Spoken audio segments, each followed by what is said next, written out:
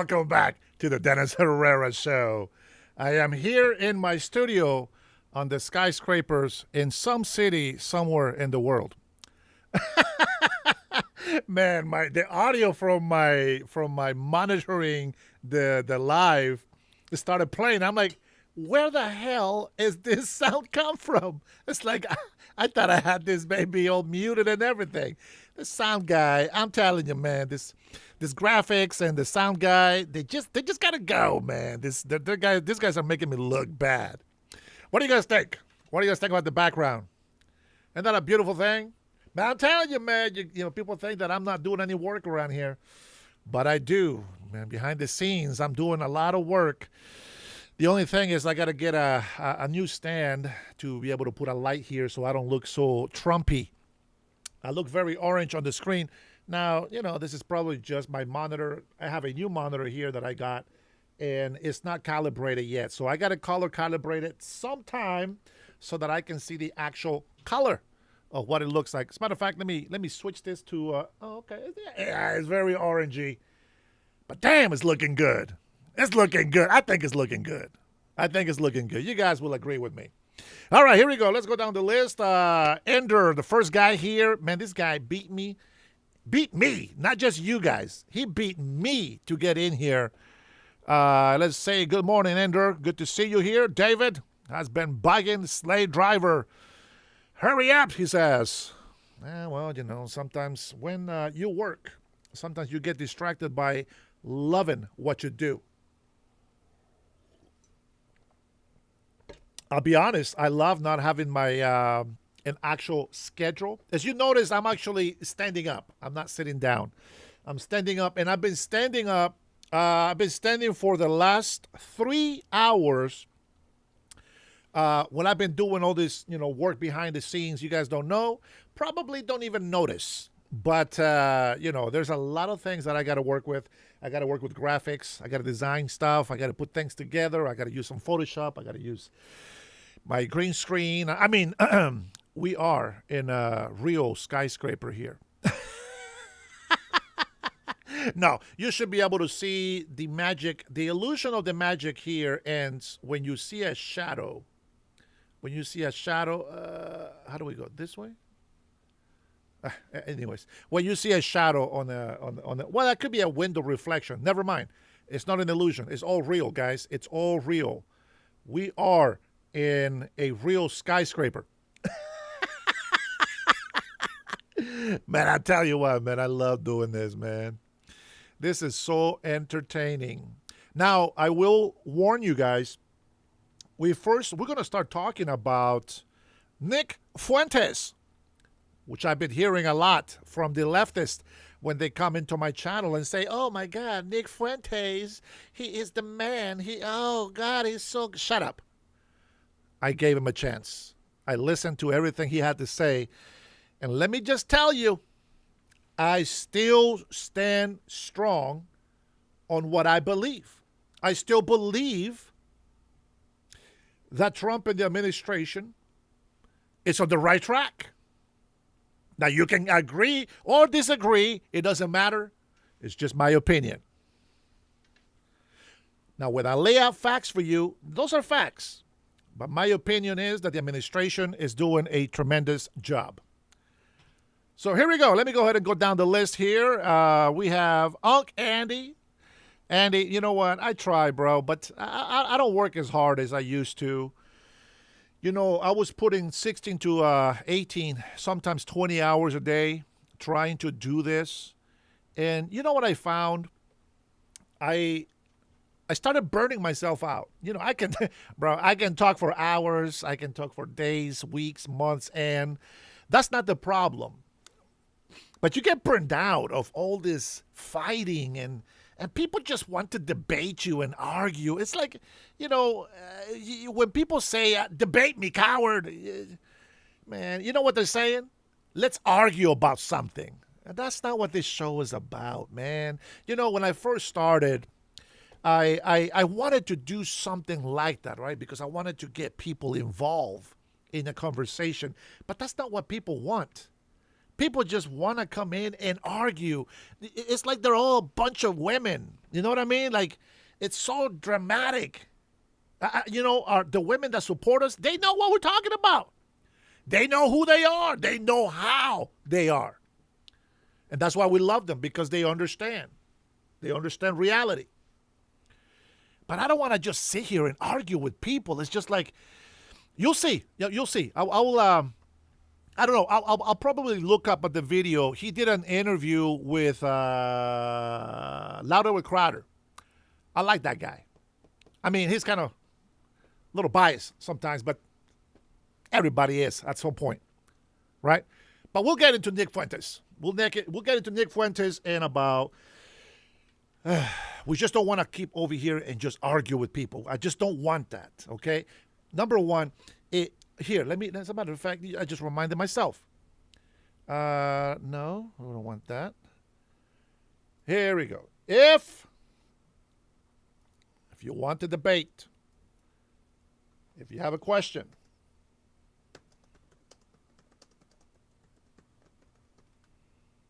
please put a super chat.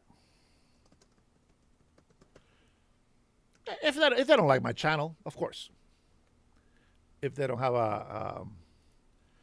if they don't like my channel, then it's okay. They don't have to do anything. But I think that I have to put this disclaimer on here so that they know that I do pay attention. Thank you, guys. I will catch up with this chat, I promise. Let me get in here, pin that baby on there. All right, let me go back to the top here of the chat. Man, people are getting blocked already. I haven't even gotten to you yet. Guys, this is what I'm talking about, man. That's not what this channel is about. It's not about you coming in here and arguing, fighting with me. That's not what it's about. All right, let's see. What do we got next? We have World 23,448. It's good to be back with y'all. Hey, we missed you. I've seen your comments. I've seen your comments on my videos, and I appreciate you, W. You are amazing. Brian, what's up?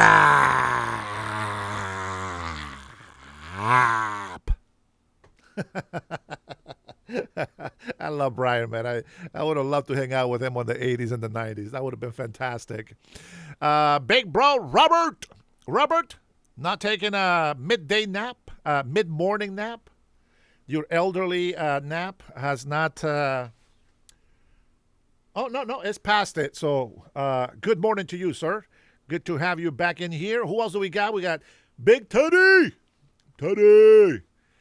Make sure that no children are listening to this podcast with you, my friend. We might get profanic. I don't want to say prophetic. Profanitic-y. Other words, explicit. Oh, man, I crack myself up. Sometimes I don't know what the hell I'm saying. But thank you guys for still being here with me. And let's see, Candy says Trump is not really happy with the trip. It's all over his face. I hope we're good with China. I think we're good with China. But we have to... Hey, don't get ahead of me, man. We'll get there. We'll get there. Don't have any questions yet. You guys don't even know what I'm talking about today. Let's see. Brian, Robert, Teddy. Yeah. Number 6 on the likes. Thank you for the likes. Don Mitch. How you doing, Donnie? Good morning to you, sir. Hope you're doing great. I am hungry for tomorrow. You know what I'm saying?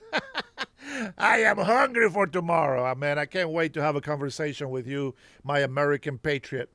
You know, a lot of people on the left, they keep calling me this coconut guy. You know, like they call me brown with the trying to be white, so to speak. Somebody left a comment on one of my video from yesterday, I think it was, and they said nobody needs to assimilate to your beliefs or religion or faith. Shut the hell up!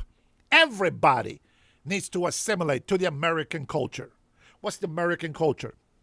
Well, every ethnicity has a little difference on food and cuisines and some ways of living their lives and doing things. But the American culture, it encompasses, you know, the nuclear family, the American dream, get in a house with a white picket fence, you know, getting the barbecue hot dogs and the ribs and the burgers and some international intrusion called French fries.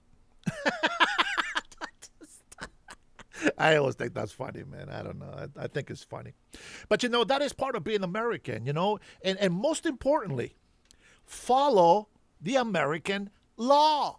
Everybody breaks it. Of course, everybody, one way or another, we break it. Well, maybe some don't. Maybe some are better, perfect, better than me. But respecting the American law, our way of life, our Western civilization, that is assimilating. Being able to kind of accommodate to every citizen that is here in this country. That's what I think. That's just my own interpretation of it. Let's see, Larson. Good to see you on here, my man. Larson has some good arguments in here. Sometimes I like it. Let's see, Odin. This guy got blocked. Let me read this comment to myself here. Let's see. Unfortunately, food he will claim to eat and think. Abidonic crustaceans we don't overfishing will increase their food source. I'm not sure what's wrong with the comment from Odin. Was it deleted or retracted or what happened? Because Odin says 19 great whales have died from inhumane EMF. I really don't know what that is, to be honest. Levels, unfortunately, for food or heat will be blamed. Yet they eat benthic, I don't know what the hell it is. Crustaceans, we don't. No wonder you got blocked. I can't even understand that. But I'll tell you this.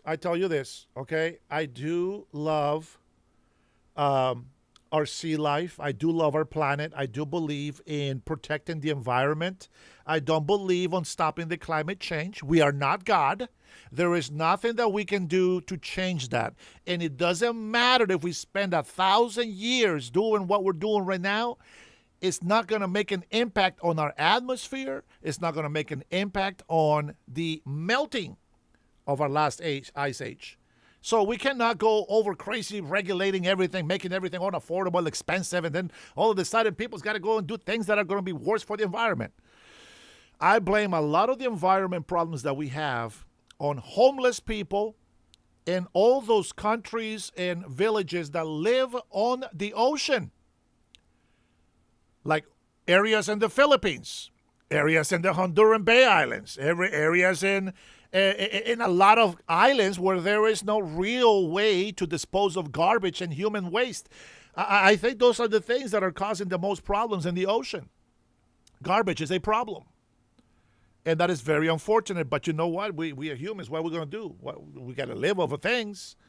I mean, yeah, we could probably, just be hunters and gatherers again. And that way we don't have to buy any paper bags or plastic bags or boxes and, this and that. And clothing. Who cares about clothing? We just throw it away, burn it up. Who cares? We can't go too crazy on these climate change thing. There's nothing really that we can do, at least not effectively enough to say that we force everybody into this. I think is wrong. Kokonen. China versus USA versus Japan. I don't know what that is. Let's see, Odin. Why is Odin being so? Why are they blocking him? Everything's conspiracy theory, including what merging on the freeway means, and if the placenta. Odin, I don't know what crack you smoked today, brother. You gotta let it go. Put it down, my friend. Put it down. Don't do it anymore. Let's see. That's not. I can't read that one. Let's see. Nate. Yeah, I can see why you got blocked, Nate. Bye, Nate. Let's see. What else we got? Magic Man in the house. He's been regulating Odin, and Jason Martin is in here somewhere. There he is. Jason says, who made David salty today? David is dependence on the level of medicine that he's taking. That is how David reacts on the chat.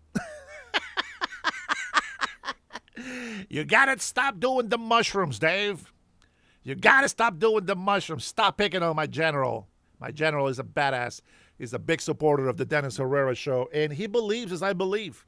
So I will be careful with threatening my general.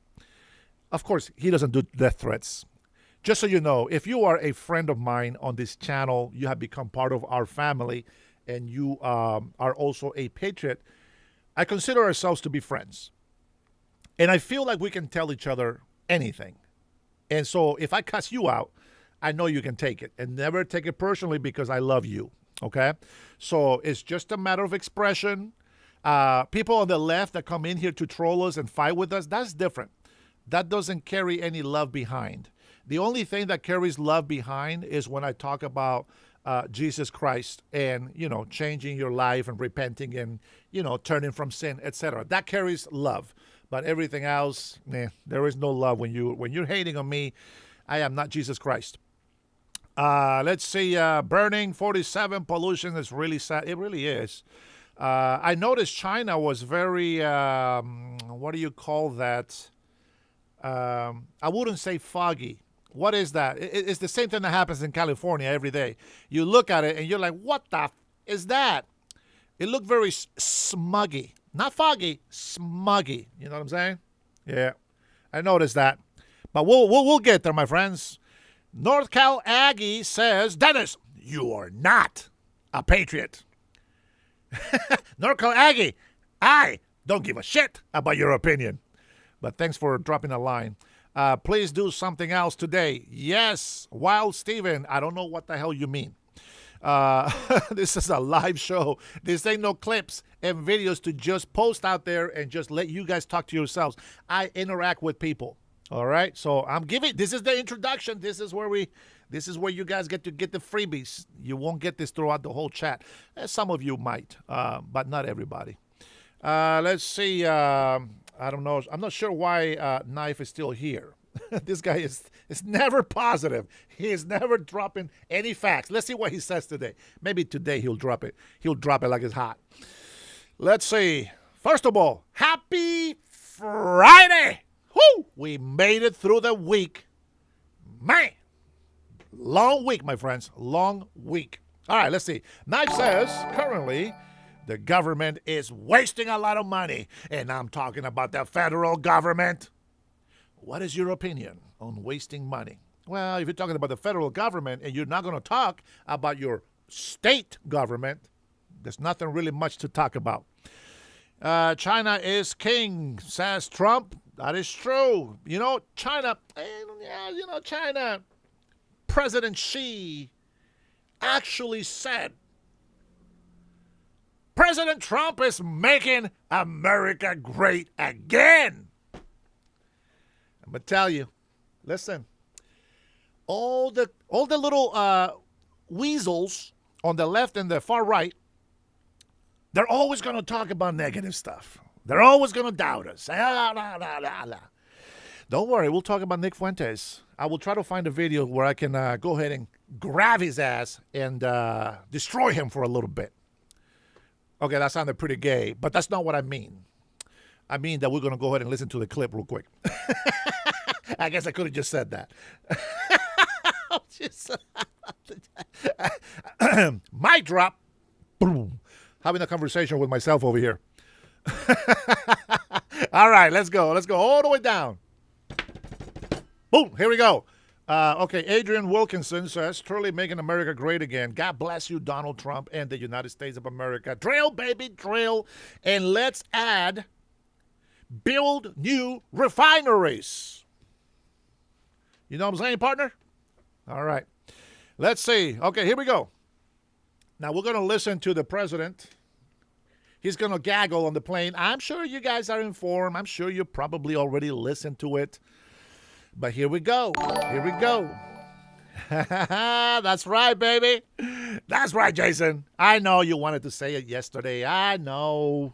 But I do have a few clips that we're going to play from the interaction between China and the United States of America. So here we go. Let me go ahead and look up the video that I'm talking to you about. Let's see.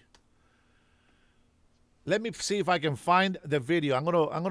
Man, I'm telling you, I normally don't listen to full podcasts. I just listen a little bit here, a little bit there. But this one, I actually listened to the whole part 2. All right, let me grab this real quick. And let's see, I think right about, let's grab about 10 minutes of this. Okay? Here we go. Let's grab 10 minutes of this. And this is Louder with Crowder and Nick Fuentes having a small little debate, which, to be honest, I wish all debates were like this. The guys were not causing each other out. You know, Nick Fuentes does contradict himself. I mean, he actually, he points himself out as not a very wise person. And he's not stupid. He's very smart. But this is something that I've been saying about the young generation. And not just the young generation, but in especially, hold on.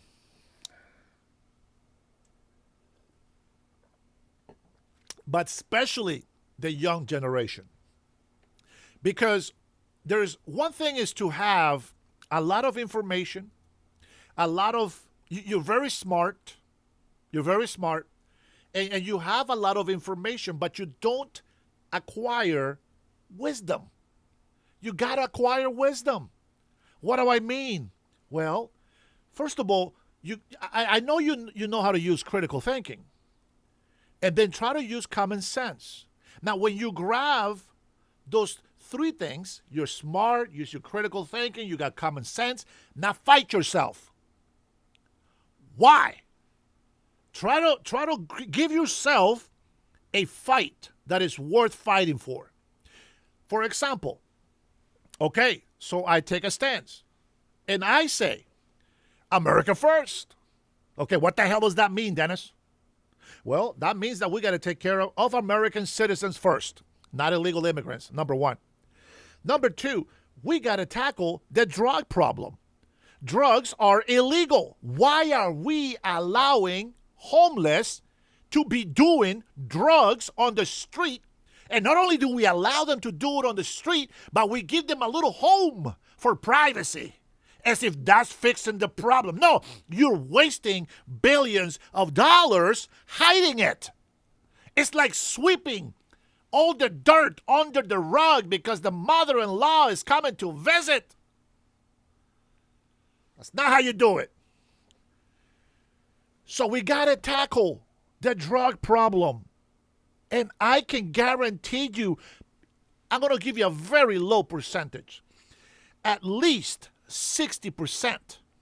I know it's higher. 60% of the homeless would go away. Stop the drugs. You got to stop the drugs. And then we got to take care of our veterans. We got to take care of our veterans. Listen, we don't have infinite money to be giving crazy thousands and hundreds of thousands of dollars every month to our veterans. Of course we don't. But we got to do the best that we can so that they are taken care of. We got the farmers. You got to help the farmers. You got to control the H-1Bs. You got to control the working visas. You got to control the border. You got to make sure that you control the border. All of these things is putting America first. Whose job is that? Who is responsible for your city?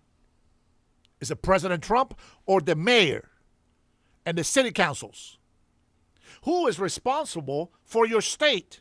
Is it President Trump or is it your governor? The governor is the president of every state. They are responsible for that. So how do they work? Well, first of all, I think I have an old school clip. Yeah, I got an old school clip that I want to show you. Hopefully I saved it up. I'm telling you, I do a lot of projects all at once, and sometimes that is my weakness, that I start a lot of things, and then I put some stuff in the back burner, and I forget about it. But here we go. Putting America first means that we also have to work with foreign policies. We got to control our enemies outside. That's when the president comes in. And the administration has to support him 100%. Listen, never vote because this person is less evil than the other. It's not about the person. It's about the policy. And hopefully they can fulfill every policy that they put on place. Border security, okay, fantastic. American first policy, fantastic. But everybody has to be on board. Governors, mayors, they all have to be on board. I don't understand why Americans, some especially leftists and some rhinos, I don't understand why they can't understand that the mayors and the governors are also responsible for the economy of this country. The president is not going to say, hey, I make this deal. Here it is, hundreds of thousands of jobs for you. And what the hell is the governor doing? Chasing the jobs away, chasing corporations away. They are not doing their job, but the president is. And that's a problem.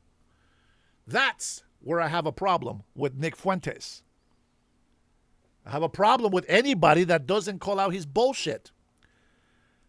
I believe Crowder does, but doesn't make an impact on Nick Fuentes. His mind is so closed already. Nick Fuentes thinks he knows everything already, and he's got everything figured out. But look how evil this motherfucker is. He is so evil and stupid, like many people on the left. They think, listen to this, they think that punishing Republicans from winning, Republicans in office, that's a good thing. And that we should vote for Democrats so that the Republicans learn their lesson. Okay, he is stupid. He's smart, but I don't know. Somehow he's very stupid.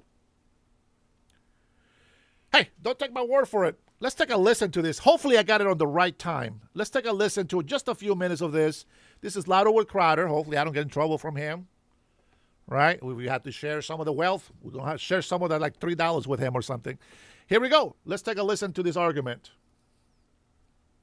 One thing I do have to address, he's not an outlier. Republicans won in 2014 before Trump paved the way for him. That's what I'm saying. If they win, you can veer them further right. They also won in 2022. If they win, you can veer them right. That's what paved the way for Trump. So it actually proves a point. If Republicans lose, you guaranteed historically paved the way for a moderate Republican. It doesn't go the other way. So I'm asking you, and that's what I don't want. That's a big fear of mine, by the way.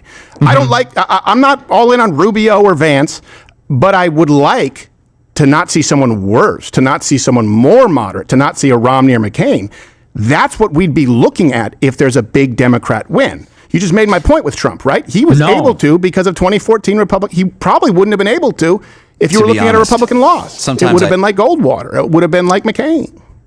But you had a Democrat incumbent or a Democrat leaving office, which was Obama. Here's the dynamic, the way that I see it, is that Democrats win in 2026, and they're going to sabotage this administration because they're going to impeach Trump. They're going to investigate everybody, and they're going to find embezzlement, corruption. Like there's some problems in this administration, or at least there's a lot of smoke, let's say, around Howard Lutnick and some of the crypto stuff, and there's a lot that I would even like to see investigated. Okay, so he already knows if the Democrats win the majority, that they're going to try to impeach Trump. He says that right there. So he knows that they're going to impeach Trump. Why did we put Trump in office? So that he can do what he said he was going to do. And that was to secure the border. We need mass deportations. I agree.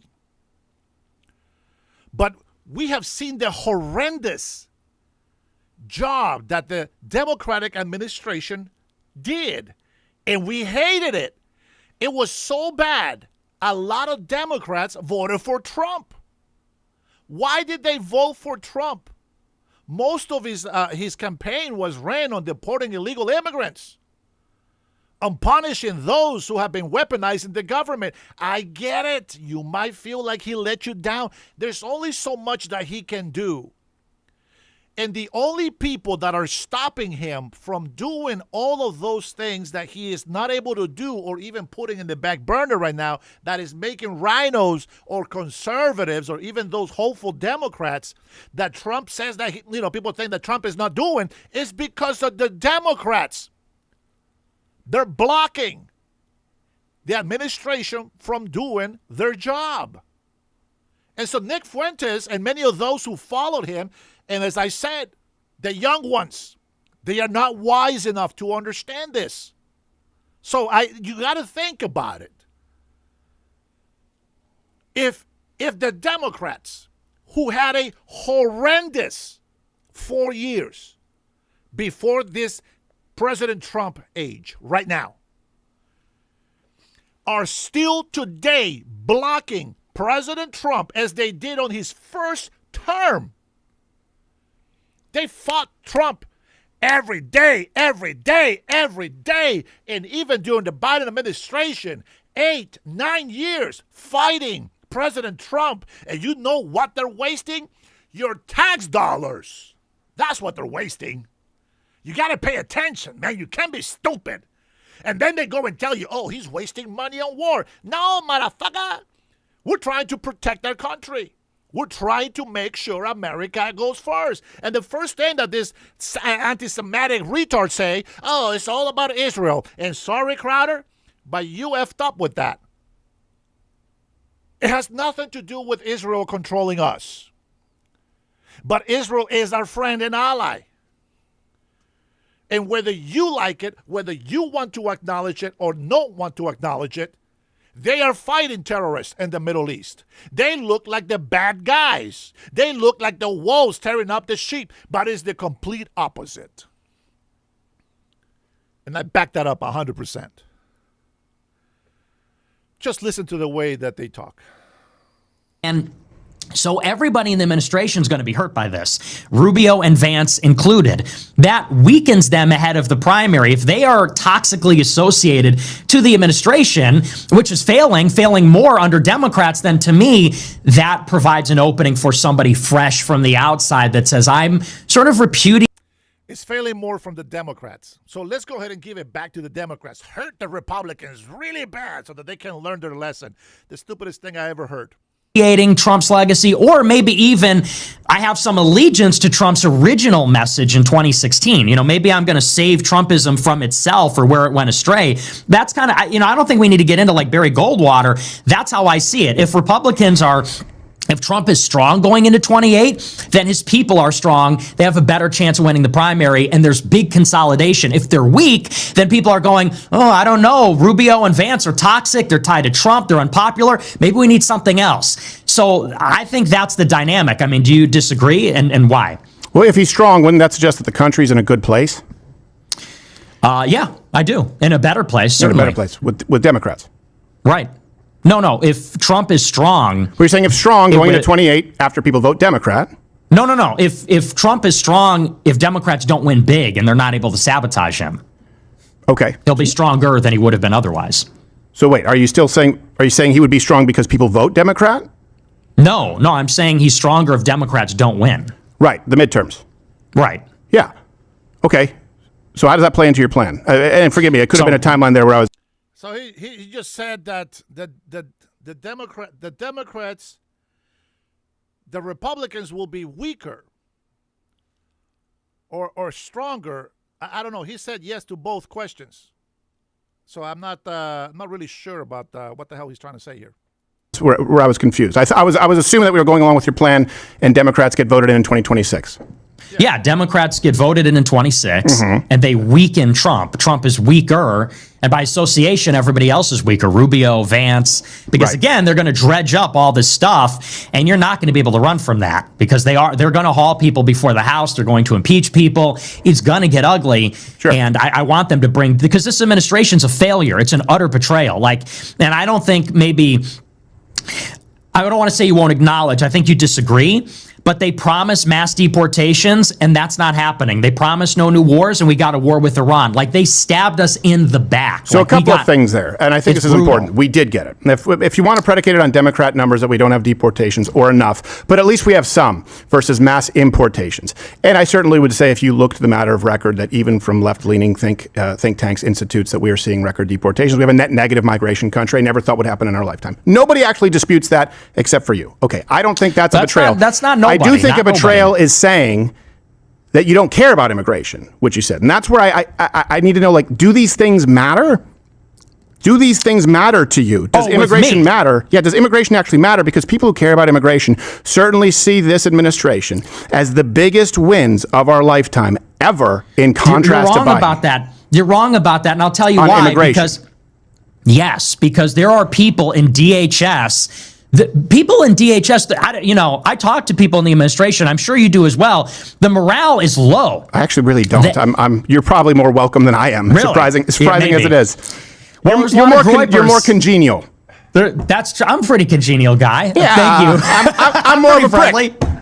No, you're a good guy, Stephen. Because we get along. But in DHS, the morale is super low. They're literally going and telling people it's low because of sanctuary cities and people fucking kicking out their taillights and them being hamstrung. Like you're sidestepping people creating sanctuary cities. The left will not deport violent felons in our prison system, Nick, and you're telling people to vote for them.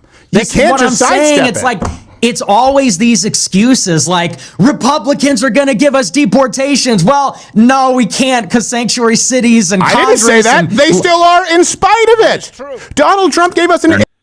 But it is true. Let me tell you how stupid Nick Fuentes is. I'm okay with... See, what his argument is that he is for deporting everybody. I'm with that. I'm okay. I believe that should be done. There's nothing wrong with him saying that. There's nothing wrong with him saying that, yes, we should have mass illegal immigrants being deported. I agree with that. As a matter of fact, I agree with him so much that I believe that it's going to help our economy. If we get rid of just all these illegal immigrants from every state that we have, what do you think is going to happen to affordability when it comes to housing? When you get rid of all these illegal immigrants taking up all the houses and the jobs here in every state, but I'm just going to say here in Washington, there's going to be less demand for housing, which will cause the prices to be lowered. The government won't have an excuse to keep raising taxes because that's just the way it works. As socialist Democrats want to run this country, they don't understand. See, they lie to gullible people. They lie to people on the left and say, oh, we want socialism. No, you don't want socialism, you dumbass. Let me tell you how it works when it comes to real estate and apartment communities, an example. And this goes for a general rule for everything. In an apartment community, if you have a certain percentage, normally 90% or above, you raise the rent. That's how business works. You raise the rent. When is less demand for housing and you don't meet that 90%, you lower the rent because you don't want to lose money. You have to understand this. Real estate companies, they make billions of dollars, okay? Billions. So it's not going to break their budget. It's going to slow down their growth, it may be, on investing, but it's not going to break their budget to keep the rent at a legit amount or even lower it for new residents. The fact is, every business owner, it is a capitalist system, after all. Every business owner knows if we can get away with raising prices, we will. For example, I see price gouging on gas stations right now. It is ridiculous.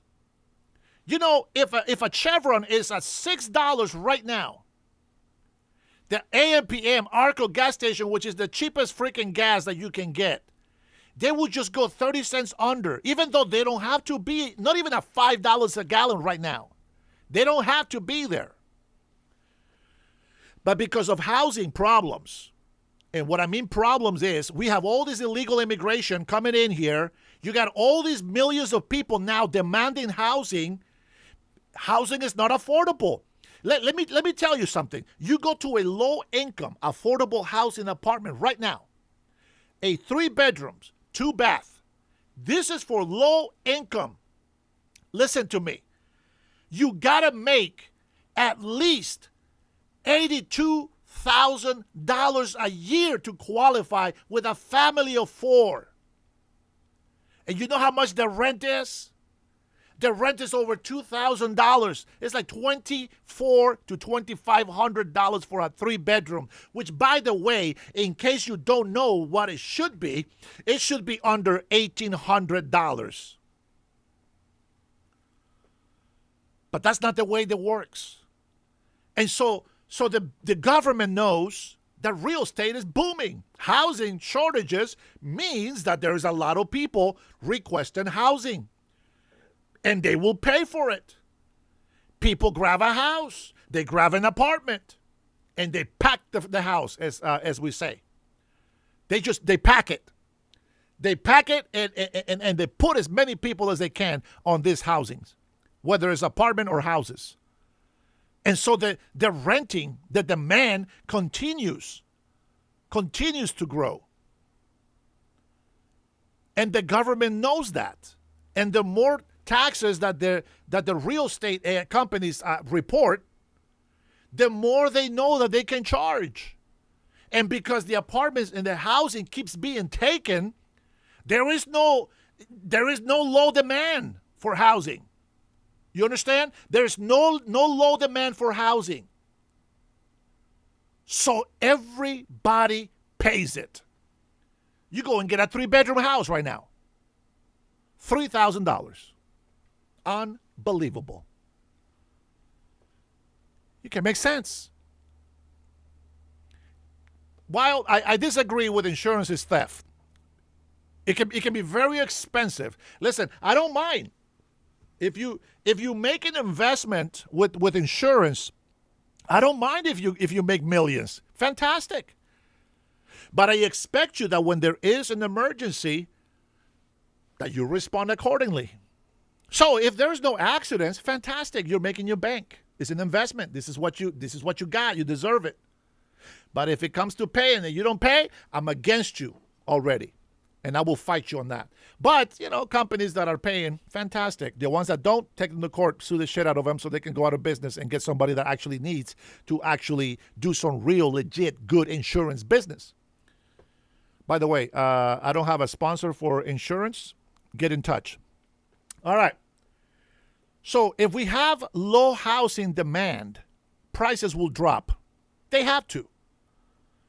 And if there is a housing drop, that means that you're going to be able to have extra money in your pockets. Now, let me tell you, if you are complaining about gas prices right now, listen, in a way, I'm complaining about it as well. Okay, in a way. But I know that it's worth it. What we're doing is right. Don't worry, we'll get to China. We'll get there. I promise, we'll get there. I know that it's temporary. I know. And this thing can go for 6 months, 8 months. It's got to do what it's got to do. We'll get to China. We'll get to China. And so we continue to push with our agenda. Deregulations. We want to do tax cuts. There was a time where we had a female governor here in Washington State. I forget her name. It's Gloria. No. The name is escaping my mind right now. But she was a Democrat governor. Okay, thanks for this chat there, Alberto. Saludes desde Miami. Paisano, relax, brother. Go get your cafecito. Rubio is done. Is done as politician. Fuentes? Oh, you mean Fuentes? I think you mean Fuentes, right? Got a point. Sabbath shalom, brother. Oh man, I don't know if I don't know if you support Nick Fuentes with that. I'm a little confused with that. I'm a little confused with it. But again, Nick Fuentes is right because everything that I tell you, he says he wants. But there is a problem with that, and I'll get to it. I'll go ahead and play the clip some more. I will get to it. The point that I'm making is that we have a problem in our country. Every migrant that comes here respects the law. Even those who have broken the law, they know. There's a lot of them that they know that they should go back. It's not good to be hiding. And and the worst thing that's happening to us here in Washington State, well, not just here, but everywhere, the worst thing is that not only are these illegal immigrants hiding because they know that they shouldn't be here, okay? They run because they're guilty and they know they shouldn't be here. But the worst thing is that illegal immigrants are they are literally protesting our government. Our government. Illegal immigrants come from third world countries and they want to come here and demand assistance. I applied for health care. Denied.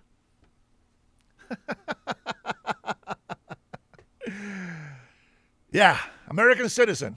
Denied health care. But illegal immigrants, they get health care for their illegal children. I don't think that I'm inhumane. No. This is not their country. We have rights. There is human rights and there is legal rights. I believe that every citizen can do what they can for their country. People in Honduras, there is people that are rich over there. I get it. They should be able to do something with it. You know what the problem is in Honduras? The same damn problem that it is here in the United States of America. You know what the difference is between poors in Honduras and poors in the United States? That over here we do some cheap-ass housing with plywood and sheetrock. In Honduras, it's bricks. It's blocks of cement. Here, your house goes on fire in 5 minutes. Honduras, it's a brick house. Takes a while. It's got to be something really bad for those houses to go out. So the difference is not, that we have more money here as you work. That's bullshit. That's not true. If I go and I live in Honduras, let me tell you this. If I go and I live in Honduras and I'm making $1,200, listen to this, $1,200. Oh, thanks for the sunshine. $1,200. I live in Honduras the way that I live here in the United States making $8,000 a month. It's not bullshit. Now, the roads might be different. Of course, the climate's different. Temperature, culture, everything is different. But I will tell you, the cost of living is the same. Do you know how much Hondurans right now are paying for gas? So if you complain about gas prices right now, and this is why I reserve myself to complain too much about it, how much do you think that people in Honduras are paying for a gallon of gas? It's a third world country. Remember what I told you, $1,200. $1,200, I can live very well in Honduras. Single, of course, by myself, not with the family. I need at least $2,500 for the family. But $1,200 a month, I can live very well in Honduras. Compared to $8,000 over here, same amount of money. When it comes to spending money and buying this and paying this, same thing. So I want you to tell me, how much do you think Honduras are paying for a gas a gallon right now? Remember, $8,000 here is the same as $1,200 over there. Now, I want you to tell me, how much do you think they are paying for gas right now? I believe I can fly. I believe I can touch the sky. I think about it every night and day. Spread my wings and fly away. I believe I can soar. Come on, guys. Don't make me sing your life away. Somebody, come on. Stop blaming the left, Victor Rivera.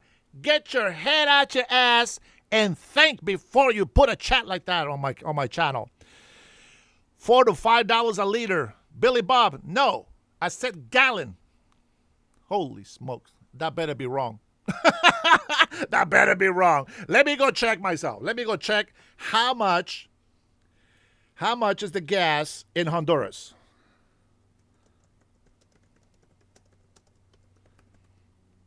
Now, before I hit enter here, I'm going to tell you, when I was down there, it was about $1 a liter. Okay, now this is in February, $1 a liter. Here we go. Okay, there we go. So it's $1.34 a liter. So they're paying $5, it looks like, $5 for a gallon of gas. Now I'm going to ask you again. Should we be really complaining about how good we have it here?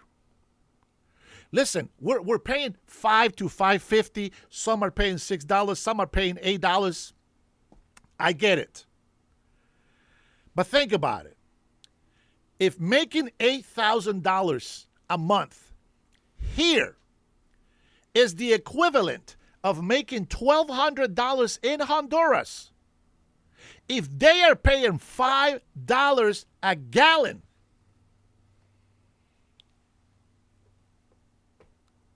and are still making it,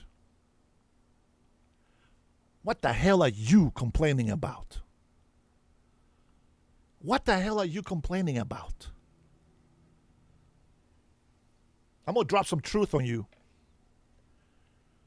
When my mother left me, I was 8 years old. Not my mother left me. She waited 5 years before she could come to the United States of America, number one. So my father died when I was almost 4 years old. My mother was desperate.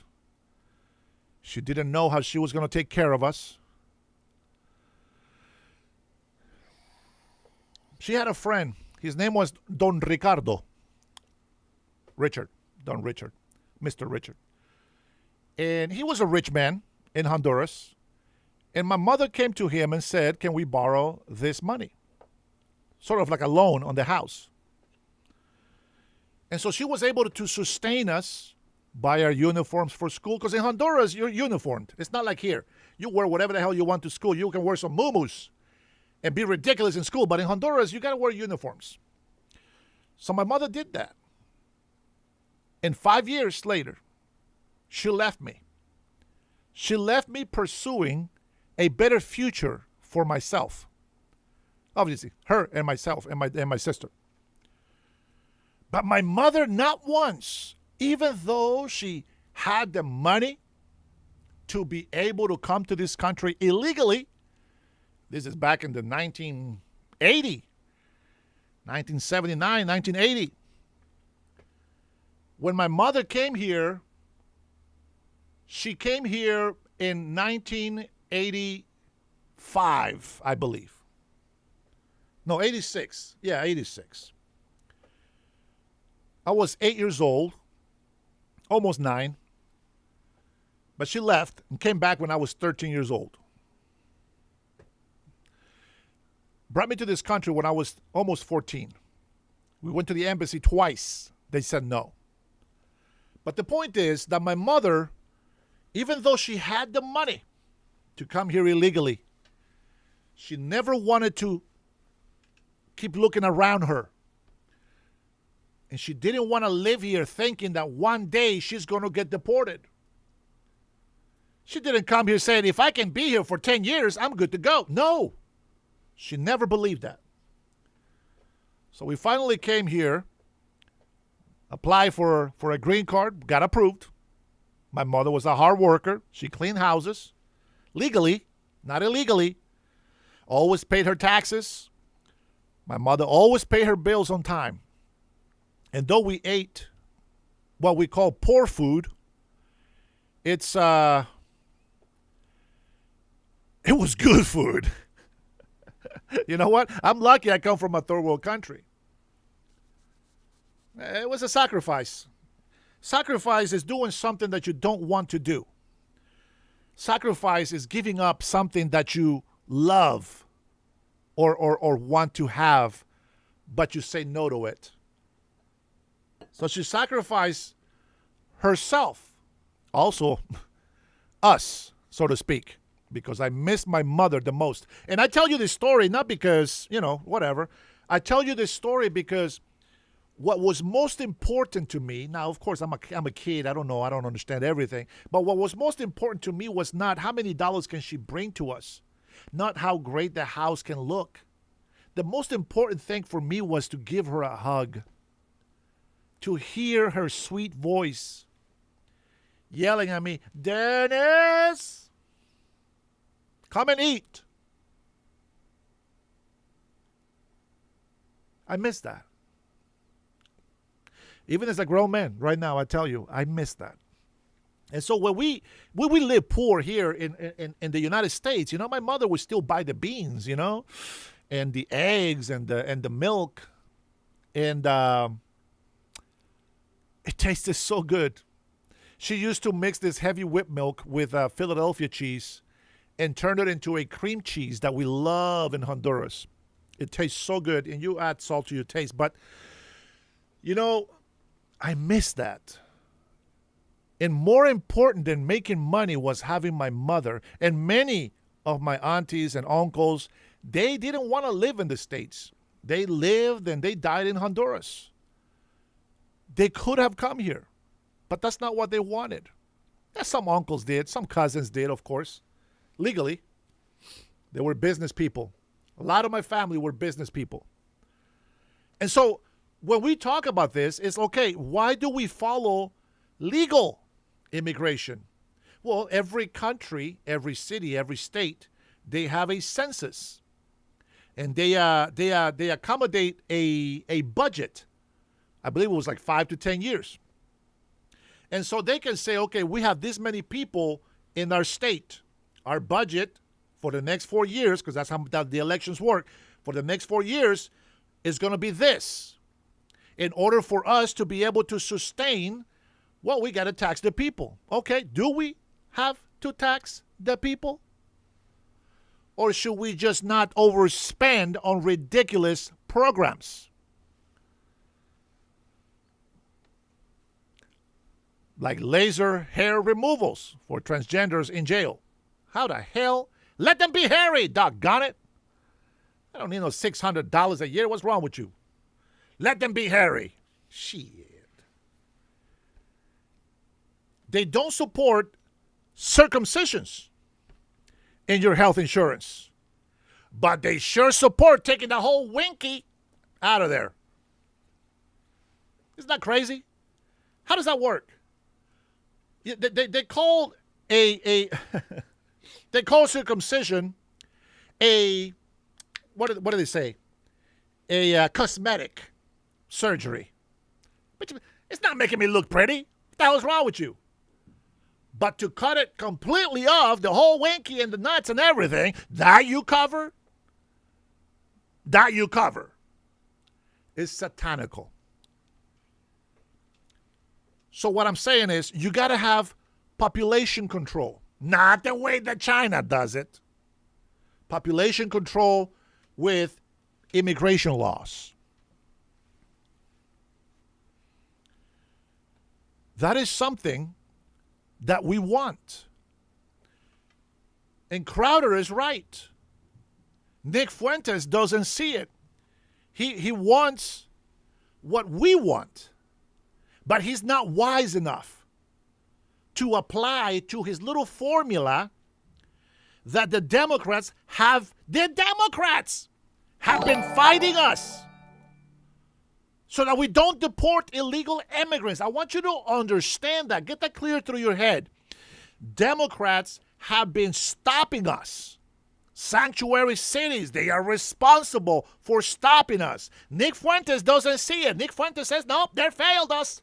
Republicans are failing us. Shut the hell up, Nick Fuentes. He says they're failing us. No, motherfucker. The Democrats are stopping us with their sanctuary cities, period. And this is where I lose it with this guy. This is why in my book he becomes an idiot. Now, obviously, if I was his friend, I'll probably still call him an idiot, but he will know why and how we talk to each other. But I'm going to say this. He is wrong because he knows that the Republicans have been looked or may look like they are criminals because they are trying to do mass deportations. A lot of rhinos and a lot of leftists who are very emotionally compromised, they don't like to see illegal immigrants being deported. They go out there and make a situation worse. You got pretty good taken out. Why? Obstructing, trying to run over agents, regardless of what you believe, shouldn't have done that. You have a guy there protesting with a gun, breaking taillights. Crowder just mentioned them. You probably missed it if you were not here yet. And Nick Fuentes says, no, that's an excuse. Shut the hell up, Nick Fuentes. You have to be realistic in your arguments. Does Nick Fuentes know more than me? Most likely. He has more information than I do. Maybe more data, more stats, or whatever. But common sense, he don't got shit on me. He doesn't have third world experience like me. He doesn't have an immigrant mentality like me. He hasn't seen what illegal immigrants do behind doors. He hasn't lived with violent criminals and predators like I have. It's unbelievable. Listen, guys, I have a cheap mic, okay? So it doesn't block my yelling, just so you know, okay? If you don't know, this is what I don't understand about people. Like, I really get impressed with people who are very, just flat. No emotion when they talk. Whether they're right or wrong, there is no emotion. There's no passion. I like that. Well, I'm a very passionate person. I'll tell you that right now. So when I joke, I'm very passionate. When I get angry, I'm very passionate. When I am happy, I am very passionate. And when I do my job, I take it seriously and I get very passionate. Just like I get passionate about loving this country and defending it. And always trying to speak the truth. Can I lower my voice? Absolutely. I want to tell you this. Whenever I had interviews on the radio, here, hold on. I'm gonna show you the difference. Hold on.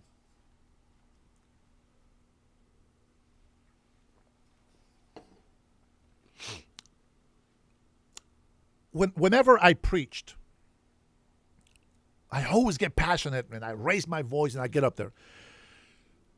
But I don't radio interviews. And the way that I talk is just a lot different because they're just asking for my opinion, but I'm not here really speaking out of my own free will. I try to control myself so that people can actually hear and understand what the interviewer is giving me. But even my voice changes, and I get that. Most of the time, I speak with my throat, so to speak. I don't know what it's called, but from up here instead of from here, from underneath. And so I can do this show and just talk to you like this. I'll probably have some people pass out. But the reason why people don't pass out, they don't fall asleep in here, is because of the way that I talk. I learned that from Spanish Pentecostal preachers. So yes, can I lower my voice? Absolutely. Can I speak to you with some sort of sweet talk? Absolutely. But that's not what I'm here for. That's not what this show is about. This show is about me, the real me, my passion, my belief, my opinion, and my love for the country that I swore an oath to. Most of you Americans and even sons and daughters of immigrants, whether legal or illegal, you don't know what it's like to make an oath to this country. You may have heard I pledge allegiance to the flag and that's it. But you don't know what it is to make an oath. I waited 2.5 decades as an American, as a green card permanent resident holder. As a permanent resident green card holder. Sorry, I put things backwards sometimes. I translate every word that I think in Spanish. I have never been able to switch that off. I think in Spanish 100%. You know what I love about this country is the freedom of speech. I can call you a libtard. I can call you an idiot. I can call you stupid. I can call you a retard. I can call you any word. The one thing that you need to understand is this. If you are a retard, then you can reply to me on the chat. If you are a libtard, then be offended and show me on the chat. By the way, you do all those things. So when I sit here and I mention these names and, I'm just, you think I'm offending people, it's very interesting that you would be offended as if somehow I was talking about you. But that's how it is, isn't it? I have had family come here illegally. They called me up on the phone. Hey, man, I need some money. I'm here. No, get your ass back to Honduras. Don't come here illegally. And once you come over here, it doesn't matter how long you get to be here, and you get deported, I'm going to be there to tell you, I told you so. Get your ass back to your country. You know one of the reasons why I didn't want to come to this country at all? Green Substance, how are you, my friend? One of the reasons why I didn't want to be in this country at all was because of my grandmother.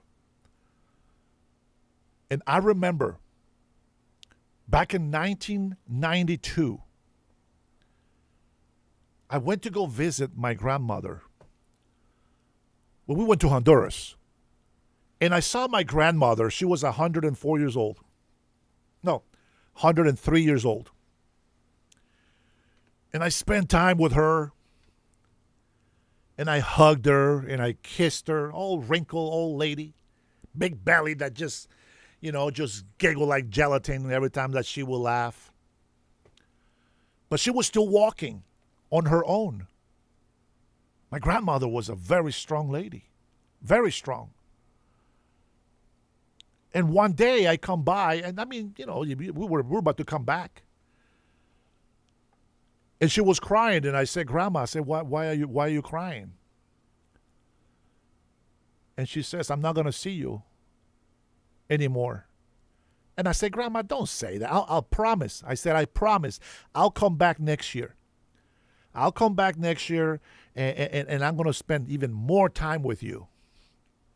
She was just crying, and she said, no, son, this is it. This is the last time you'll see me. The next year, I didn't go to Honduras.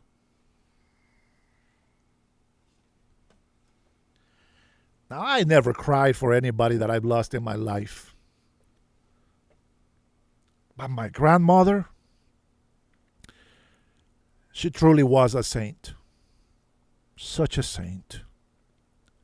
And that year that I said that I would go back and visit her, she passed away.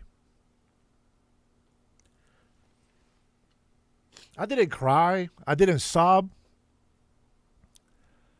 I wailed and yelled.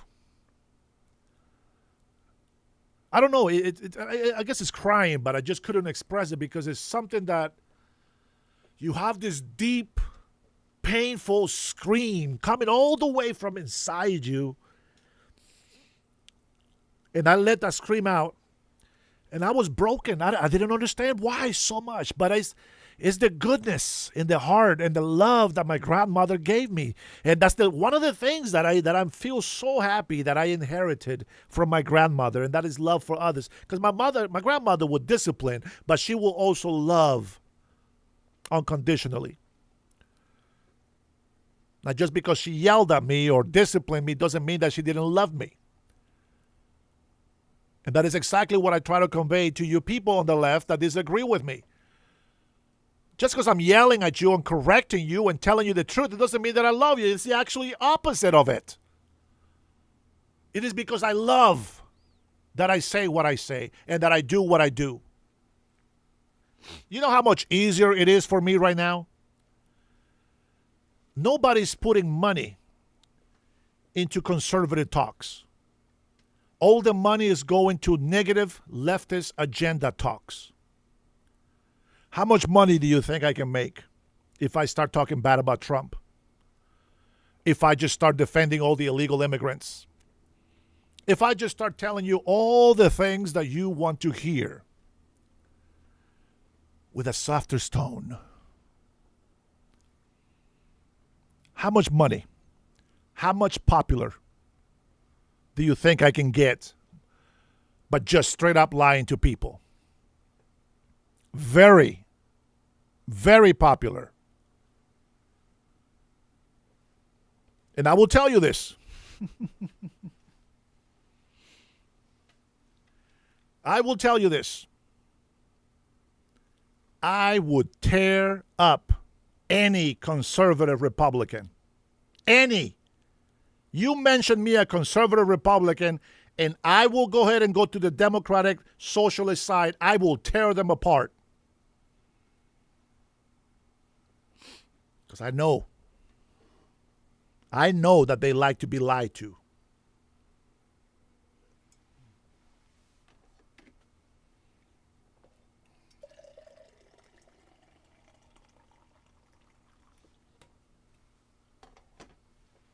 Had to refill my muddy waters. Woo, hot. But the reason why I do this, hey Scott, how are you, my friend? But the reason why I do this channel, this podcast, is because I believe in the truth. And I believe that even if the truth makes me very unpopular, I can't betray my grandmother. I can't betray my family values. I can't betray my faith. Whether I agree with it before or not is irrelevant. I cannot turn back from the truth.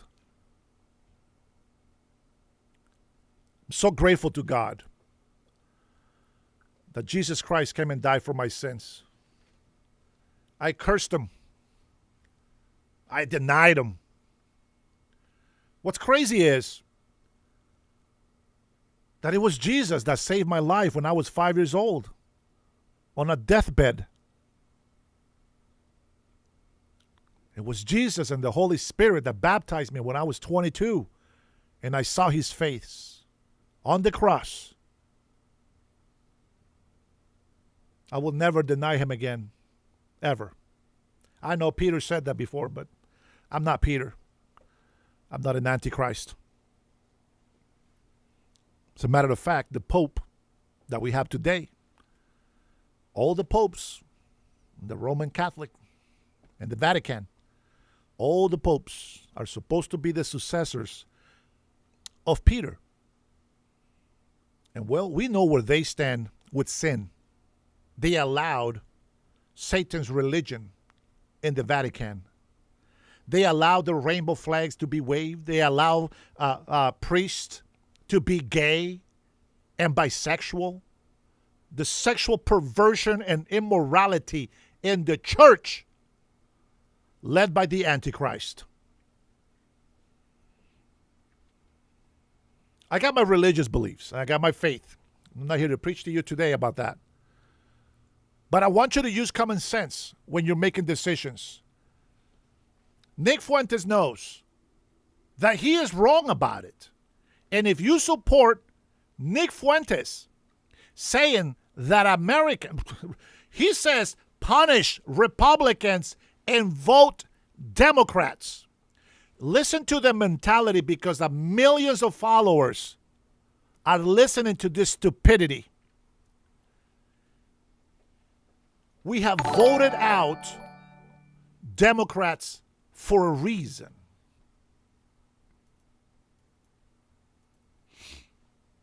And now you're going to tell me that you're going to put them back in office to teach Republicans a lesson so that 2028 we can have a real good turnout? Come on. Indio, you are Indio. What a loser. What a loser. You don't even know what you're saying. Compa, arriba, Dennis, it's Friday. The hat looks good. Durango, Mexico, Trump 2028. Stop trolling, man. Stop trolling the leftists. They can barely handle all this winning that we're getting. All right, but I won't take the pleasure from your ears. I will allow you to listen to some more of Nick Fuentes' wisdom that I don't have. Continue to listen. 87% reduction, which you haven't. You ran billboards. Give me this. Are we talking about H-1Bs or illegals right now? Both. Because you said last time you were on the show. Well, because last time on the show you said, well, who cares about illegal immigration? You accepted the premise because if they're replacing you legally, and you run billboards on that, and it's the single biggest strides that have ever been made in our lifetime. And you're like, I don't know. That sounds to me like an excuse, Nick. They said mass deportations, not net negative migration. They said mass deportations, largest deportation in history.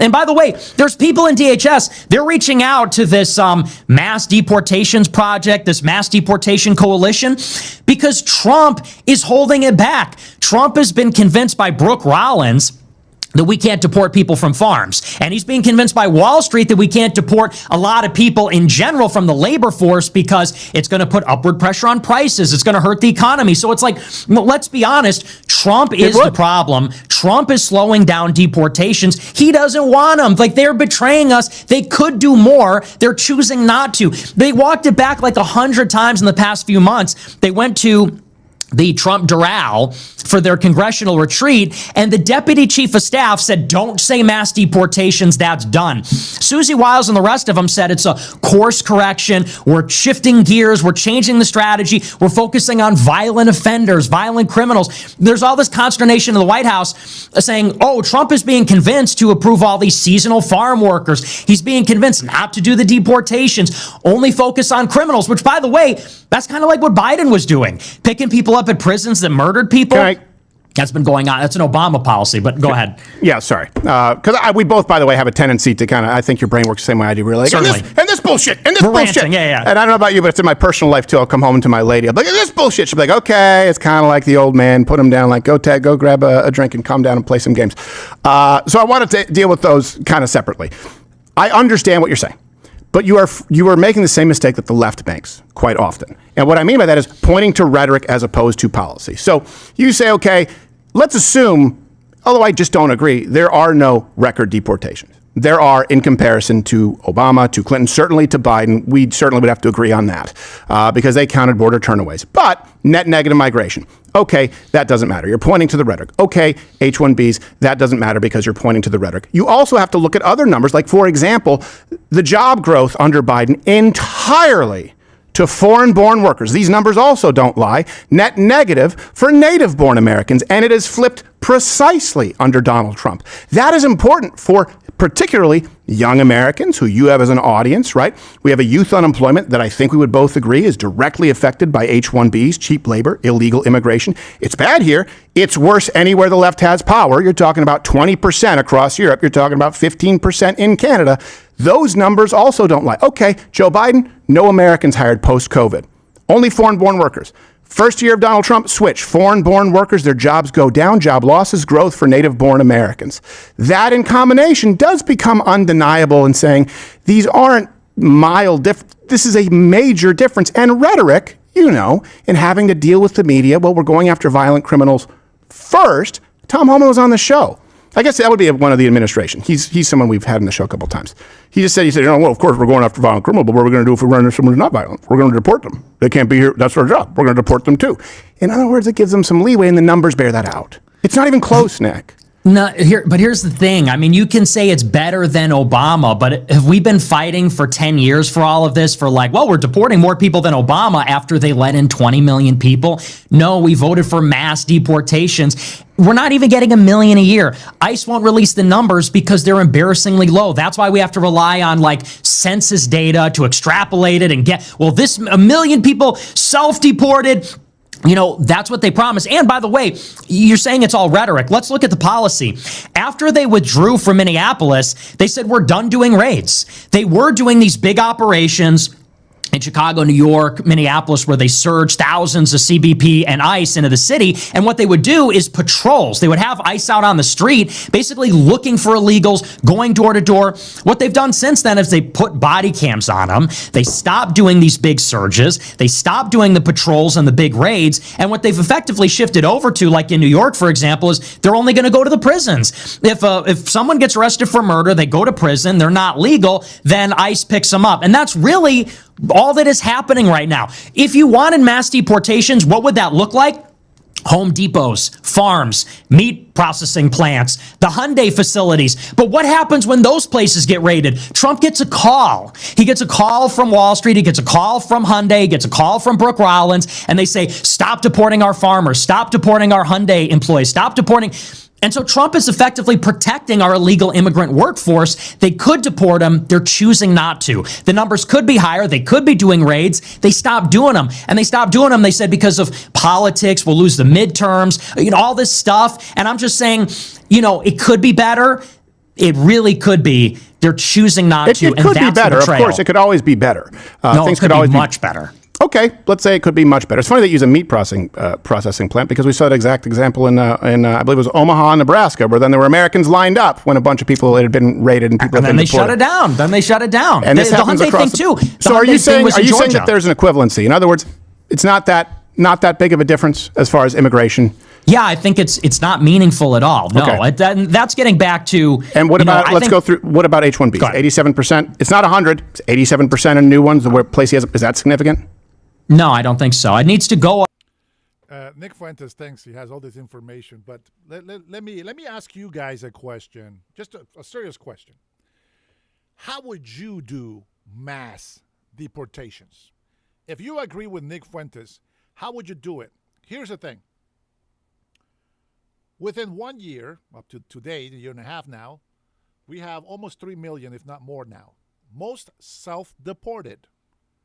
We had hundreds and hundreds of ICE agents being harassed, being, obstructed, protesting, being assaulted constantly over and over and over. My mother died years ago. Thanks, asshole. But what would you do? You support sanctuary cities. You chickened out because you got emotional when you saw these deportations. See, when people don't fight, when the local government collaborates, as they did with Obama, no problem.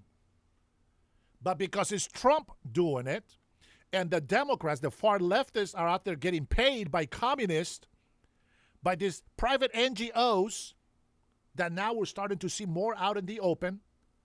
They make all this noise. They raise all this violence. I love this one story. This Mexican illegal girl had a shirt that says, Trump is not my president. Got deported. At least she wasn't lying. Oh, boy. Yeah, go ahead. Put it on the chat. How would you do a mass illegal deportation? Illegal immigrant deportation. Go ahead and put it on the chat if you have that. If you don't put that on the chat, shut the hell up. Go ahead, guys. Entirely. There needs to be no H-1Bs. Okay, so 87% reduction is nothing, so we'll go with the party that increases them by 200%. They hit the cap. They hit the cap every year. And by the way, we're going to get more. I mean, Elon Musk and Little Tech are lobbying this administration. So 87%. 99% border crossing reduction, not significant? No, there's no wall.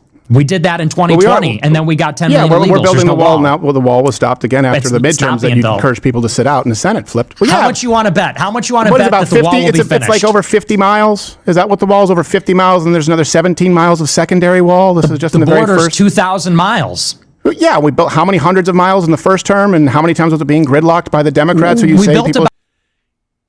if the border is 2,000 miles, if you want to build that wall, how the hell does it help? Listen to me.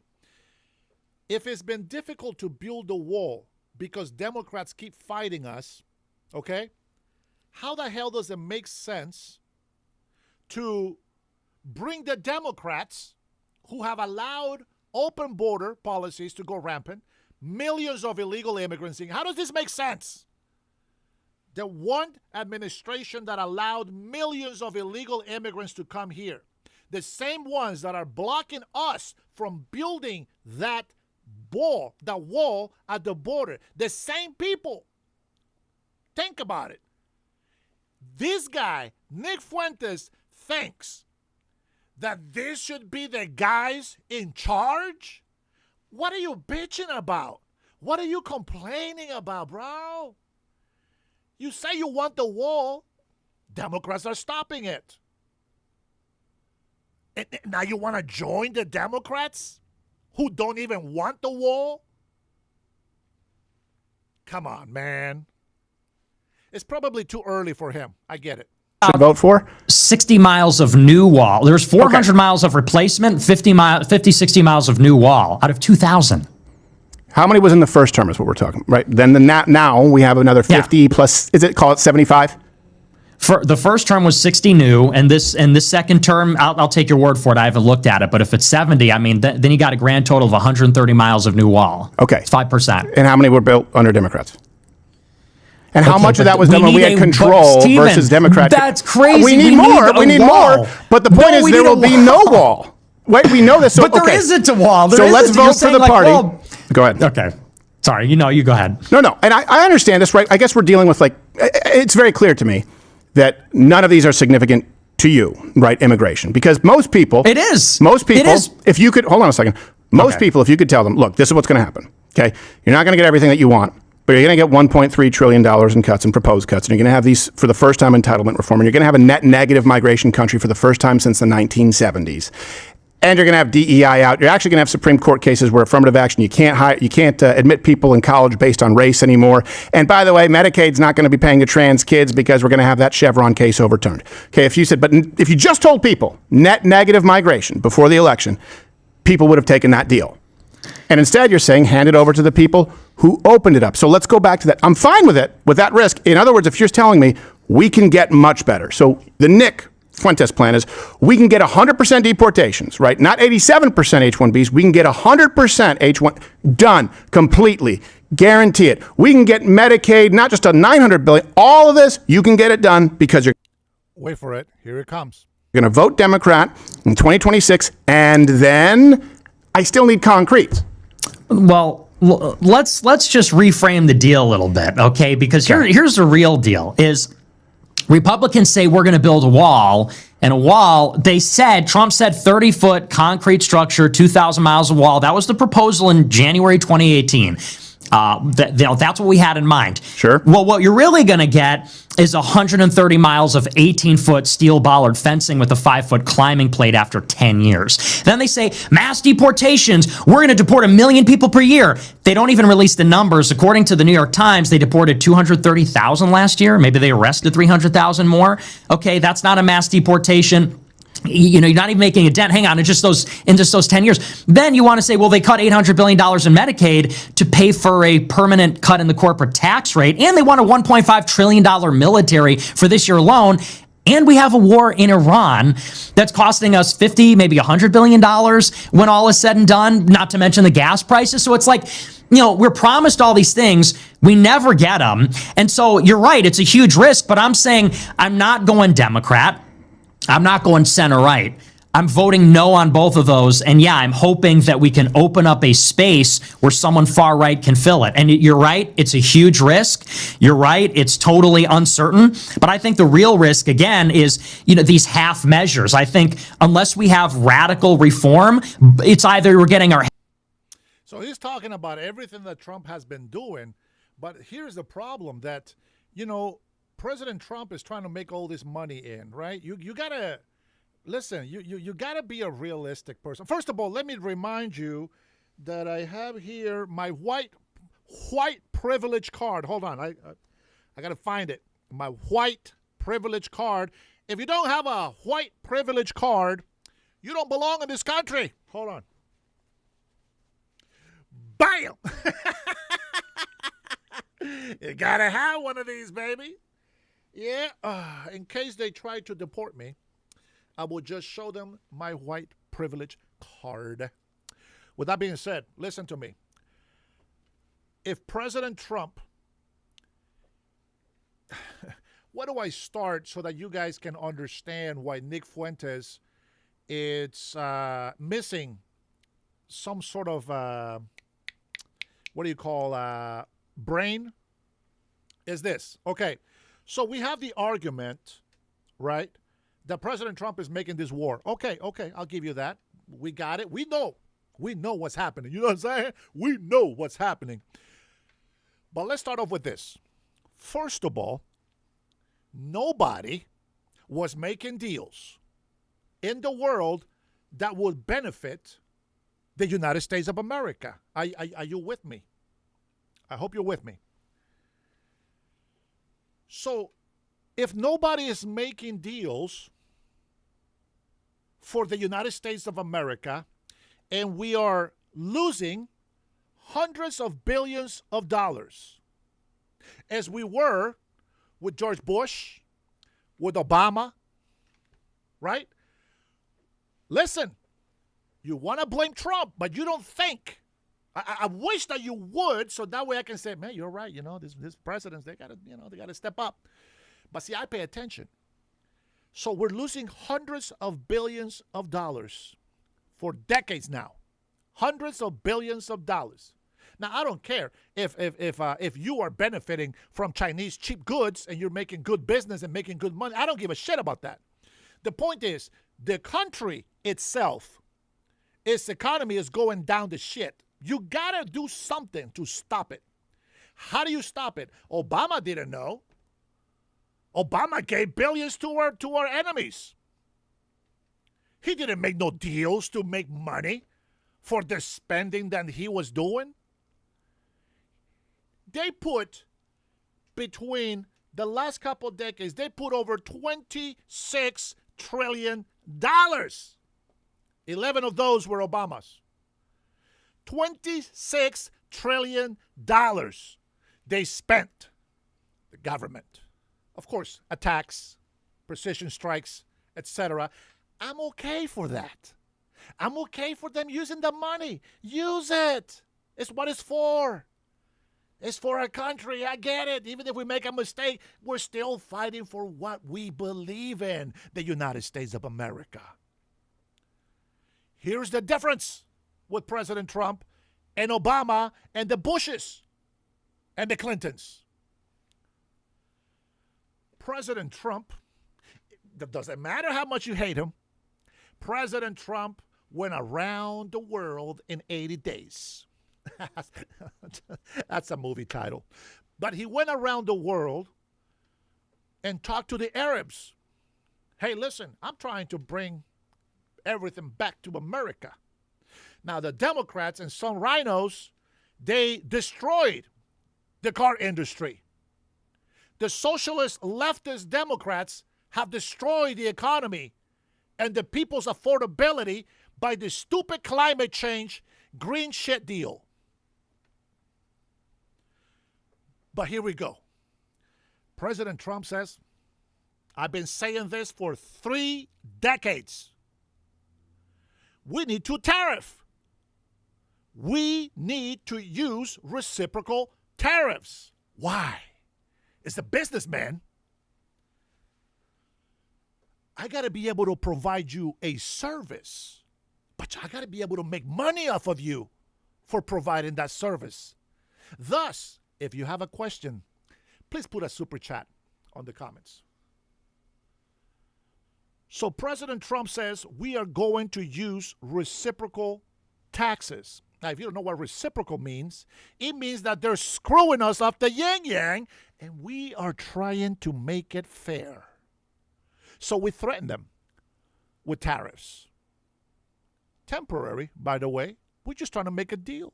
We're just trying to make it neat. So now we start making hundreds of billions of dollars positive, not losing. That's one thing country says, oh my God, no, how dare he, how dare, and the stupid leftist socialist Democrats, oh my God, the consumer's going to pay, we're the consumer. Nobody thought about that until somebody said it. So they all went all woke and crazy on us. And they said, oh my God, tariffs are destroying us, the economy, the Great Recession, 2025, Trump is destroying America. Oh man, I missed that opportunity right here. Bang! Trump is destroying America. Well, now we're making hundreds of billions of dollars thanks to reciprocal tariffs. It's such a beautiful story, isn't it? All of a sudden, even though the leftist socialist Democrats fought us and tried to embarrass us by using their legacy media, whom they own, they give billions of dollars to CNN. Did you know that? I did. Now, the story gets better. The story gets better because the libtards just hate the truth. But use common sense. Nick Fuentes, somebody tell Nick Fuentes, this jackass, Dennis Herrera, was talking shit about you. Tell him to watch the Dennis Herrera show. Trump put some tariffs on.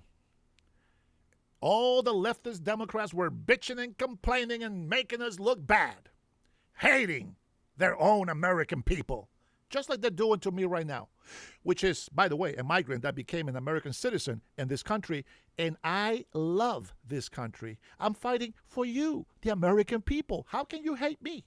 Let the illegals hate me, but not you. Come on, Americans. It's for your best interest.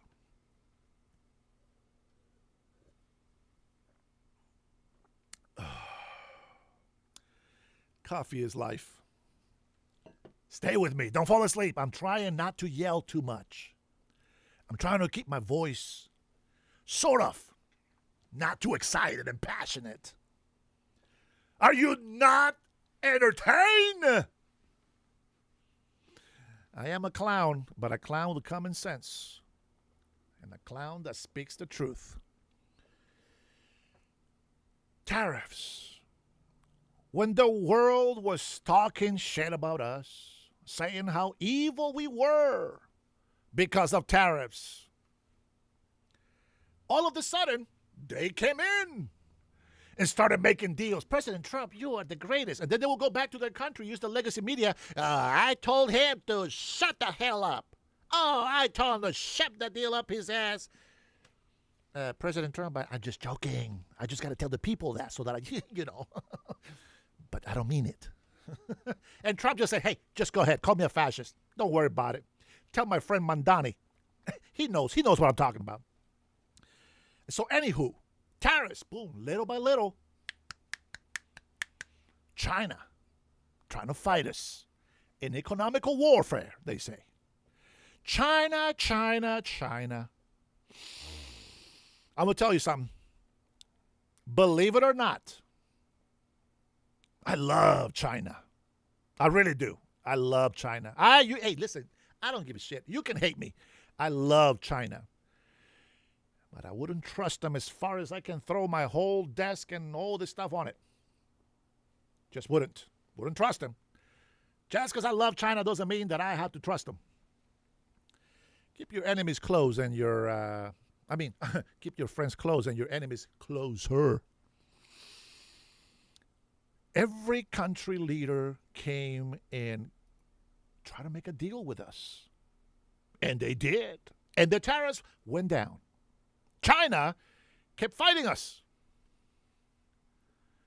Isn't that right, Mr. President? China kept fighting us. And they put more tariffs on us.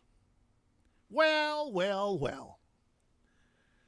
As the poor Chinese men and women are out there starving to death, so to speak, we continue to stay strong. And while the leftist socialists were getting their welfare, food stamps, free health care, by not working because they protest every day. Like they really don't have a job. They don't even have a podcast to do some sort of service of entertainment or anything. These guys are useless. But they're getting paid for it, so, they're making a living. I guess that's part of their job. I'd rather have this job. Doesn't pay much, but I'd rather have this job. I love doing it. So there's that. And then we noticed tariffs were down. We lowered China. Okay, we're able to, trade and this and that. Okay, so Trump has got that figured out. Now, it's taken decades sometimes for tariffs to change when somebody's making a deal because they can't close the deal down. But Trump closed the deal, period. He closed it so good that it didn't even come up on the talks with President Xi during this most current visit. By the way, thank you, President Xi, for respecting our president and for telling the world that President Trump truly is making America great again. I love it. Thank you, President Xi. With that being said, we have a problem. We had to spend a lot of money. We had to spend a lot of money. You forget about the soybeans? These people don't pay attention. Listen, if you don't know the facts, too bad. I can't come over here and convince you and explain everything to you. Research it. Go fact check. President Trump, as the socialist Democrats were so busy taxing us, the American people. Yeah, they were so busy making money. How do they make money? They slap you upside the head and coins come out. They take your money. That's the local government. And I'm specifically talking about socialist Democrats government, blue cities and states. How do they make money? Taking it away from you, taking it away from your pockets. How does President Trump make money? Hey, Johnny, stand up, Johnny. How much money are you going to invest in my country? $500 million? $500 billion? Nah, come on. Man, you poor? Oh, okay, I'll make it $1 trillion. $1.5 trillion during the next 6 to 10 years. Okay, fantastic. Fact check it, Fatso. Fact check it, Michael Johnson. Check it, Fatso. Check it. He went around the whole Middle East, talked to all these Arabs, make some deals, 500 here, trillion here, 200 billion, millions here. Not only that, but he also went around while socialist Democrats are too busy taxing us and regulating businesses, making us lose money, raising property taxes, raising business taxes, trying to pass a income state tax, which is illegal in Washington state, chasing corporations out, hundreds of thousands of jobs being lost in Seattle and Washington state. The Democrats were busy overspending the budget in programs like shaving legs for trans in prisons and breast implants. I mentioned this before. Gender care. They can afford to do circumcisions, but they can afford to take out the whole testicles and the penis out. That is fantastic. And what do you think that is, Michael? Even if those are promises, they are signing the paper that this is their commitment. What do you think is going to happen when you idiots fight us on that? When Congress tries to make President Trump look bad? Look at this. We just had to refund the big corporations. And let me be clear, you don't get shit. I don't get shit. The corporations get everything. Cost of doing business is paying tariffs. Tariffs is cost of doing business, which means it's a deductible in their taxes when they're reported every quarter. In the meantime, they hijack the price so that fools and idiots like you and me can pay that price and blame President Trump because tariffs are raising the cost of living. Here's the truth. Illegal immigrants raise the cost of living. Taxes and regulations raise the cost of living. And the only thing that the incompetent socialist Democrat government can say is President Trump's fault. F Trump. That's all they got. No accountability. Nothing. Just F Trump, and everybody on the left, yeah, F that guy. Because that's how retarded you guys are. We call out fraud, you deny it. And there it is, billions of dollars. And nobody says shit about that on the left side. You guys keep that very quiet on the wraps. The tariffs that you and I have paid, that were blamed on President Trump, even though it was a deductible of cost of doing business, they got a refund. $159 billion. How much of that did you get? How much are you getting back? Are they taking those refunds and lowering the price of gas? No. Are they taking those refunds and giving you cheaper prices in food and items? No. But you socialist libtards, you don't see it because you don't want to see it. Common sense cannot be taught.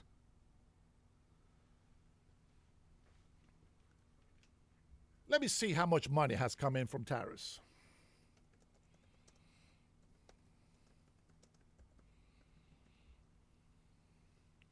Let's take a look. Here we go. Tariffs have brought in over $110 billion in gross revenue in 2026. $110 billion. Following a record breaking of $264 billion in 2025.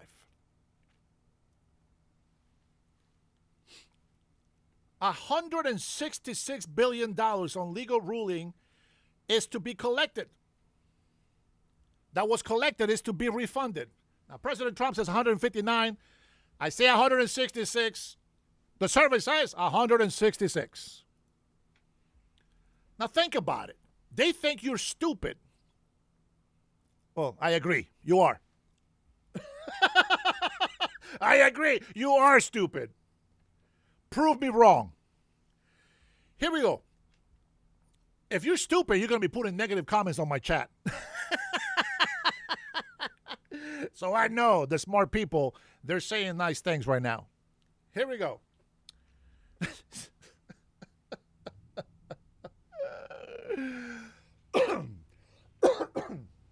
Excuse me, getting old and all these phlegms come out.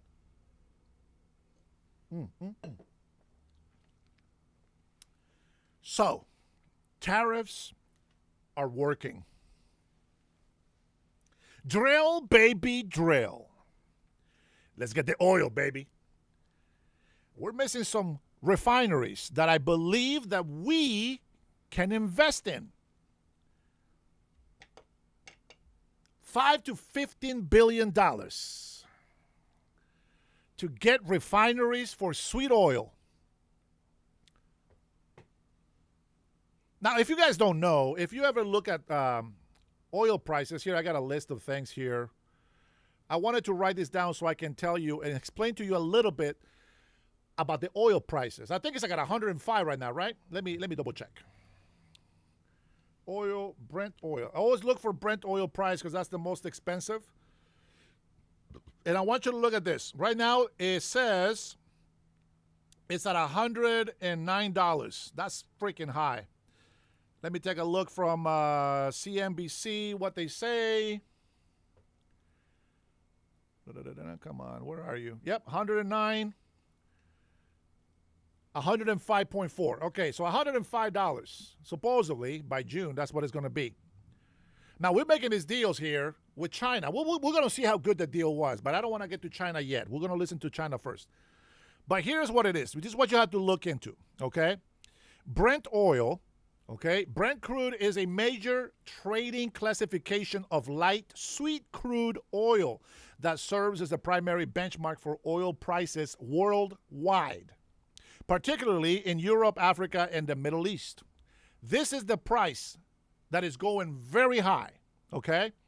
extracted from the North Sea. It is favored for producing gasoline and diesel due to its low density and sulfur content. Now, the WTI oil, that is the West Texas Intermediate, is a high quality, light, low density, and sweet, which means low sulfur, right? The same as the Brent. And is a low sulfur grade of crude oil produced primarily in the United States of America. It serves as the main benchmark for oil pricing in North America and is underlying commodity for the NYMEX WTI future contract. The one thing that bothers me on this is that I keep hearing that we have enough oil. We're producing enough oil here in the United States of America. But I'm not seeing the prices going down. And I get it, the whole global economy, this. I get it. But the point is that these prices need to come down for us. Let the world out there suffer. That's America first, right? Yeah. If we pay the tariffs, thank you, Jason. If we pay the tariffs, then why the corporations sue to get their money back? That's too much common sense. I don't think I can really talk about that, bro. Too much common sense. Anyway, so we've done the homework with the tariffs. Okay, corporations are going to screw us over no matter what. The government is going to get a kickback. They don't give a shit. But you and I, my friends, we're still going to pay for price gouging. Yeah. Corporations are price gouging us. They see that the socialist Democrat incompetent government is chasing big corporations out. Well, we already saw gas stations like Chevron, right, and other companies leaving California. They don't care. You know why? Because they're just going to take the money out of your pocket anyway. That's why they don't care. Now, I want you to understand something, and I hope that you're paying attention because, this is why I have to say it so many times over and over in this channel. If you're not entertained, bro, if you don't think this is a real job, just get the hell off my chat. I don't need your opinion. But here it is. President Trump went around making these deals, making these commitments of having all these foreigners invest here. Now, people on the left like to say that, that's just bullshit. That's just some fake deals, that nothing is happening. Tell that to Michigan. Even the Democrat governor from Michigan was praising Trump. Thank you for all you're doing. That is a deal that you you can neglect or deny or do whatever you want with it, but it is a deal. And Michiganders are taking advantage of it. He goes and makes these deals over $20 trillion worth of commitments, deals.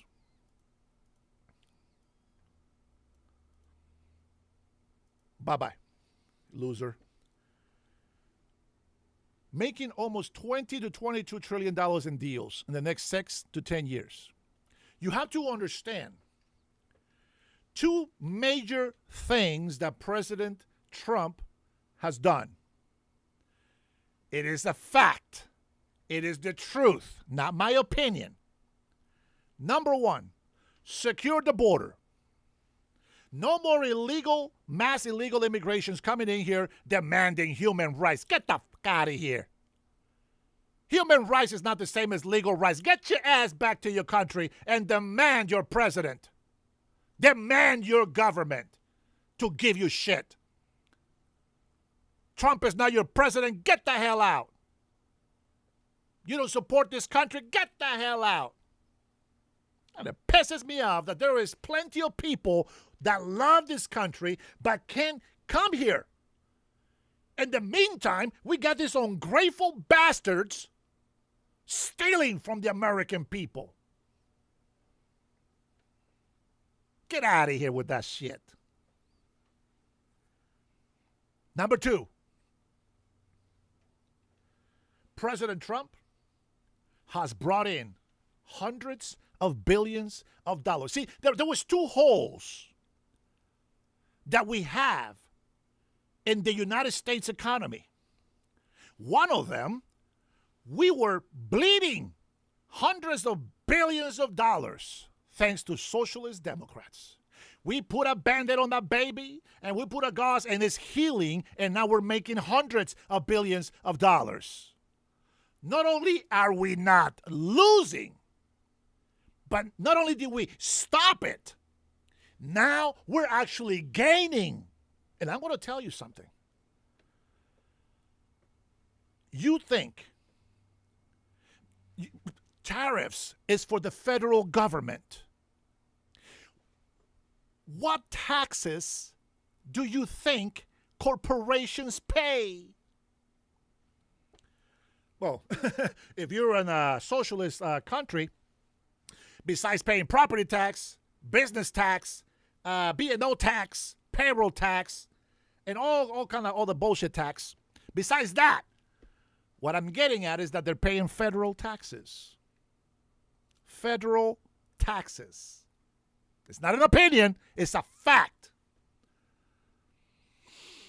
If you're not a business owner, bro, shut the hell up. I was a business owner. Well, I guess in a way I still am. I still got to pay those taxes. But here's the thing. They pay federal taxes. And this is why I mentioned to you that there is a thing called cost of doing business. All the federal taxes being taken from them. I don't got to be a tax expert. I don't got to be an expert on economy. Say, just put A and B together. How do you think they know what they know? Observing, paying attention. So they get a deduction, corporations like Costco and all these big corporations and business owners. They get a tax break from federal taxes.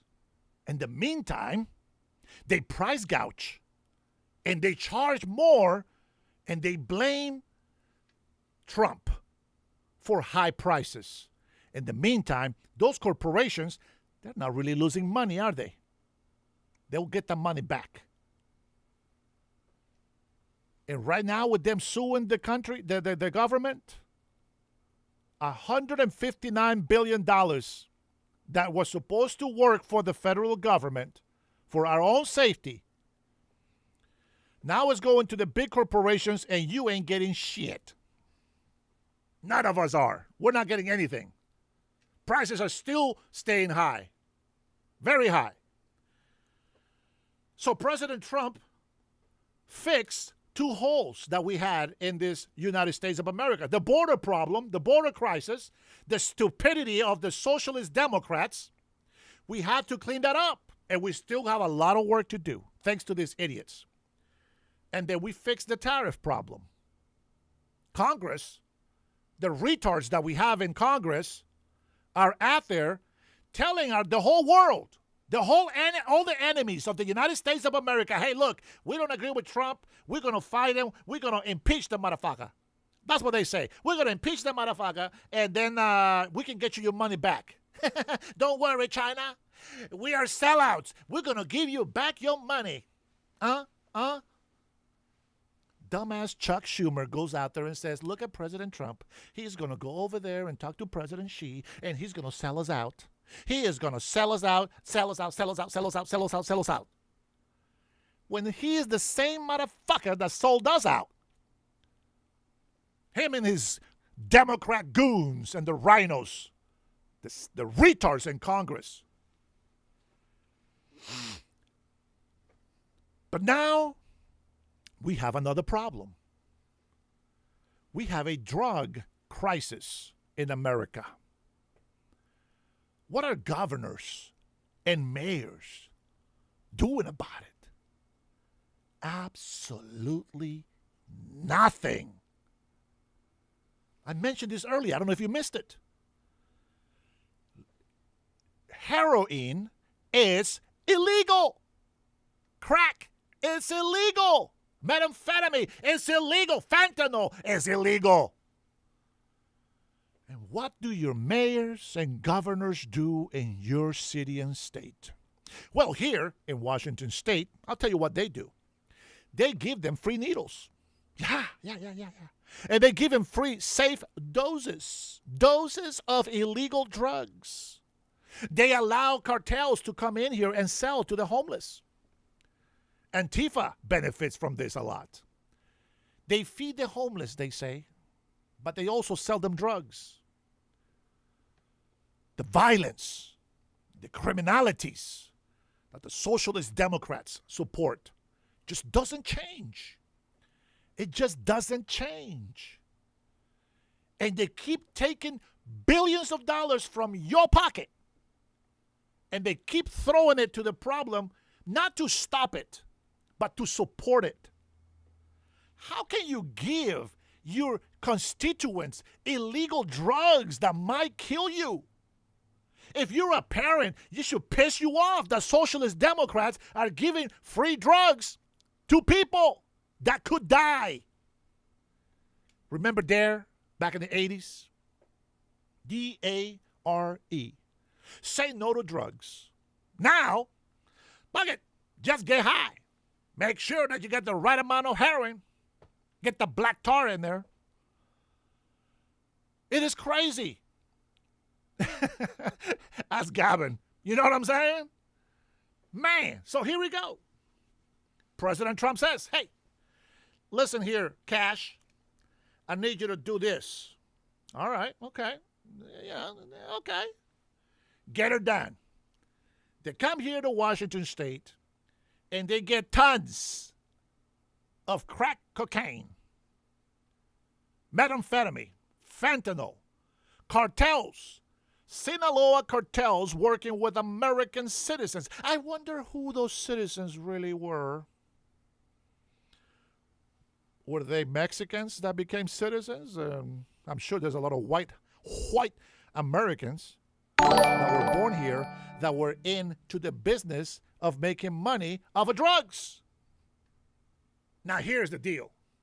President Trump sends the FBI, he sends DHS, he sends ICE, and they go and they capture all of these things. Boom, boom, boom, boom. Okay, got it. Presence is felt. The cartels know not to come into the states and fuck around because then they find out what's going on. They know Trump is in office, and they hope that J.D. Vance and Marco Rubio don't continue the American saga. Okay, here we go. Socialist Democrats, nothing. Silent. They didn't do shit. Except try to take credit for what Trump has done. But Trump says, hey, that's not enough. Nicolas Maduro, you better stop sending those freaking drugs to my country or I'm going to bomb the shit out of you.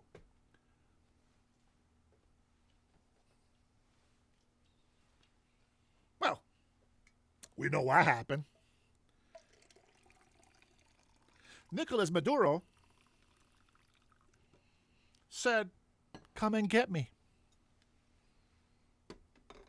You coward.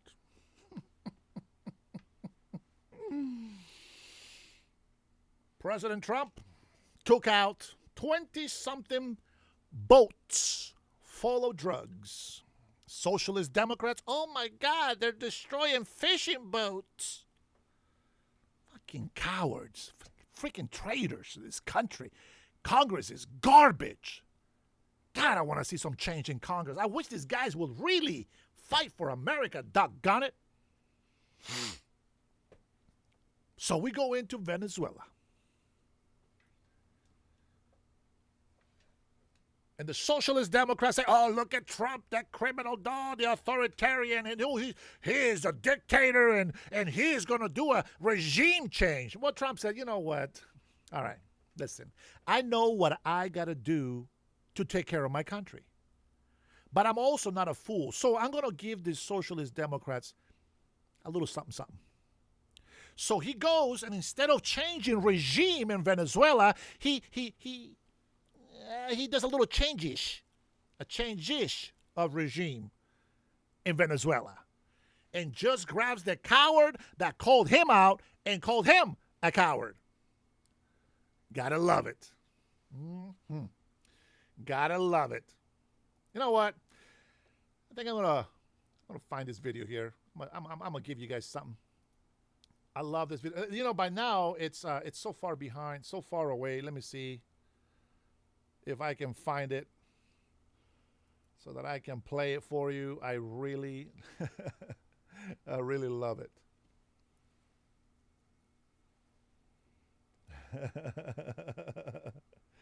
Here we go. Let me find this real quick. All right, let me copy that there. Oh, the highlight. The highlight. I'm going to put it here.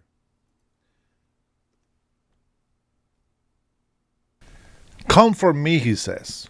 Come and get me, you coward, he says. Well, this is what happens when you call on the President of the United States of America who doesn't F around. Check this out. Last night, on the order of the President of the United States, and in support of a request from the Department of Justice, the United States military conducted an apprehension mission in Caracas, Venezuela, to bring to justice two indicted persons, Nicolas and Cecilia Maduro. Nicolas Maduro had his chance until he didn't. He effed around and he found out.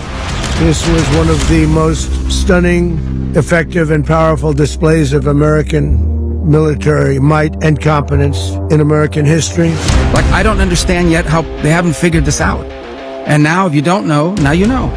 Because this is the way it's going to play out. And I think people need to understand that this is not a president that just talks and does letters and press conferences. And, you know, if he says he's serious about something, he means it. But don't play games. Don't play games with this president's in office, because it's not going to turn out well. Come for me. That is a classic, baby. That's a classic. Come for me, you coward. He is the best president in the world, man. He is the best president in the world. I don't care. They call him old and they make fun of him and they do this and they do that. But I'm going to continue to support him because nobody has had the balls to do what he does. And I think the way that he thinks. So there is no agenda. There is no rhetoric. There is nothing that they can do. They're not paying me to speak my mind. This is what I believe. This is what I see. This is what I rationalize. This is what I conclude from everything that I criticize and everything that I see in our country and the economy. Oh, thank you, Mama. I appreciate that. God bless President Trump, and thank you, Dennis. See, there is patriots that come through my channel. Suckers. Goodbye, David. Thanks for stopping by. And going back to what Trump is doing, he goes around the world. Now he's got these tariffs taken care of. Now he's got the deals made with all world leaders. Those who were ripping us off, now they're not ripping us off. And it's evident by the proof, by the fact that we are now making hundreds of billions of dollars. Okay? Now, with that being said, he went and stopped 8 wars. Well, 8 and a quarter, because some of them started fighting again. See, they're like little kids. They need Big Daddy to come over there. Hey, knock that shit off. I'll take the shit out of both of you guys if you don't know how to get along with each other. So he goes around. After taking care of Nicolas Maduro, we have seen a 90% in drug reduction coming into this country. Matter of fact, let me see. How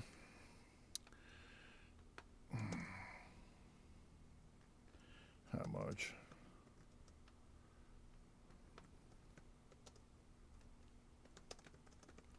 Let's see if I can get some facts here. Here we go. Well, these are our drug overdoses. Where are my stats? It says drug overdose deaths in the United States have experienced a significant decline, falling by approximately 24%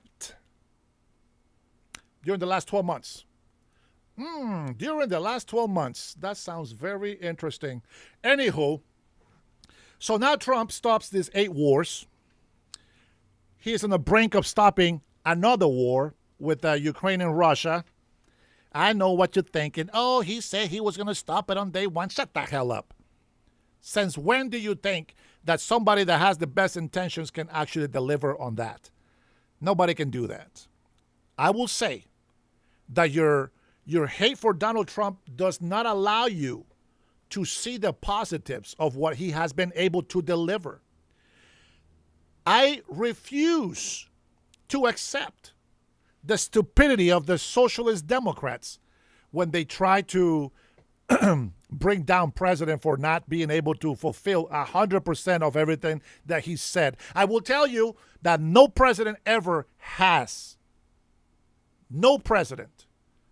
But he is the best president in the United States of America's history when it comes to doing something for America first. And you can take that to the bank. Whether you like it or not is irrelevant. I really don't give a shit about your opinion. I believe what I believe because of what I see and what I understand. With that being said, here we go. We put Cuba on the back burner. What do socialist Democrats do? Again, not support us. They fight us. Every step of the way, the socialist Democrats are fighting us. Imagine you being a parent. Let's say you're a woman or a man that, you're watching your kids, and you go and you clean up this big mess that your children have done. All of a sudden, hey, you put them down for a nap. Then you think that you can go outside and work on your garden. By the time you finish working with your garden, you come back inside and the house is upside down again. Frustrating, ain't it? Frustrating. Just imagine how much more beautiful your house will be if it never got messy. How much more could you do in your life if you didn't have to clean your house every 3 hours? It's amazing the way the brain thinks, ain't it? Cuba is going to be ours. That's the hope. So here we go. Why Venezuela? Well, 8 million Venezuelans left because of Nicolas Maduro. And I expect 8 million to go back to Venezuela. Venezuela is able to sell their oil now, and they're making money. We got access to over $1 trillion worth of oil and rare earth minerals.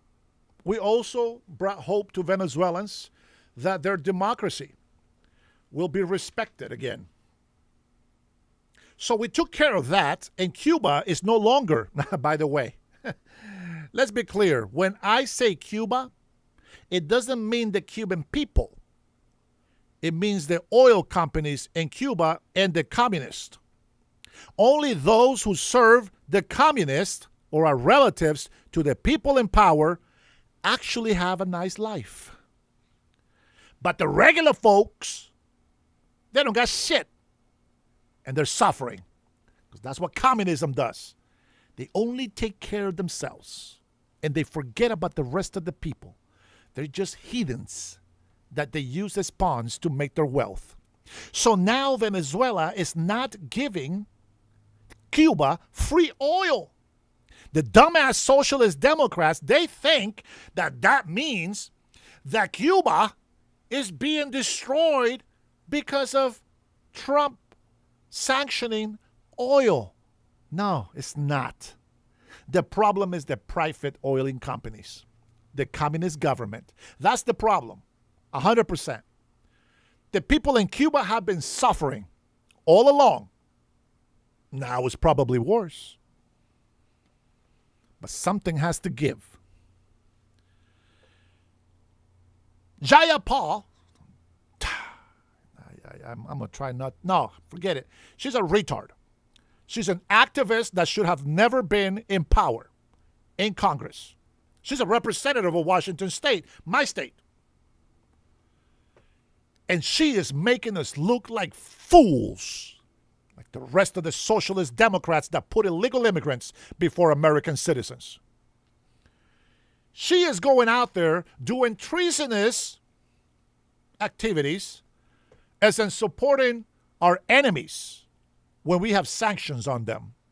You see, they can make some sort of communication. It is given the power to the Congress to be able to go and do some foreign diplomacy. But they cannot make deals. That is the president's, the executive branch that actually has the power to do. And they don't have the power as Congress to go against what the executive branch, President Donald Trump, has already made between the United States of America and Cuba. But we're going to go ahead and put that on the back burner. Let's get to the nitty-gritty. Here we go. I know we're getting closer, a little bit at a time, but we're getting closer to China, China, China.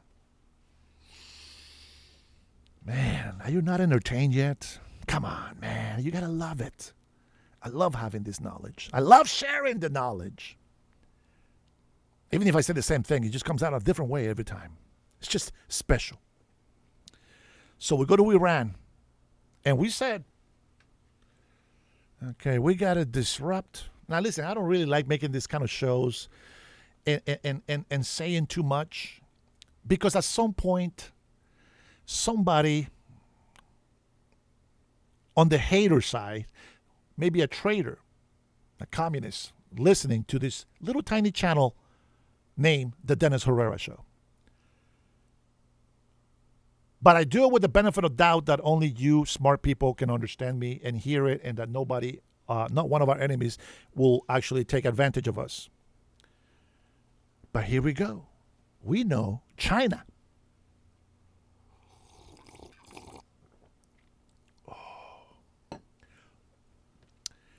Depends 50% of their oil from Iran. They were getting a lot of oil from Venezuela, but now they weren't. The United States of America pumps a lot of oil that we can sell ourselves. Make some money, baby. It's all about the money. Money, money, money, money. Money. It's all about the money. Boom, pow, pow. Boom, pow, pow. All right. So we go to Iran. And we said, oh, man, we can't just attack these guys. Not for the oil. We wanna be able to put some pressure on China, but we can't just go in there and attack them. We just can't. We don't want new wars. And somebody said, this is not a new war, President. They've been warring against us for 47 years. They have killed thousands of us Americans throughout the time. President Trump says, hey, I like that. You know what? We're going to bump the shit out of them. But how do we go about it? We want the oil, absolutely. He who controls the black gold is in control. Don't worry, Donnell. We are going to free Cuba. So President Trump sees an opportunity, and he knows that the Iranian regime, these terrorist Muslims who call themselves whatever the hell they call themselves, have been torturing Iranians and other people that don't believe in Islam. So he's like, well, you know what? Let me think about this. How do we go about it? How do I get an excuse to go and attack these guys besides the oil? With Nicolas Maduro, yeah, okay, I wanted the oil, I want the rare earth minerals, okay, I wanted that. So I know that Nicolas Maduro is a communist who's taking over Hugo Chavez, which is making really the country put that back in 90% to poverty. And so how do I get a hold of this guy without getting shit for it? You know what? Let's raise a warrant for his arrest. Boom, raise the bounty, $50 million. Here we go. So now we got an excuse to go in there and kick some ass. But you know what? That's not enough. Let's wait and see what happens. Our intel says that there's boats that are coming over here. The Coast Guard is doing their job on the coast and getting tons of illegal drugs that have been coming here on the submarines and drugs. So Trump says, hey, you know what? Let's bomb the shit out of them. And he says, if you come to this way, if you're bringing drugs in your little boats, your fishing boats, we are going to bomb the shit out of you and we're going to destroy it. So you know what? 20-something boats later, now we go and get the coward. Now we get him here in jail. Oh, and one of the biggest leaders from the Tren de Aragua has been pleaded guilty. Something good is happening here. Now, fast forward to Iran. It's okay, so we had the drugs coming into our country. That was a reason to go over there and extract the leader of the Cartel de Soles. Now we got to take care of the Cartel de Sol. What's it called? The Sinaloa Cartel. Yeah. Those guys. But wait. There's more. You know what? This crazy Islamist government is not going to listen to me. So, I'm going to make it very clear. If you kill any of these protesters in Iran, we're going to bomb the shit out of you. And well, 30,000 dead Iranians is 30,000 reasons for President Trump to do what he's doing. I know the socialist Democrats, this little lip-tarts, they're going to be throwing a fit about it. But the fact remains, somebody has to do something about these terrorists. Now, just remember this. If we allow Muslims to be in this country, which right now we don't want them, there's 2 rules from me. Take it or leave it. Rule number 1, and the most important one, you cannot practice Sharia law in this country.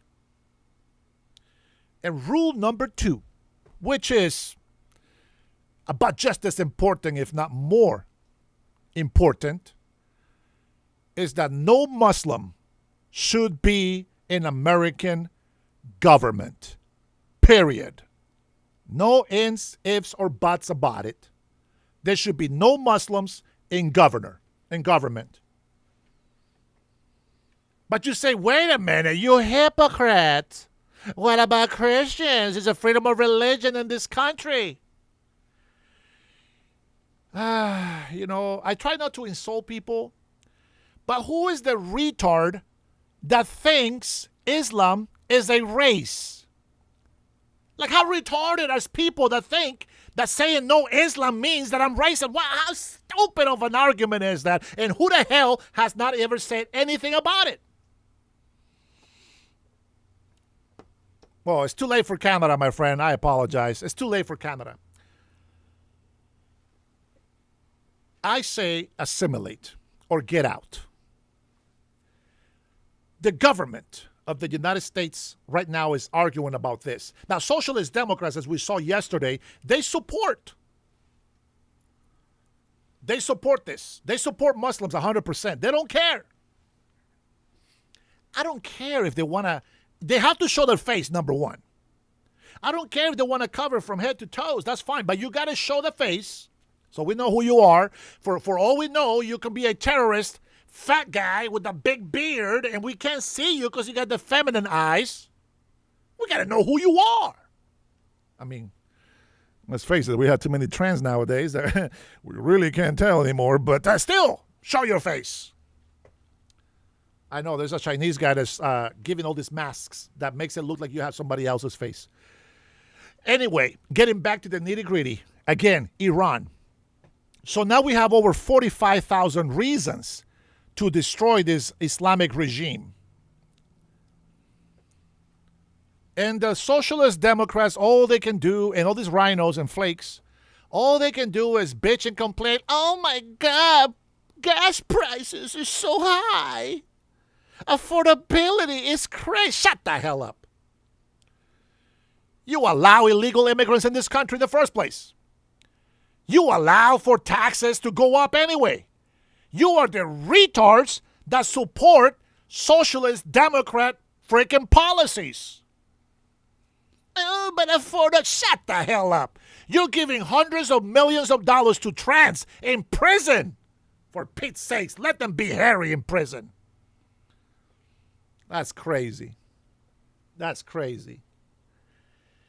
They say it's President Trump's fault. Right. Because President Trump raised property taxes again in Washington state. Yeah, it's President Trump's fault. Oh, wait a minute. President Trump created the Green New Garbage deal. Yeah, he did. So let's raise more taxes on gas. Yeah. Hey, you know what? We need to make more money. So I think we should tax the people more, especially businesses. Yeah, that sounds good. Man, we're making some good money, ain't we? We're making some good money. Socialist Democrats. Crazy.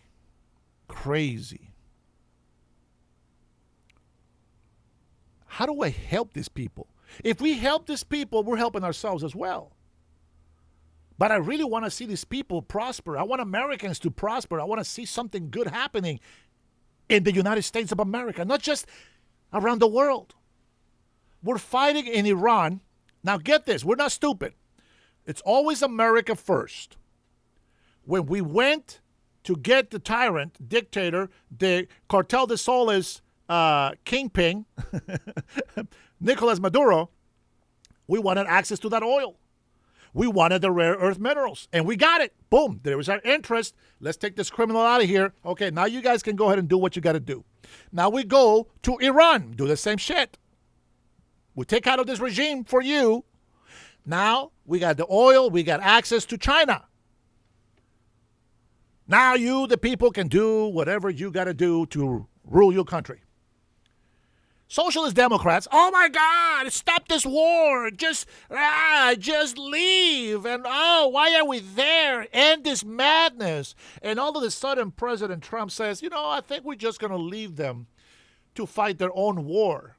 And the Socialist Democrats go, oh my God, why are you going to abandon them? Oh, what an authoritarian, what a criminal. How dare he leave Iran alone? Shut the hell up. I'm just so sick of hearing the stupidity of the libtards on the left. It is crazy. Crazy. But here we go. First of all, I think I showed you everything that I wanted to show you about Nick Fuentes. As much as you guys are a fan of Nick Fuentes, I don't give a shit. We got to get... First of all, let's see. Where do I start? Let me get. No. Yeah, let's get this one here. Let's get President Trump and Xi meeting during their China visits. Now, the audio I don't think is that great, but could be just me. Here we go. You guys understand Iran, right? Okay, well, now that we've done what we've done with Iran and doing this and that, now we can talk to President Xi. Oh, yeah. It's like playing uncle. Squeezing, torture. Uncle. Okay, now we can talk. What do you think we can do about this?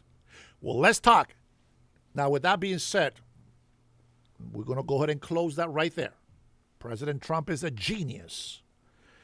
You know what? I wish I could meet him in person. Somebody, please tell President Trump that Dennis Herrera wants to meet him in person. And I want to give him a hug.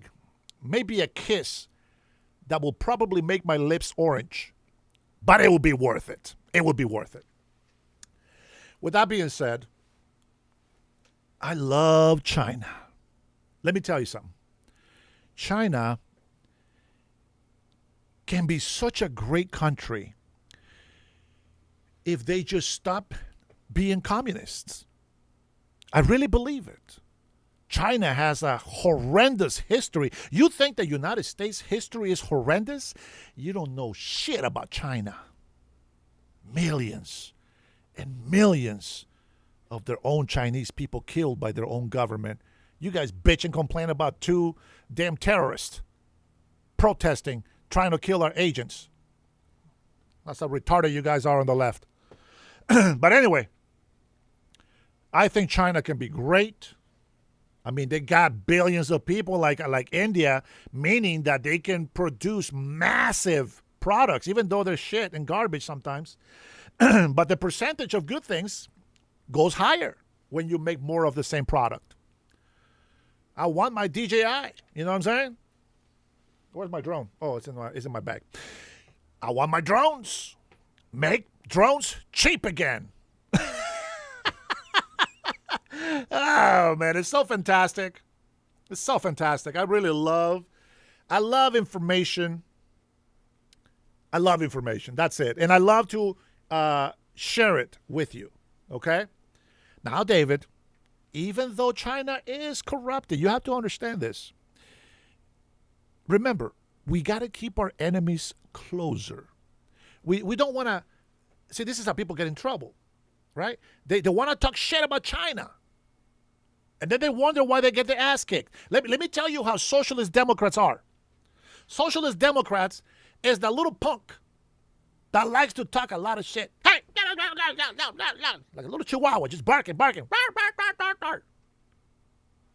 And then they get their ass kicked. That's how socialist Democrats are. They're a bunch of little bitches. Now, don't say nothing on the chat. We don't know who you are. If you say something, well, you're calling yourself that, not me. Just remember that. All the insults that I throw out there, the moment that you start cussing at me, we know who you are. The moment that you start doing negative shit to me, you know who you are. So you respond as you will. You tell on yourself. But with that being said, I saw something. Now, I want you to understand the way I think. I saw President Trump walking around with President Xi. And I can tell you that the respect, it was mutual. I saw mutual respect. I saw a businessman in Trump that has been blocked, denied. I don't know what the actual word is that I'm looking for, by the socialist Democrats, these libtards that are Marxist communists. And yet he still finds hope to fight for America. So I see a man who has crashed businesses, has gone bankrupt, failed marriages, survivor, billionaire where others got destroyed. He's still there. I seen a new Trump after his first assassination. And I got my respect for him. Fight, fight, fight. And as I see him walking, I feel this hopeful connection. See, I think like a little kid sometimes, but don't think it's immature. Little kid when it comes to like an innocent thought. And I think, can you imagine how beautiful it would be if we can have a great relationship with China, just like Trump and President Xi have declared themselves. They can talk shit about each other to the media. It's what they do. They're politicians. But as President Trump clearly says, you know, they spy on us about as much as we spy on them. They probably know things about us that we don't know that they know about us, and maybe we know things about them that they have no idea that we know about. So I understand you still have to play the game. You can be friends, but don't mean that you got to trust each other 100%. Now, you can trust each other on good deals, something you're working together on, but you can't just trust that somebody's going to change their mind on something bad like war. So I'm watching them walk around. Now, for those of you who think that I'm lazy, let me just because people like to insult me. I have been live for 2.5 hours. I have been standing for 3 hours before I started this live. And I'm going to tell you, I love it. It's part of the work. I spent hours yesterday. You know what? I don't have to explain everything that I do, but I do put my time in. I really take this seriously as a business model, so to speak. But I just enjoy being free and being passionate. And, I love to see that there's more positivity coming from people like you than negativity. Thank you, Cass. He says, he's being an asshole. Okay, see, now when I do catch those bad comments, I get rid of these pieces of shit. So no, I do not accept insults. Do not call me Denise. That's not my name. Don't be disrespectful. Otherwise, you can go somewhere else. Let's see. Oh, wait, is there a Denise on the chat? Oh, man, my bad. Maybe Cass knows Denise Salin. My bad. I just gave you a 30-minute timeout. My bad. You got it. Hey, listen, man. You spoke Spanish. I don't think that's the same Denise that you're talking to. I'm gonna give you the benefit of doubt though, just because I saw Denise Allen just come up.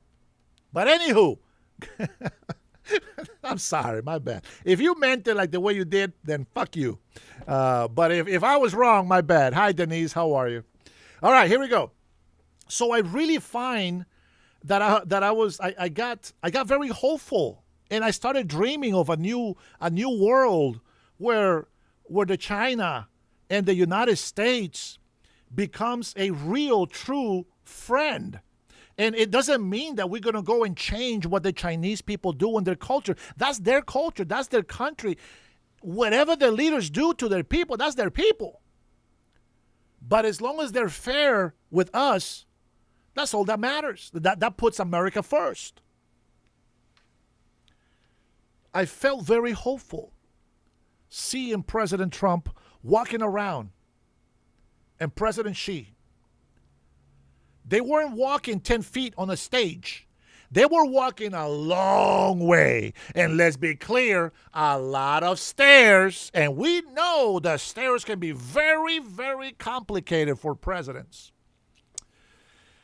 Well, maybe just one president, but you know what I mean. Even I have fallen on the stairs, okay? So we're not going to blame Biden too much. But I mean, when you fall like 4 times in a row, that's a problem. One mishap, I get it.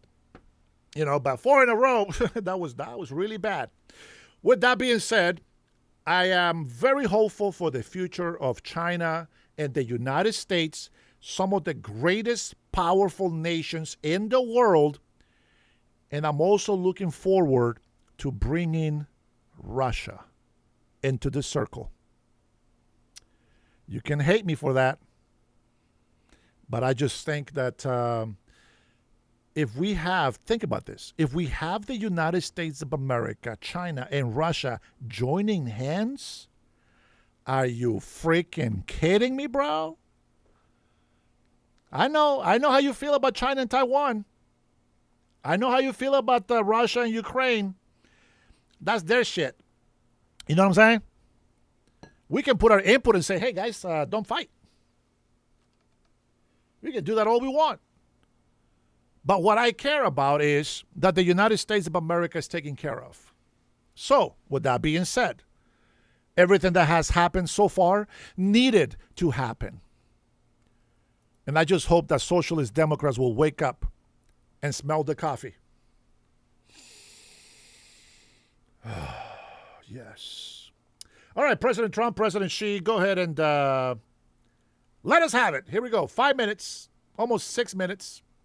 President Xi's will be translated, I think, hopefully, because I don't speak Chinese. But, 谢谢。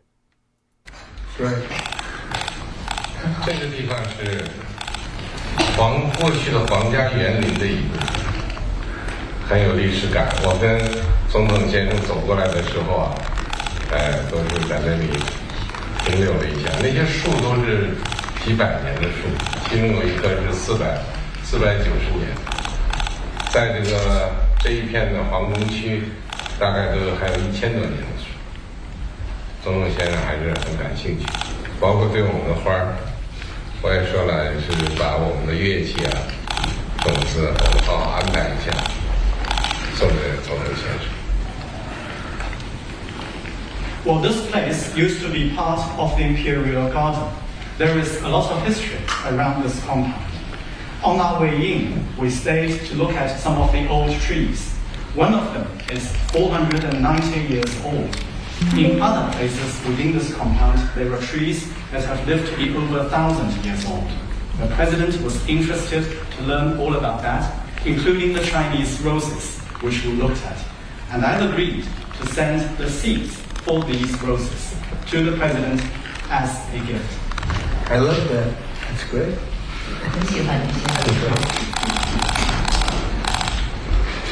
I want to thank you very much. This has been an incredible visit. I think a lot of good has come of it. We've made some fantastic trade deals, great for both countries. He's a man I respect greatly. Become really a friend. We've known each other now 11 years, almost 12 years. That's a long time. And we've settled a lot of different problems that other people wouldn't have been able to settle. And the relationship is a very strong one. We've really done some wonderful things, I believe. We did discuss Iran. We feel very similar to Iran. We want that to end. We don't want them to have a nuclear weapon. We want the straits open. We're closing it now. I mean, they closed it, then we closed it on top of them. But we want the straits open, and we want them to get it ended because it's a crazy thing. They're a little bit crazy, and that's no good. Can't have it. They cannot have a nuclear weapon. But we discussed a lot of other things also, and I think we're very much on agreement. We're going to have some further discussions now with the group. But I just want to thank President Xi and all of his representatives. We've become friendly with all of them. They're great people. And it's an honor to be here. We'll be back. And I believe on September 24th or thereabouts, President Xi is going to be coming to the United States. And we will be reciprocal, like reciprocal trade. The visit will be reciprocal. We're going to lay it on the line. And we're going to have... You're gonna walk away, hopefully very impressed, like I'm very impressed with China. And I just want to end by saying thank you very much. It's been really a great couple of days. Thank you very much. 非常感谢，我觉得我这一次的访问真的是不可思议的一次好访问。我们两位元首共同的做出了很好的成果，我们达成了很多的贸易的协议，我们两个国家之间达成了很多的共识。您也是一个非常值得尊敬的一个领导人，我对您充满了尊重。我们相互之间认识已经有11年多，几乎要12年了，这是非常长的一个长久的友谊的关系。通过我们两个人的讨论和合作，我们解决了很多的问题，别人都是没有办法能够解决这么多的问题的。我们两人之间的关系是非常好的。另外呢，我们讨论的问题当中还包括在伊朗问题上，我们也有非常相似的看法。我们都希望能够快速的解决伊朗的问题。那这个海峡，霍尔木兹海峡也必须要开放。现在呢是他们把它封锁了，然后呢我们也再加上一个封锁，这个是很疯狂的。我们大家都不希望是这样，希望能够尽快的开放这个海峡。那我们不能够允许伊朗拥有核武器。另外除此之外，我们还讨论了很多其他重要的问题。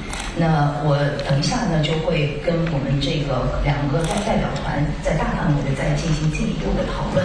那么我还想要再次的感谢习主席，也感谢中方代表团接待的所有的成员，我们大家都是好朋友了，而且我们将来还会再回来。另外呢，在今年的9月24日，习主席也将到美国来回访，这样的话呢，我们就可以实现人手之间的互访。我们在美国也会以同样的高规格来接待习主席，希望您在访问美国结束的时候呢，也会跟我一样有同样的这样的一种感受，能够觉得对于我们的接待能够感到有留下深刻的印象。最后我还再次要感谢您的访问，这2天的访问我觉得非常的愉快和成功。谢谢总统先生，谢谢你刚才的讲话。Thank you for the support. Thank you. 这次的访问是一个历史性的、标志性的访问。这个迄今我们已经达成了一个新的两国关系，就是建设性的战略稳定关系。这个可以说是一个里程碑式的一个访问事件，而且我们达成了很多这个合作的成果的文件，而且对国际问题也有了很多的。Shishir, thank you very much. Appreciate you stopping by. And now, with that being said, we are going to listen to President Trump gaggle with the media on the way back. Hello, everybody. How are you, Mr. President? How are you? So we had a great stay. It was an amazing period of time. President Xi's an incredible guy. Got along, made a lot of great trade deals, including over 200 planes for Boeing with a promise of 750 planes, which will be by far the largest order ever if they do a good job with the 200, which I'm sure they will. And that's General Electric also, the engines. So they're buying General Electric. So it's approximately 450 engines, 200 planes, and a promise of up to 750 if they do a good job. We had an amazing time. It was a very historic. Oh, look who we have. Hello, David. It was a very historic couple of days, I think. Really amazing. Sir, I know there'll be a lot of questions around the China trip, but just first on Iran, have you rejected the latest proposal from Iran, or where does that stand? Well, I looked at it, and if I don't like the first sentence, I just throw it away. What was the first sentence? An unacceptable sentence. Because they're fully agreed, no nuclear, and if they have any nuclear of any form, I don't read the rest of it. So 20 years is not enough for you, it's got to be a perfect... No, 20 years is enough, but the level of guarantee from them is not enough. In other words, it's got to be a real 20 years, not a big one. It means you've got to get all the fuel out and no more production. We have to get everything, but we're not even talking about, I call it the nuclear dust. Came up with a term which seems to have caught on. I'm not talking about it because they would not remove the... Yeah, they said that they can't remove it because they don't have the technology to remove it. Well, they don't have the type of tractors. They say the only one, they told me directly, they said the only one that can remove it is China or the U.S. We're the only ones with the equipment. They said you were right. It is a complete obliteration. With that being said, I want to get it. And they agreed to it, but then they took it back, but they'll agree to it eventually. Can I ask you about Taiwan? What did President Xi say to you about Taiwan? And what did President Xi say to you about Taiwan? And are you still going to approve the arms sale? So, President Xi and I talked a lot about Taiwan. He thinks they cannot have anything to do with what they're doing. I mean, he's against very much what they're doing. We talked about Taiwan. We talked about Iran a lot. And I think we have a very good understanding with both. On Taiwan, he does not want to see a fight for independence because that would be a very strong confrontation. And I heard him out. Are you going to say your word? No, I didn't make a comment on it. I heard him out. I have a lot of respect for him. On Iran, it's very interesting. He feels strongly they can't have a nuclear weapon. He said that very strongly. They cannot have a nuclear weapon, and he wants them to open up the strait. But as he said, they closed it, and then you closed them with a smile. And it's true. We control the strait. And they've done no business, literally they've done no business in the last 2.5 weeks, which is approximately $500 million a day. So we have, we're doing very well on all fronts. But sir, just before we leave Taiwan, Mr. President, President Xi said that there was a risk of conflict with the US over Taiwan. What's your response to that? I don't think there's a conflict, other than we don't need their strait. We don't need the Hormuz. On Taiwan, Mr. President Xi said there was a risk of conflict with the US over Taiwan. No, I don't think so. I think we'll be fine. He doesn't want to see He doesn't want to see a war. And you have two things. You have the Iranian situation, and that I think we agree almost entirely, other than he's a buyer and we're not. We don't need it. And on Taiwan, he doesn't want to see a movement for independence. He says, look, we've had it for thousands of years, and then at a certain period of time it left, and we were going to get it back. They had the Korean War. A lot of things happened, and all this. But no, on Taiwan, he feels very strongly. I made no commitment either way. See what happens. What about the arms sales to Taiwan?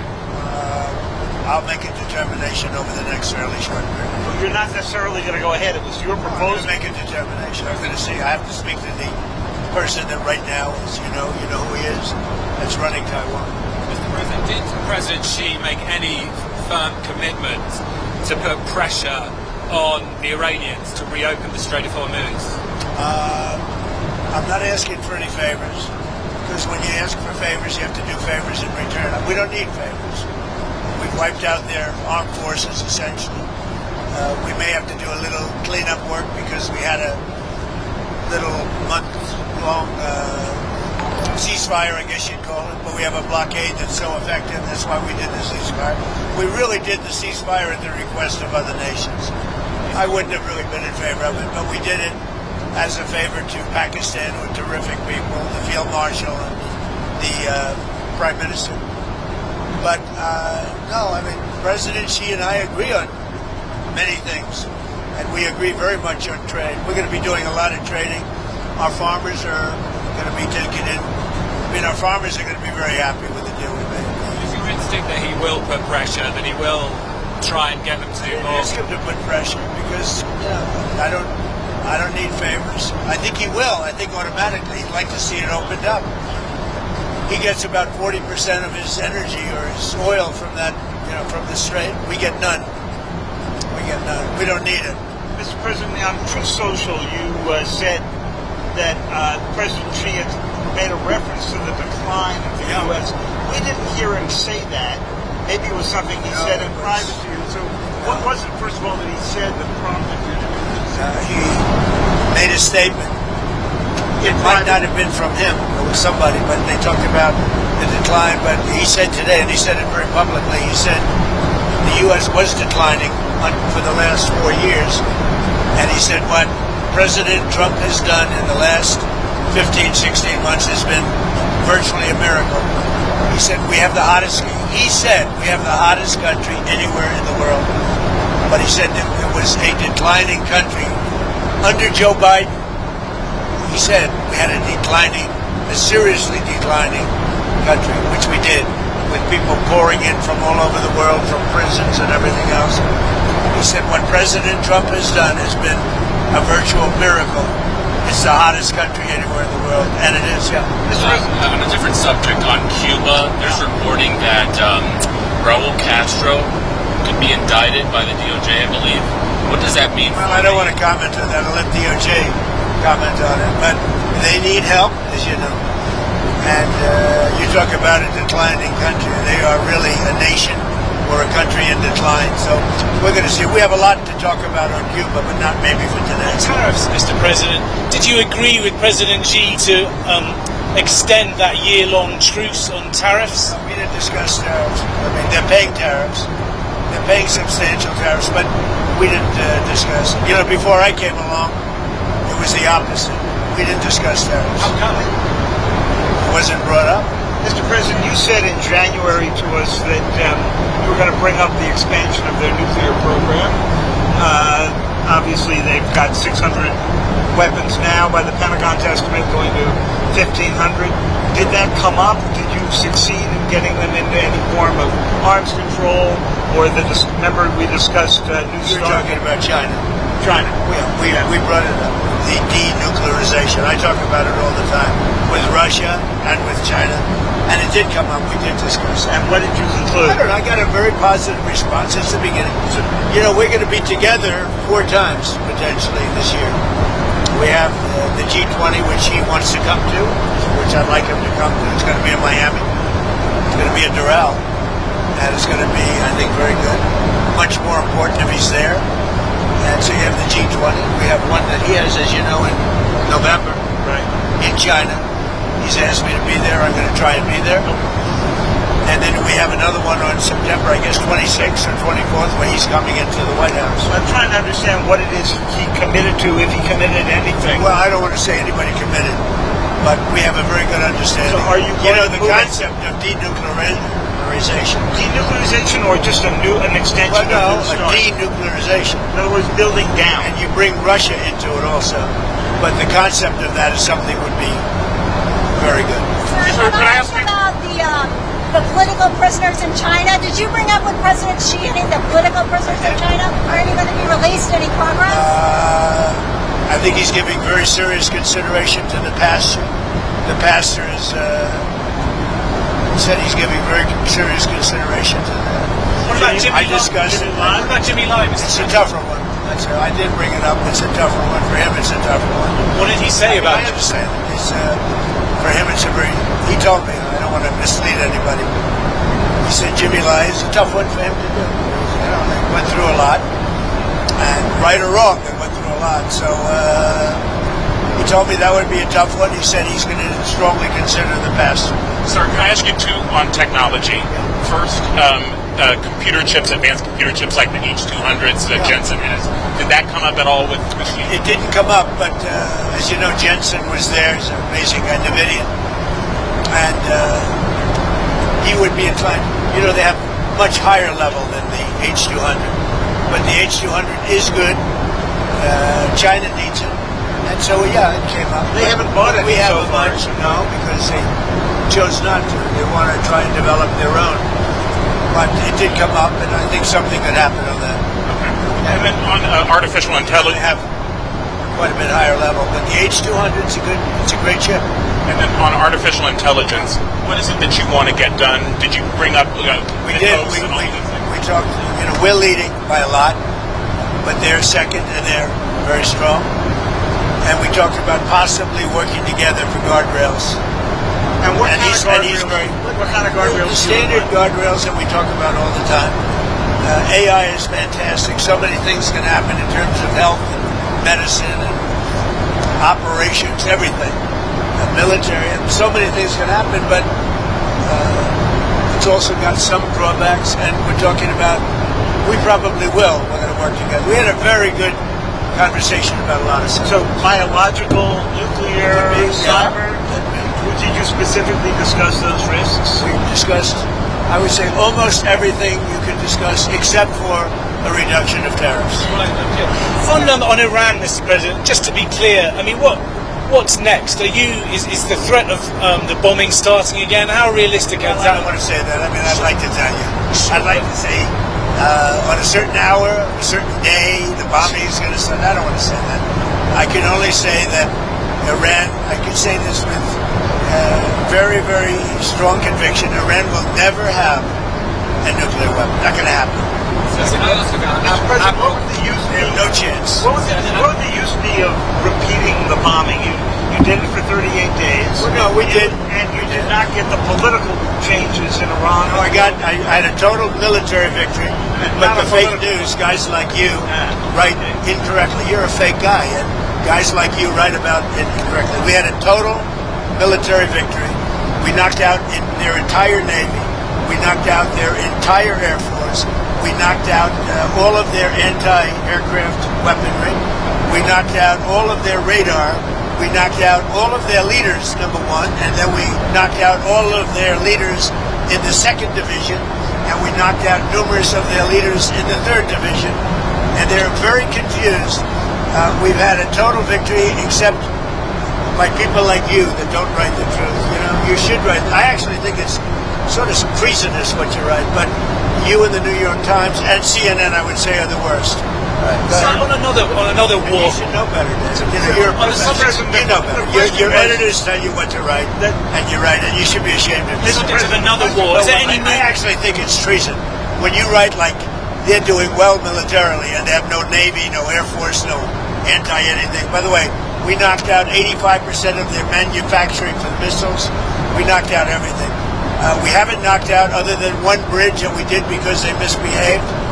But we have bridges we could knock out. We could knock out their bridges and their electrical capacity within 2 days. We could knock out the whole thing.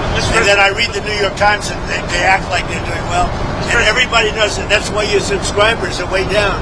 You know, the Times subscribers are way down because it's fake news. Did you discuss Ukraine? Way down. Did you discuss Ukraine at all with President Xi? And is there any movement on that? I did. We discussed. Well, it's one that we'd like to see settled. Until last night, it was looking good, but they took a big hit last night. Yeah. So it's going to happen, but it's a shame. 25,000 people died last month. Yeah.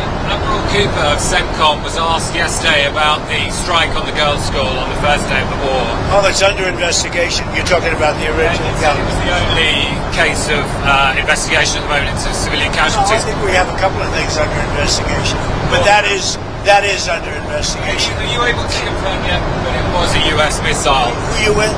BBC for the radio. Fake BBC. You mean the ones that put AI in my mouth?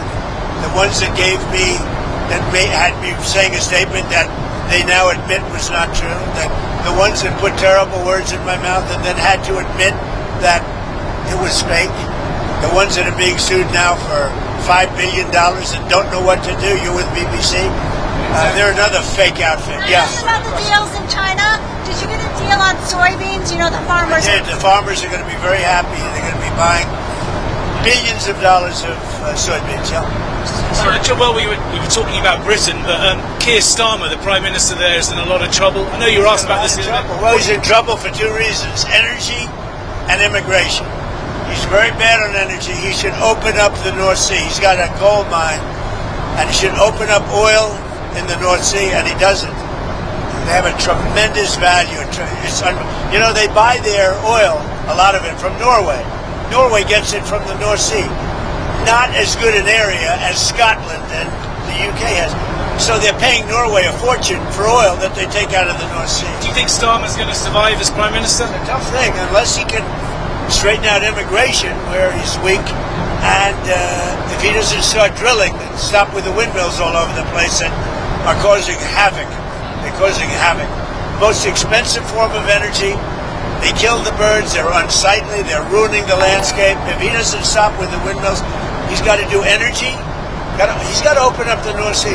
You know, he's got one of the greatest oil finds anywhere in the world, and he's not using it. And I tell him that. He's not using it. Should he quit? The oil companies call me every day. Please, we want to go to the North Sea. He doesn't allow it to happen. Should he quit? I don't say that. I think he's a nice man, actually. But, I mean, I didn't like when he said, we're going to send ships as soon as you're finished with the war. Well, we're sort of finished militarily, pretty much. But we, you know, David, we finished probably 70-75%. We didn't finish every one of the things. We'll go back and finish them off. And by the way, and more than that. You saw the reporting on the missile capability, missile launchers that have remained. Does that seem accurate to you? No, it's New York Times fake news. The missile launchers are probably 80% gone. The New York Times said it's like we were hitting them like pinatas. The missile launches are largely gone. The manufacturing of missiles is about 80%, 80 to 85% gone. And we know where the rest of it. So if we go in, we'll take that out very early. The intelligence reports seem to indicate, though, that there are no intelligence reports. Not for they weren't intelligence reports. They were New York Times fake news. Sir, would you consider lifting the sanctions on Chinese oil companies that buy Iranian oil? Well, we talked about that, and I'm going to make a decision over the next few days. We did talk about that. Do you think Xi felt stronger in his dealings with you than he did the last time that you great went to relationship China? last time until COVID came along? You know, I blamed them for that. I said it was Wuhan, and I was right. And you know, look, that was a strain on everybody, COVID, and so it affected our relationship at the time. But we always had a great relationship before that and after that, and now it's as strong as ever. I mean, I went over to where he lives, which is something that rarely happens. Were you there? I don't know. It was beautiful. It's amazing. I mean, people have never seen it before. It's amazing, actually. We had lunch. We have a great understanding. You don't think he feels it's a very positive thing to have these two nations getting along. Mr. President, on Taiwan again, you said you were going to check with the president of Taiwan. But the 1982 assurances that President Reagan gave said the United States would not consult with China on arms sales to Taiwan. So it sounds to me like you have consulted Well, I with think China. 1982 is a long way. It was? That's a big far distance You away. dispensed with them? No, I didn't say anything about it. But certainly, he brought that up. He talked about that to me, obviously. So what am I going to do? Say I don't want to talk to you about it? Because I have an agreement that was signed in 1982? No, we discussed arms sales to... And what's his request? We discussed to Taiwan, the whole thing with the arms sales. It was in great detail, actually.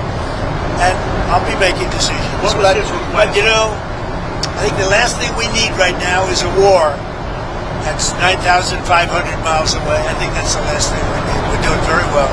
Would the US defend Taiwan if it came to it? I don't want to say. I'm not going to say that. There's only one person that knows that. You know who it is? Me. I'm the only person. That question was asked to me today by President Xi. I said, I don't talk about those. He asked you today. He asked you if you would send troops, if you would He asked me if I defend them. I said, I don't talk about that. You tell him that. I don't talk Did you talk to him about the cyber attacks that he's done in the United States or the MSS has done? I did, and he talked about attacks that we did in China. What they do, we do too. It's like the spying. They're talking about, the spying. I said, well, The spying we do it or too. the infrastructure? Look, no, I'm talking about spying.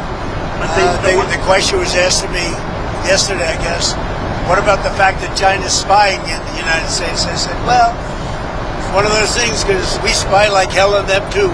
So, what about the fact that China is putting in the U.S. infrastructure code that they could use if you ever decided to come to the Well, end? you don't know that. I mean, I'd like to see it, but it's very possible that they do. And we're doing things to them. I told them we do a lot of stuff to you that you don't know about, and you're doing things to us that we probably do know about. But we do plenty. It's a double-edged sword. So again, on President Xi, a couple of years ago when President Biden met him in San Francisco, he was asked if he thought President Xi was a dictator. Do you think President Xi is a dictator? No, but I think that President Biden was an incompetent president.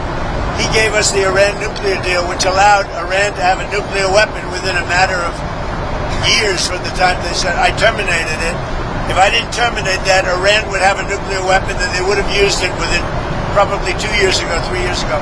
If I didn't go in with the B-2 bombers 9 months ago, Iran would have a nuclear weapon, and nobody would be able to talk to them.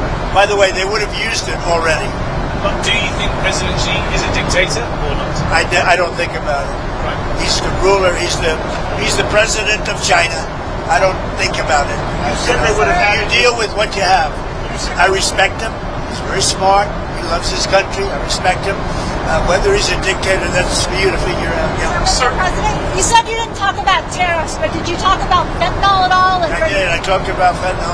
As you know, I put a tariff on because of fentanyl, and they discussed that. But I put a penalty. It's a penalty. A lot of money we take in because of that. I'd prefer not taking it, and I'd prefer that we don't have. But we did talk about fentanyl. What kind of agreement did you come to? Well, the fentanyl is down, way down from where it was, and it could be because of the tariff penalty.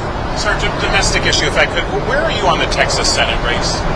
Well, I'll maybe make a decision. I know them both very well. I like them both a lot.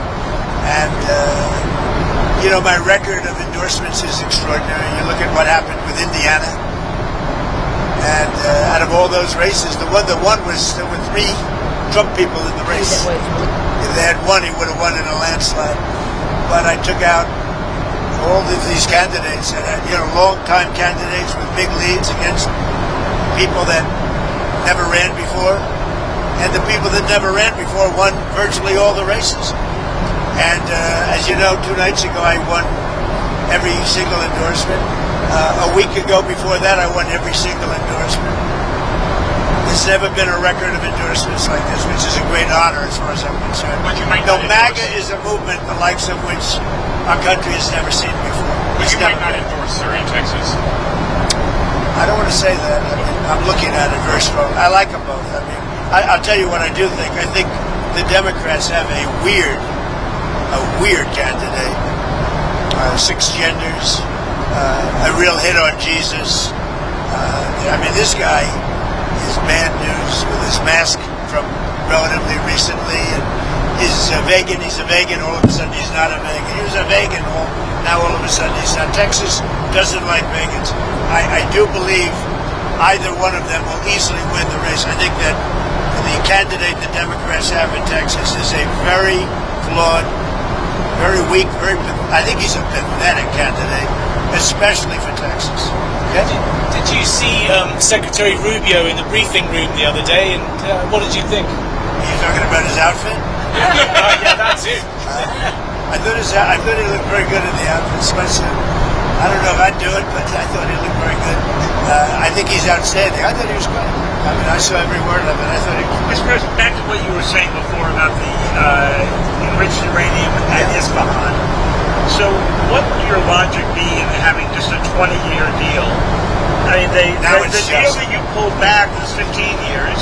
Whether they would have gotten it faster or not is up to you. But what would the difference be here? Well, Obama had virtually no deal. Obama had a road to a nuclear weapon, and I terminated that deal. And if I didn't terminate Barack Hussein Obama, if I didn't terminate that deal, Iran would have had a nuclear weapon 2 years ago. As you know, that deal long expired. So it's taken the most years doing it, and after your bombing, they're not. You know what? I'll tell you what.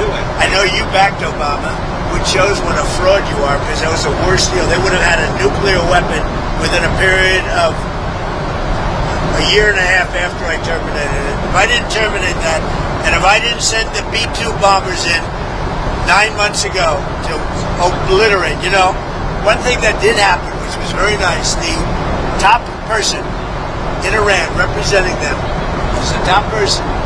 He said, I'm the only one, meaning the United States is the only one, along with possibly China, that would be able to get the nuclear dust out of that disaster that we created with the B-2 bomber. Are you willing to do that? And why do you call it? At the right time, we'll either go in or we'll get it. I think we'll probably get it. But if we don't get it, we'll go in. But you're willing to mount the operation to take it out? I think they'll be totally defeated, and we won't have any risk. Yeah. We have the equipment to take it out. Nobody else does. China might have the equipment. They said you're the only one. They said you and China, but they weren't sure. We have the equipment to take it out. Sir, did you discuss North Korea with Xi? I did. What came out of that? I have a very good relationship with Kim Jong-un. It's been pretty quiet. Have you had any communications with him? Yes. Of what kind? Doesn't matter. I mean, I don't tell you about that. But I have a good relationship with him. He's been respectful of our country. I want him to be respectful. He's been respectful of our country. Hey, thank you very much. Enjoy the flight, everybody. Thank you. I heard you didn't have cameras back here. In fact, I loved it. I heard and now they got a camera. I heard that you were shut out for 2 hours until we leave the airspace. But he's got a camera. He's got never misses a trick. You better make me look good with that camera. All right. Thank you very much, everybody.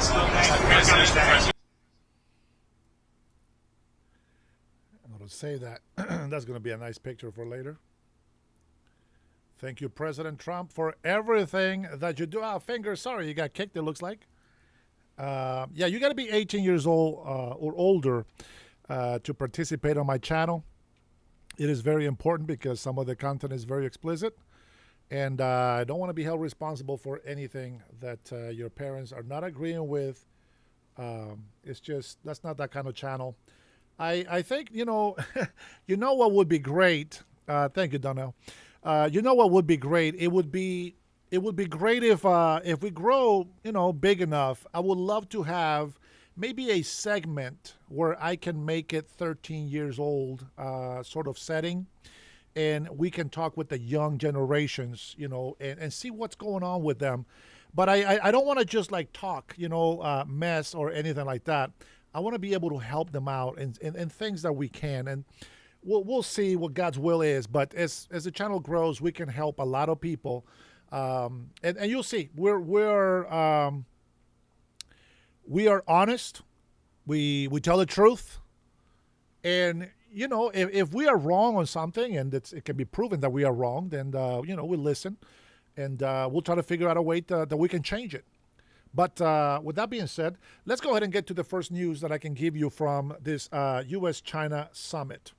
Released Thursday about China's commitment to American businesses. Trump says Xi agreed to order 200 jets from Boeing. What does he want from the U.S.? A lot of things. We talked about a lot of things. Too many things to discuss, but a lot of things. We had a very good meeting, but we want things from them. One thing he agreed to today is going to order 200 jets. That's a big thing, Boeing's. 200 big ones.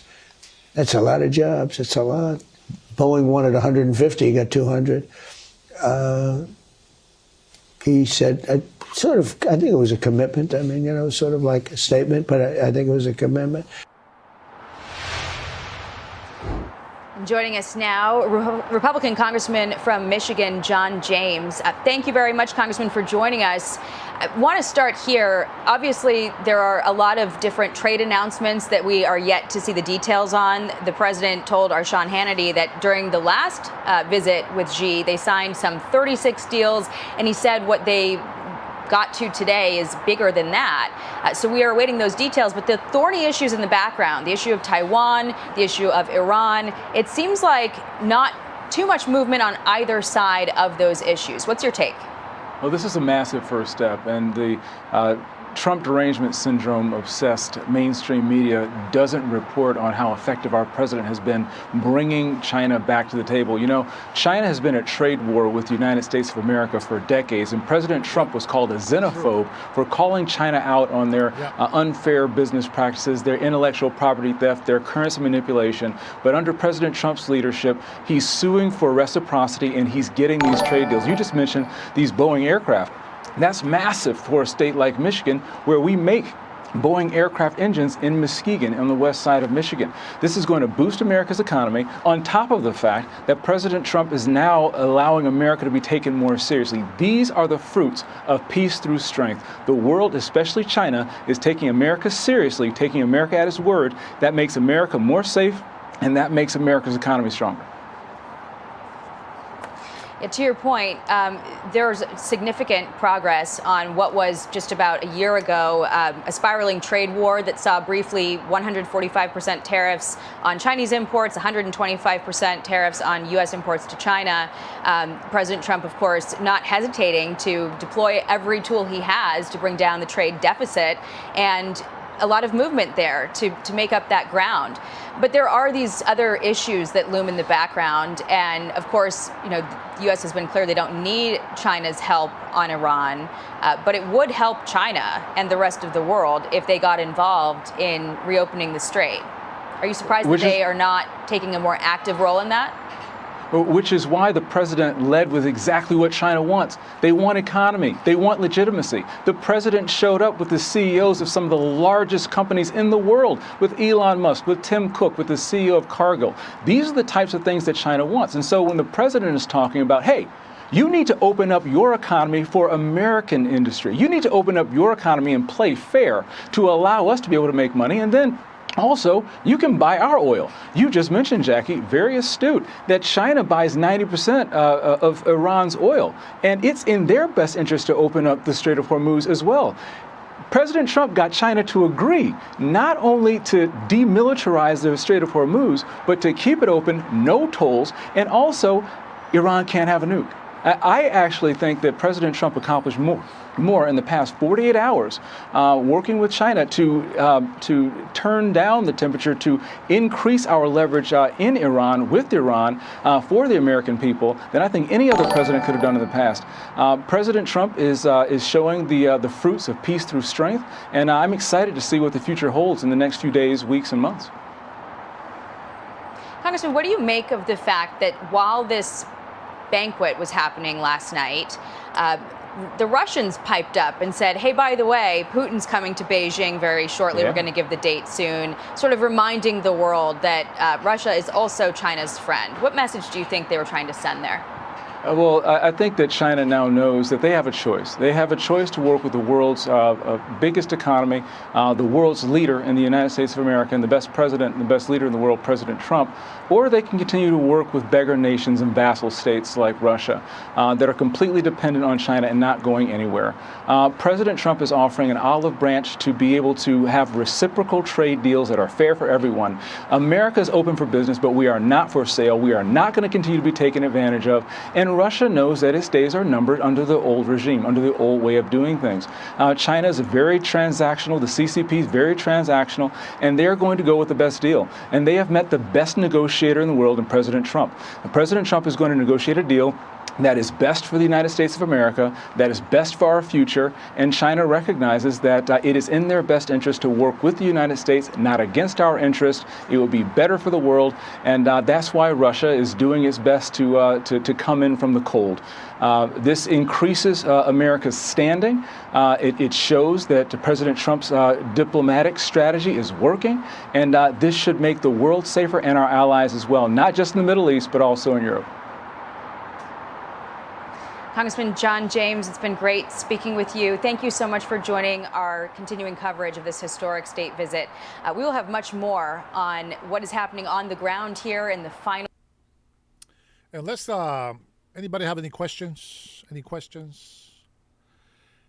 Let me go ahead and play a video here saying, thank you so much. If you are a member of my channel, I appreciate your support.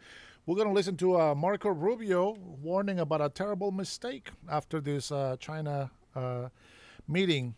So stay tuned. But I want to say thank you for liking the video. Don't forget, if you haven't hit like, hit that like button right now, please. I will appreciate it. And if you haven't subscribed, subscribe. And if you want to go above that, you can always become a member of the club. With that being said, I want to say thank you guys for being my members.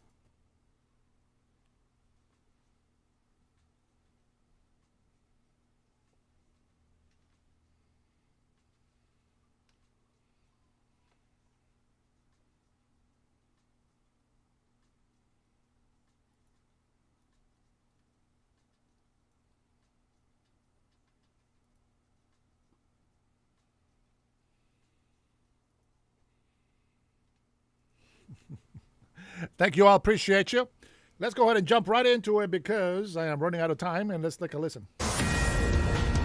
President Trump is now on his way home, boarding Air Force One this morning after his historic summit with Xi Jinping. Two leaders seeming to have productive talks on issues like trade and investing in America, but other issues like Taiwan still a tense flashpoint.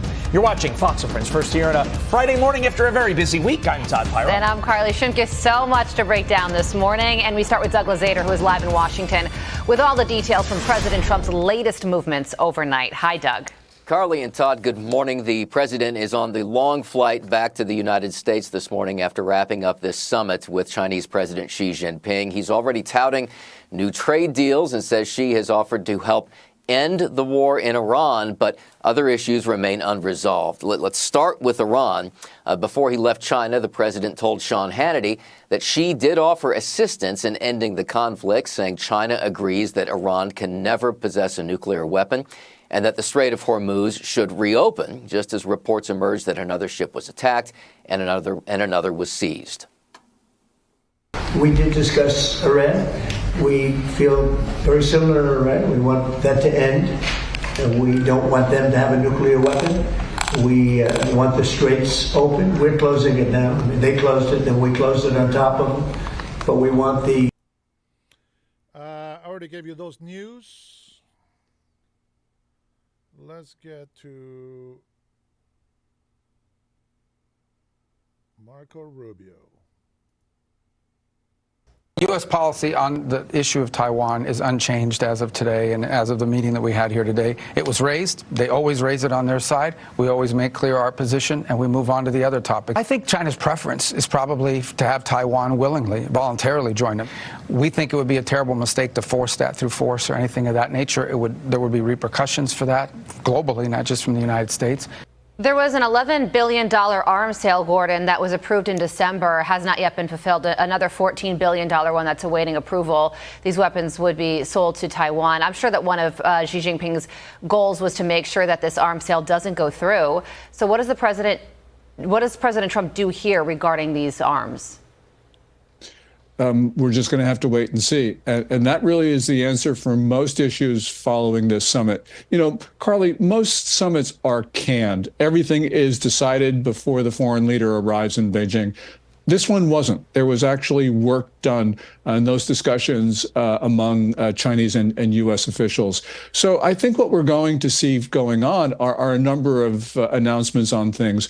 And one of them is that there will be an announcement on the new arms package at some point.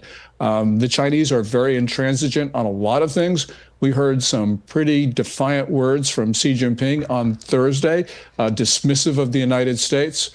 So I think that essentially we're going to see the Trump administration impose costs on China, just as China's been imposing costs on us in the run up to the summit. And I think that that will continue afterwards. The competition continues, and this is going to be, I think, good for the United States. Gordon, I'm trying to view Taiwan through the lens of the average American, because we always talk about it in the abstract. The average American, you're told you need to care about Taiwan. But why? Why should the average American care about something so abstract? Is it all about sort of that key test of American credibility on the world stage? Or is it something as tangible as like, we need all the semiconductors to do what we want to do? Why does the average American care, Gordon?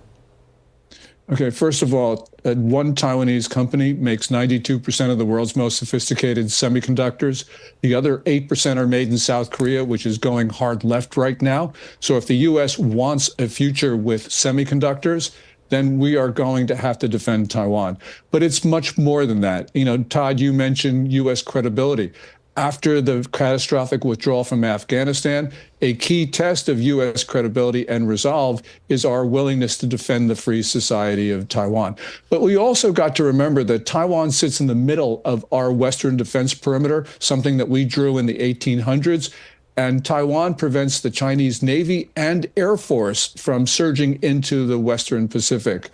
There are other reasons as well. We know China's attacking democracy. We cannot allow the Chinese to absorb any democracy, especially one as important as Taiwan, because there would be inevitable propaganda saying that the U.S. was finished. We know this because we heard that after the fall of Afghanistan. So this is from many different perspectives. We need to defend Taiwan. And by the way, because the Chinese aren't ready to invade it yet, this is a great time to sell Taiwan everything that it wants. Yeah, well, the president right now on Air Force One. This was his 7th face-to-face meeting with Xi Jinping. Describes their relationship as very good, even a friendship. With all of that in mind, and the president heading back to Washington, D.C. now, what would you say your top takeaway, your major headline from this trip after all is said and done is? We will only know that as these agreements are announced. And it's going to take some time for China and the United States to hammer them out. One thing that I'd like to see immediately would be Jimmy Lai freed, the Hong Kong dissident. He's a real hero of freedom. President Trump said he was going to raise the issue with Xi Jinping. We need to protect those people that China is persecuting mercilessly. And we got to know that Jimmy is 77 years old. He's in very poor health. He's held in really miserable conditions in Hong Kong. I'd like to see President Trump with a renewed effort to get him free. Yeah, it seems like President Trump does have capacity to get people in these kind of situations free. We'll see if it happens to Jimmy. Gordon Chang, thank you as always for your insight. We appreciate it, sir. Be sure to like and subscribe. You know what I find very interesting on the arguments that these people make. It's, as much as I love for us to be able to, do things for other countries, you have to understand, I am all for America first, and sometimes that means that we have to get our hands dirty in foreign countries. But I'm going to tell you something. We have heard so much. We got so much heat. I was about to type that on the chat there. We have gotten so much heat from the socialist Democrats, even from rhinos, even from our own conservative people, that we have heard all of this negativity against President Trump and the administration and this and that. And you know what? I think for right now, we shouldn't really care about Taiwan. We do in a way, but we're not going to go to war against China because of Taiwan. Let's just say that. They didn't really talk about it. So nothing has changed from the United States points of view. Is we are still have the same deal with Taiwan. We don't. I don't think it will be beneficial for Taiwan to, run under President Xi. There's some complications there, but at the same time, one of the things that I understand from President Trump is, when they say that President Xi has talked shit about Trump, President Trump doesn't care about that. President Trump talks shit about Xi as well, and they have an understanding. And in that understanding is, hey, listen, they're going to talk to the legacy media the way they're going to talk. If China is having some problems, if the people in China are having problems with their government, hey, there's 1 billion people over there plus. They can stand up against it. If they can have millions, if not hundreds of millions of Chinese join the military and then they fighting their own citizens, yeah, we will not take part on that. So, we have this thing to where we put America first. We're going to go and do what we need to do in the Middle East, in Venezuela, in Central America, and wherever else we need to go for our benefit.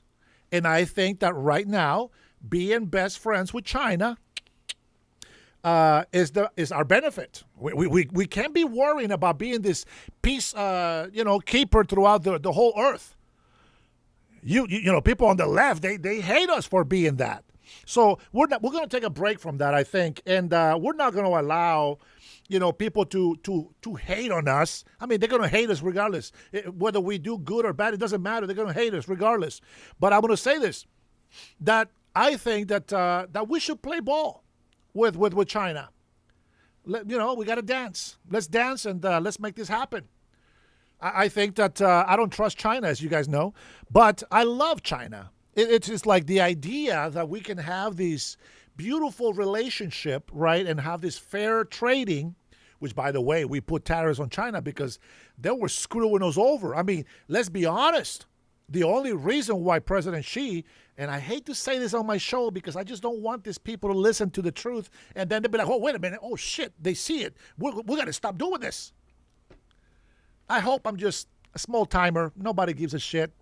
China's not going to come in here. Israel's not going to come in here. Russia's not going to come in here. All of my patriots come in here. We can go ahead and vent about it. But I'm going to say it. China can be a very good alliance for us. They can be a very good alliance, even though they're communists. Hey, just keep that shit over there. You're going to do what you're going to do with your people. We're going to do what we're going to do with our people. And that is to keep our Constitution. Socialist Democrats don't know what that is.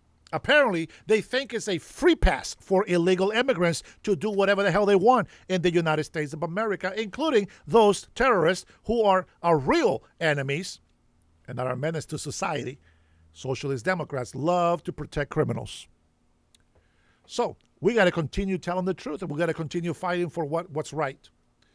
If I stop talking about illegal immigration, are you going to stop hating on me? Is that what's bothering you, that I talk about illegal immigrants? If that bothers you, you're in the wrong country. I will make some time for our vice president. Now, this is J.D. Vance participating on the 45th Annual Peace Officers Memorial Services. And we're going to listen. You guys can chat and do whatever. But if they do a name calling, which I'm not going to, a name caller, I'm not going to, sit here through all of that because we did that yesterday. We honor our fallen police officers. We honor our ICE agents and everybody that has, service in our country. So we love them. We'll go ahead and listen to J.D. Vance, our future president, hopefully. Even though Nick Fuentes believes that JD and Rubio are not a good choice, we don't give a shit about what the little prick says. Besides, he's an anti-Semite. He's an anti-Semite. He is a racist. He doesn't care how many people in this country suffer. He is like AOC.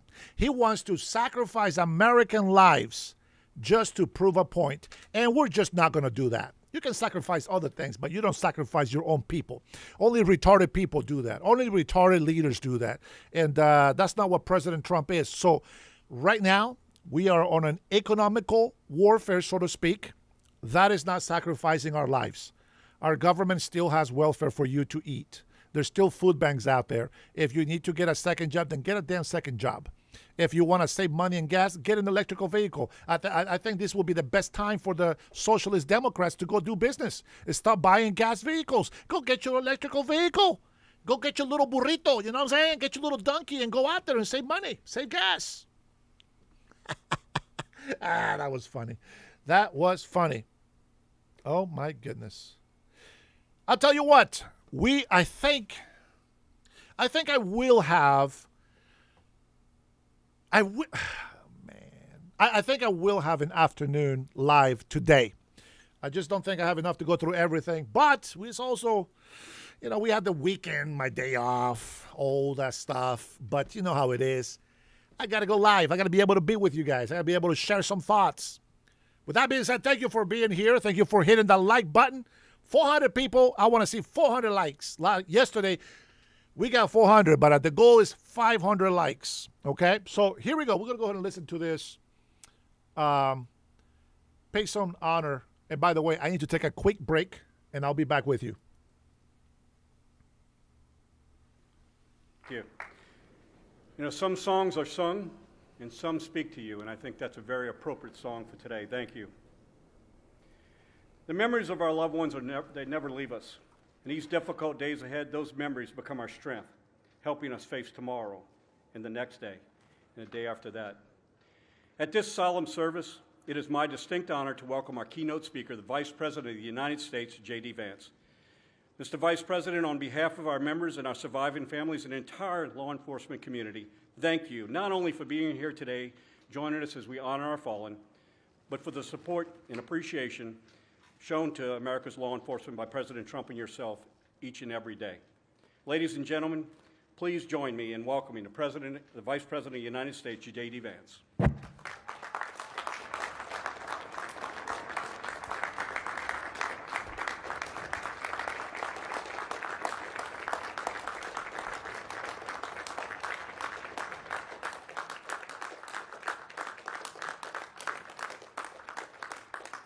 Thank you all. Thank you.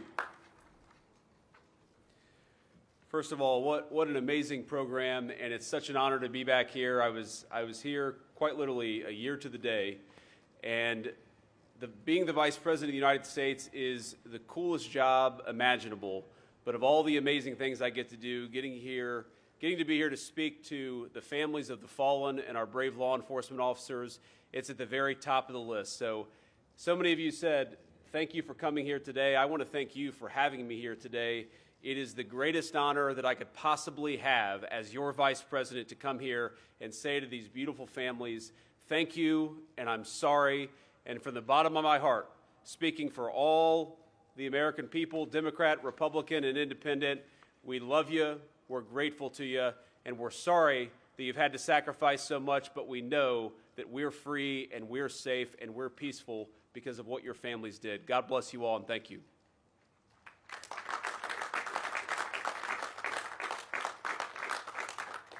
Before I get into the meat of my remarks, I want to briefly express my gratitude to the men and women who've made this particular event possible.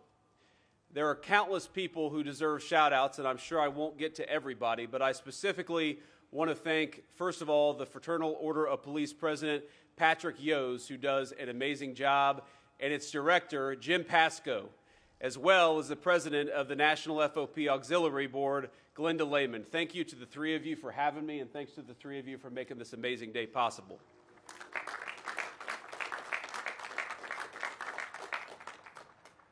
And I told Patrick, I said to the FOP president that I would come back next year, but only if he sings the national anthem next time. So we want to see how many talents Patrick has here. Let me just say that speaking before this audience 1 year ago, like I said earlier, was a solemn privilege. It's an amazing. I see these families, these beautiful families looking up at me, and I know that each one of you represents a story. And I want to say it's my honor to be here again 1 year later.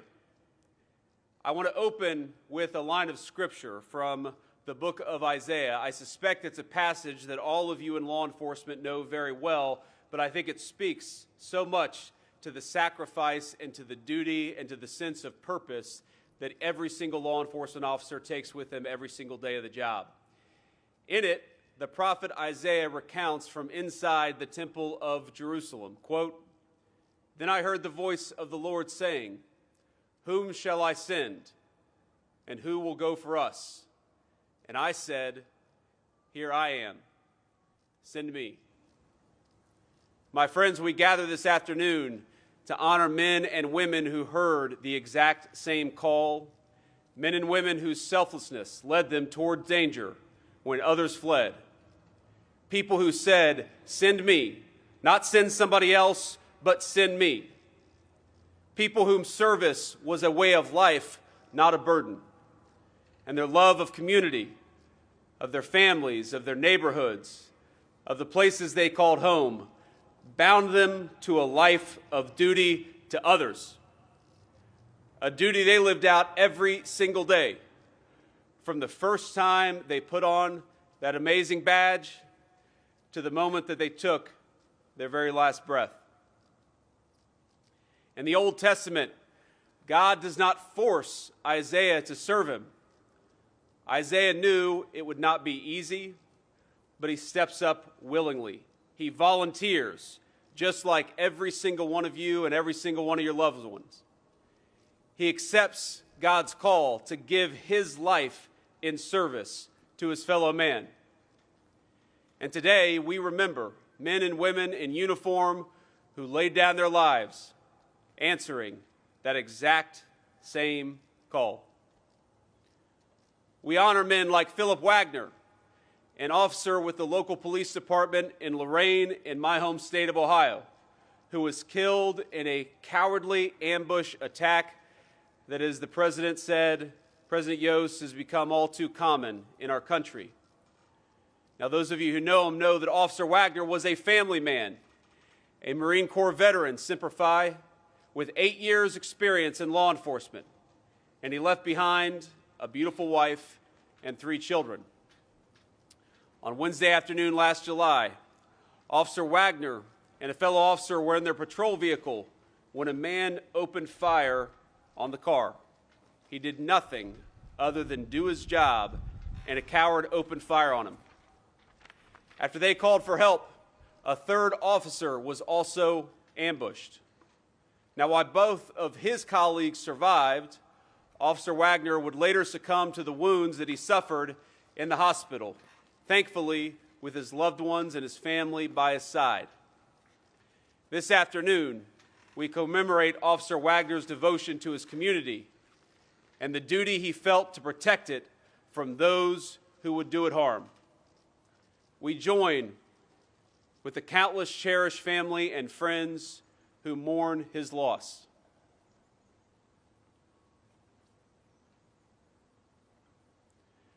Today we also honor heroes like Officer Suzanne O, a 5-year veteran of the Maui County Police Department.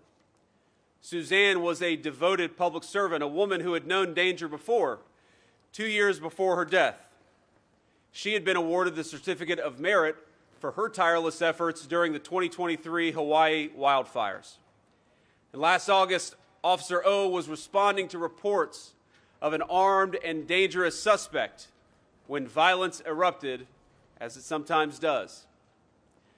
Amid the chaos, she and her fellow officers moved in, searching for the suspect to ensure that others would not be harmed by this violent criminal.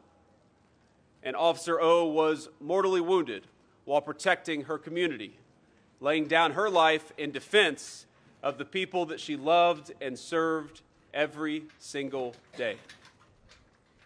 She left behind a family of her own, a sister, 3 brothers, an adoring boyfriend, and many other loved ones, as well as a legacy of quiet strength, and a legacy of always putting the needs of others first, even when it requires the sacrifice of your own life. So today we honor Officer O and give thanks for her. And finally today we honor 3 officers from Pennsylvania's Northern York County Regional Police Department. Their names were Detective Mark Baker, Detective Isaiah Immunizer, and Detective Sergeant Cody Becker. Last September, these men were killed in the line of duty. They were working to serve an arrest warrant against a man wanted for stalking and threatening an innocent woman. A man lying in wait, wearing camouflage, carrying an AR-15 and surveilling his victim in her home, a woman who felt no safety, no security because of the actions of a violent criminal. But these officers decided to do something about it. When they moved to protect her and carry out their duty, they were unfortunately met with a brutal ambush from this coward. Now, all 3 of these officers, Detective Baker, Detective Immunizer, and Detective Sergeant Becker, gave their lives confronting evil without hesitation, placing themselves between danger and the people who depended on them most. These were talented and seasoned cops. Across the 3 of them, they represented nearly 60 years of experience within law enforcement, and each of them left behind grieving widows and beautiful children. Today, we pray for all 5 of these law enforcement officers and for the many others we honor this afternoon. Now, I know I don't have time here to go through every single law enforcement officer that we've lost in the past year. We cannot tell every single story of every single family and of every single instance of brave sacrifice. But when I look at these white chairs here in the front rows, what I see is dozens of stories, dozens of brave people, dozens of family members, dozens of husbands and fathers, of moms, of wives, of people who loved their families, but also loved the peace that exists in our community. And they loved it so much they were willing to lay down their life to protect it. So I want each of you to know, from the President, from the Vice President, from the entire administration, from a grateful nation, I see you. I recognize that each and every one of you lost something that we cannot possibly ever repay. But I want you to know, from the entire United States of America, from our fellow citizens and the family member of all American people, we love you. We're thankful for you. We're sorry for what you sacrificed, but we will never forget what your officer laid down. And every day, we have something that we can do. We can't repay the sacrifice, but we can honor that sacrifice by making this country safer and stronger and more secure for the people that they served, by living up to what they sacrificed their lives for. In the Trump administration, we have made progress in ending the epidemic of senseless violence against our men and women in uniform. Now, we can't ever forget that a single officer lost in the line of duty is too much. But just as we mourn the officers we lost, we celebrate the fact that in 2025, I am proud to say that the deaths of on-duty law enforcement reached their lowest level in 80 years in the United States of America. And that milestone comes amid a nationwide decline. Thank you.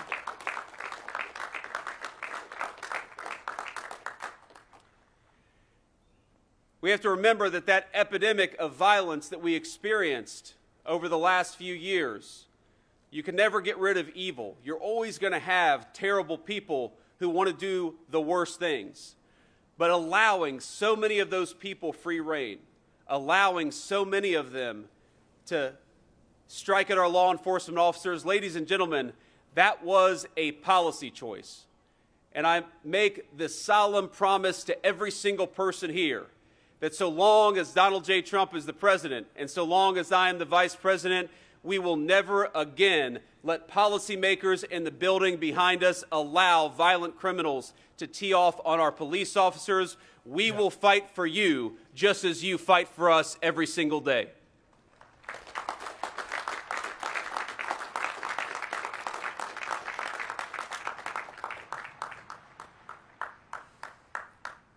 Part of the reason we've seen that decline in violence is because, working with all of you, we've crushed the criminal cartels and halted the tide of narcotics and migrant crime flooding across our borders, because we knew that so much of the violence in our communities, so much of the violence that you were dealing with every single day was coming across that wide open border. So last year, we celebrated another important milestone, that the murder rate in the United States of America fell to its lowest in 125 years, marking the largest single drop in recorded history in the United States of America.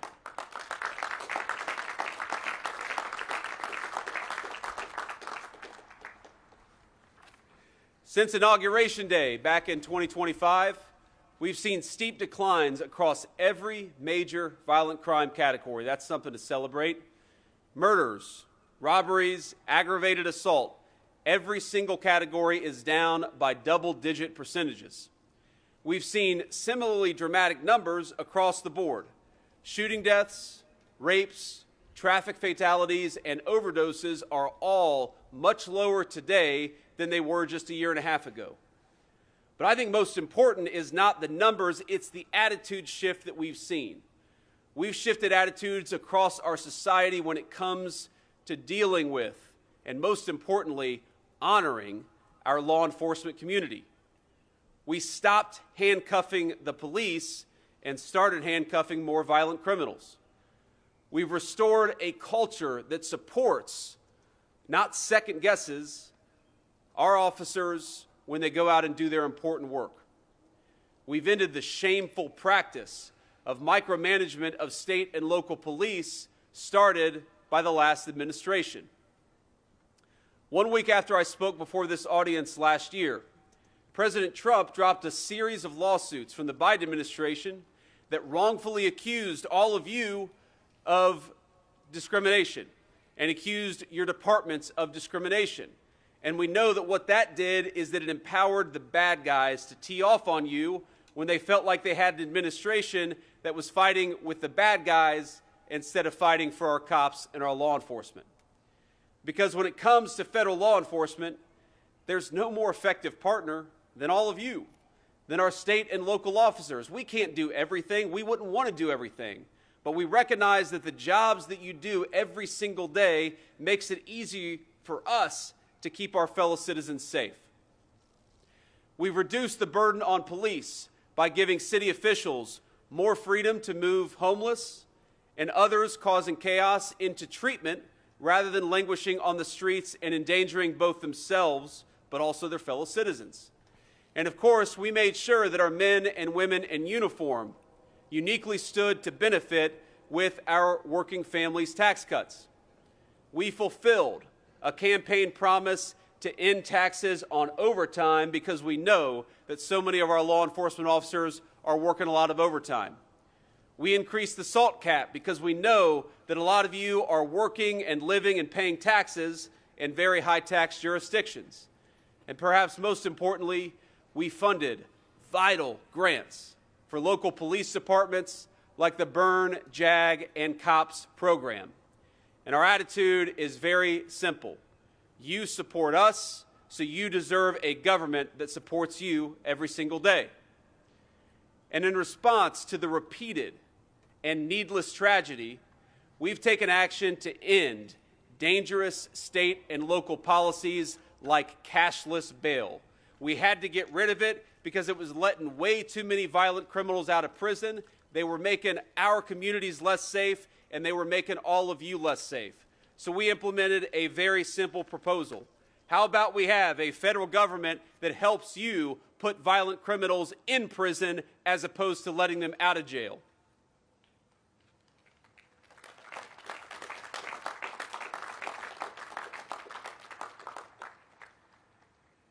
And when tragedy does occur, because we know that no matter what we do in a country of 330 million people, no matter what you do, there are always going to be some bad guys that are trying to cause harm, trying to cause violence, and trying to make our fellow citizens and our law enforcement suffer.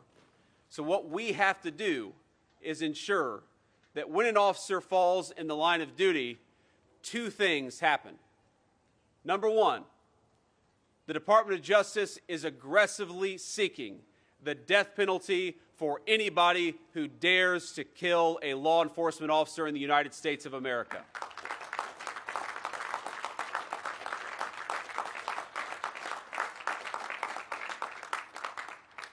And number two, we're taking care of all of you left behind when your loved one pays the ultimate sacrifice.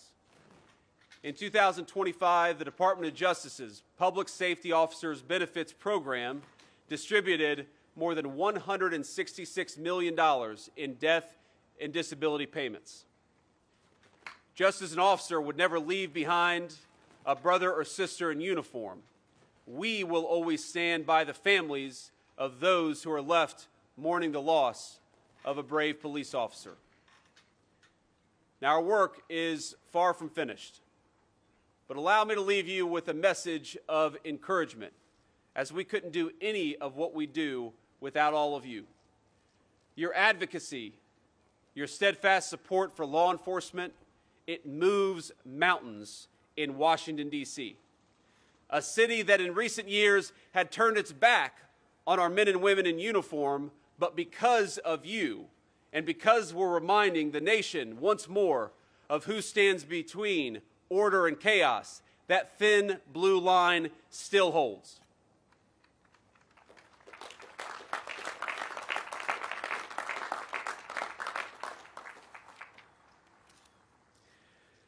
My friends, later in the book of Isaiah, the Lord speaks through his prophet, and he says, "You shall be called the repairer of the breach. You shall be called the restorer of streets to dwell in." This afternoon, we honor the men and women who lived out that calling every single day, who gave everything for their belief in it. They stood in the breach for their communities so that the streets would be safe to dwell in. Where others brought violence and chaos, they brought order and peace. And though we mourn their passing back into the arms of their Creator, those of us who remain inherit a new responsibility.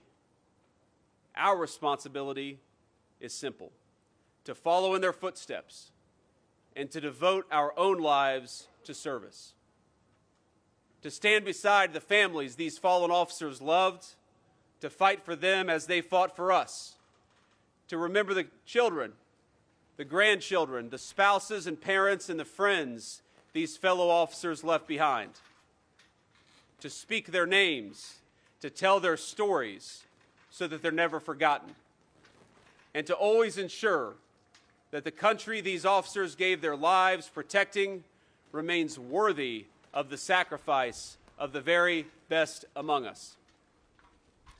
You know, I stand up here with this very thick glass between me and you, and because I'm the Vice President of the United States, I am blessed to have a Secret Service detail, people who look after me, who put their lives on the lines, just as your loved ones put their lives on the lines. And what I realize is that the Vice President of the United States, of course, has a Secret Service detail, but 99.99% of our fellow citizens do not. They don't have a Secret Service detail. They have you, and they have your loved ones.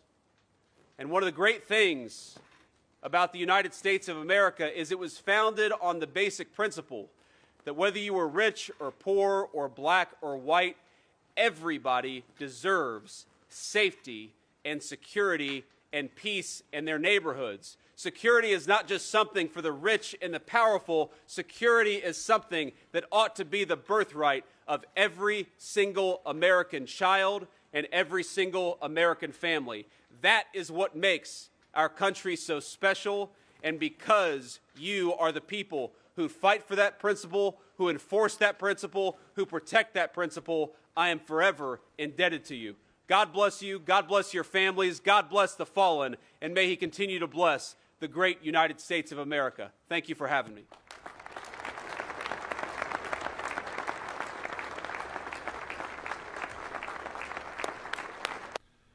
Thank you to our Vice President, J.D. Vance.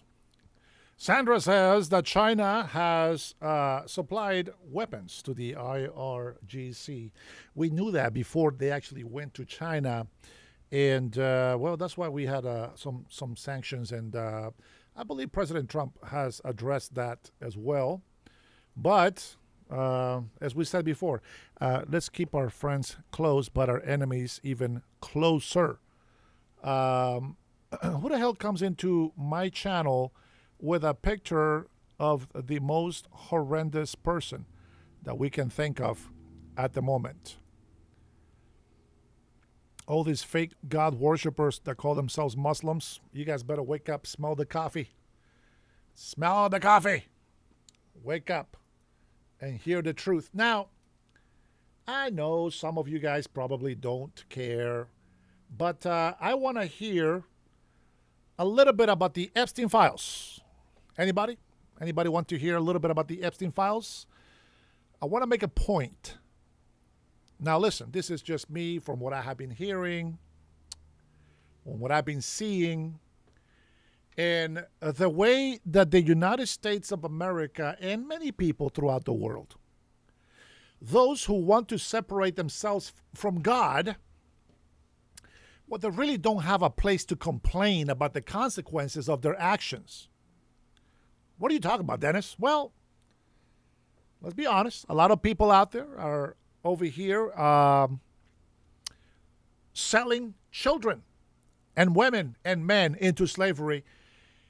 And when people separate themselves from God, the devil is just happy to do his bid. Epstein Island was a serious problem. Do I believe that everybody that went to the Epstein Island was bad? No. No. Everybody that goes to the island, the Bay Islands in Honduras, there has been incidents in certain areas where some bad stuff was happening. That doesn't make anybody that has visited this place evil or guilty of wrongdoing. With that being said, you know, the Socialist Democrats are the biggest hypocrites that I have come across in my life. Because these guys deny God. They call themselves atheists, agnostics, and whatever other bullshit name they want to call themselves. And they deny everything in the Bible. But the moment that they want to make you feel guilty or bad about something, they quote a scripture, something that fits their narrative. Well, I ain't down with that. You bring that junk over here, I'll tear you apart. Can't bring up BS. Some teenagers, as I was one of them, in the early 90s, we used to go to parties. Underage drinking was the thing. As a matter of fact, I'm not going to say most Americans, but I will say this.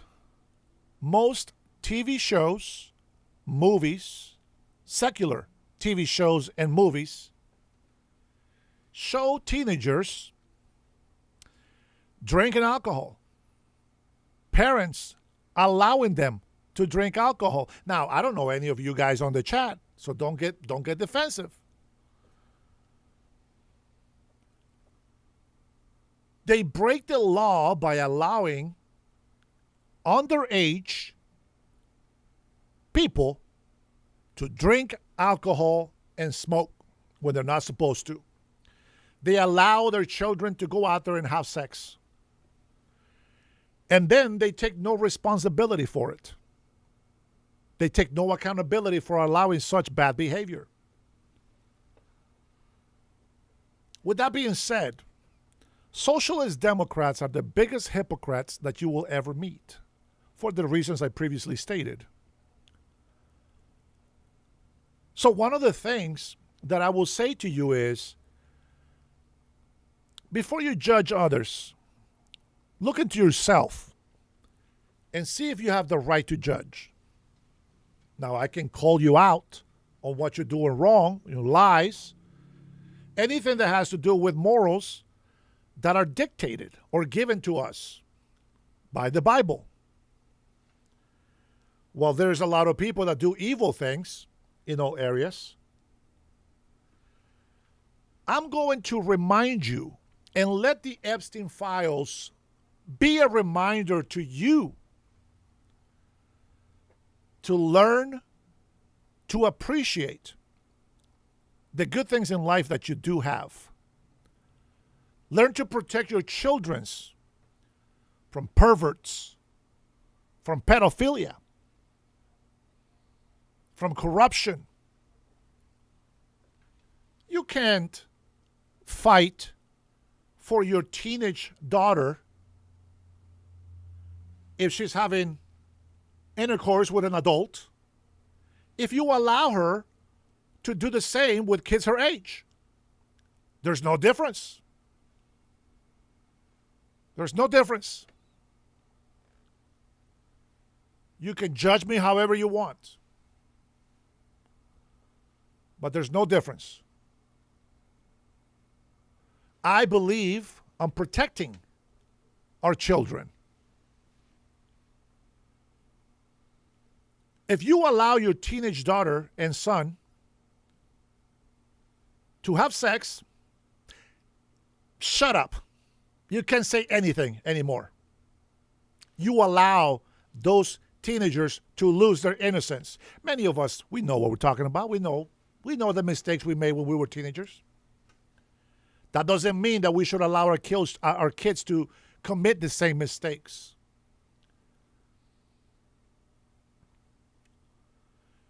It is crazy that people play like they are this innocent people, righteous with no sin ever committed, and they want to come in here and throw stones at us. Throw stones at the president as if they are innocent. You hypocrites. You guys are snakes and vipers telling lies about those who you don't like or disagree with. Be honest with yourselves. Do not be deceived by the devil and his demons.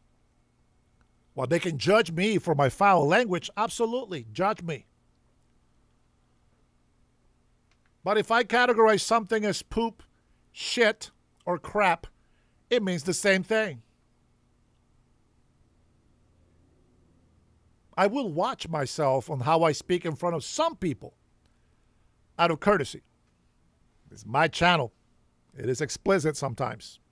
Warning has been given. If you haven't heard it, you should go watch my introductory video to my channel. With that being said, we're going to go ahead and play just a part, not the whole thing, just a part from this hearing from the Epstein survivors, because there was a killing going on in the island. The Epstein survivors. Let's take a listen to these women. But I want you to be very careful on what you pay attention to. Everything that I have given you is sort of like a pre-explanation of what you're about to hear. A lot of teenage girls wanted to go with rich men on rich boats. And they got drunk. They got hammered. This is what they're doing. This is how what happens when you become rebellious to your parents. This is what happens when parents don't take care of their children. This is what happens when you have sinful nature and you don't do anything about it and you continue to separate from God. You create Epstein Islands.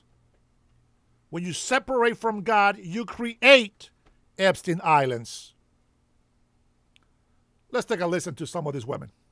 And how he psychologically threatened, abused, and used all these different tactics to abuse girls and women. But I want to make one thing clear here today, and I want to ask some questions about this, is we talk about the system failing. The system didn't fail. The system was designed to protect the wealthy. Mm-hmm. The system was rigged from the beginning when those mansions were built. The system was built on inequality. The system was built on exploiting people.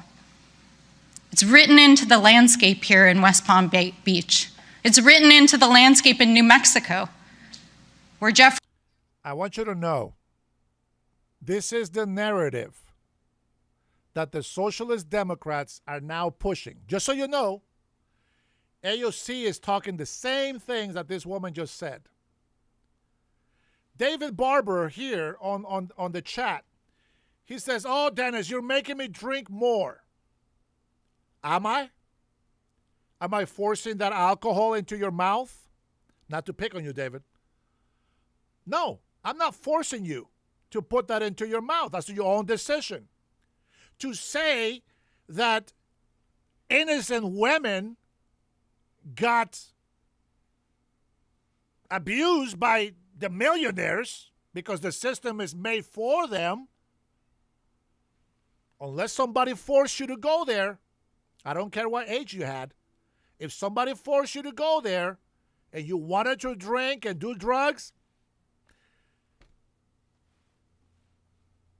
what can I say? Epstein went to Santa Fe with his rich friends and recruited girls that he exploited and then trafficked to other rich friends that he flew to New Mexico. This wasn't failure, this was a system. It was a system of exploitation, it was a system of abuse, and it was a system of power. And that's one of the things that I want to really dive into here with my short time today. Because the officials, the federal, the state, the local, the attorney generals didn't just fail to investigate these cases, they chose not to investigate them. They chose to take bribes and kickbacks and campaign donations. The police department here in West Palm Beach chose to take a donation from Jeffrey Epstein. The police and sheriffs and others in other cities. By the way, so did Hakeem Jeffries and a lot of Democrats. I just want to point that out. And states chose to take donations. And right now, while this is not a partisan issue, this administration is choosing to not investigate the crimes that are in these files. This administration is choosing to release the names of survivors and not perpetrators. This administration is choosing to not investigate or indict a single man who committed rape of a child or woman that is in the files. And this administration is choosing to gaslight the American people while all over the world, foreign officials are arresting, investigating. A prince has been taken down, and here in the United States, our Department of Justice, which is sitting on millions of files, is refusing to act. That is not a failure, that is a choice. That is a system built on wealth, inequality, and exploitation of women, of girls, of children, and a system built to protect the powerful. That is a system. And it is a system that Jeffrey Epstein developed here in West Palm Beach, and then it is a system that he exported to places like the Virgin Islands, to New Mexico, and to all of the places that he operated. And so I want us to think about, as we're moving forward with this investigation, We can investigate all the hundreds or even thousands of micro decisions that were made by local police, by sheriffs, by state police, by the Department of Justice, by AGs who chose to turn a blind eye and not prosecute these crimes. But the only way we are actually going to get justice in this case is by changing the system itself. And that's exactly what you guys are doing. And it's powerful. You're literally taking on the entire world right now and a system of wealth and inequality. So I want to ask the survivors, because I feel like you get asked all the time to retell your stories, and I've read your stories. Anyone can go in the files and read your stories, but I want to hear from you what justice would look like in this case. So maybe starting here on the end. It's always a sore subject, because I'm just like, at this point, honestly, I don't think justice will ever be served in this case. And that's just my experience of the past 20 years that I've dealt with it. If I were really optimistic, and it did, I think it would be, for one, the Crime Victims' Rights Act. We have to fix that law. Also, education in the school systems, maybe like with the sex ed, or just there has to be more education on what grooming is, on what sex trafficking is. It's not, I think a lot of people have a picture in their head that is just not reality. And for me, being that this happened in Palm Beach County, I think there needs to be like a building. And I think that the first 72 hours that a survivor tells their story and comes forward and says, okay, I'm ready to tell this. And it's such a crucial time. I think there needs to be something dedicated in Palm Beach County to all of our childhoods that were lost and taken. When we came forward and we told our stories, man, I was treated like a criminal by the federal government. And I guess justice would be change.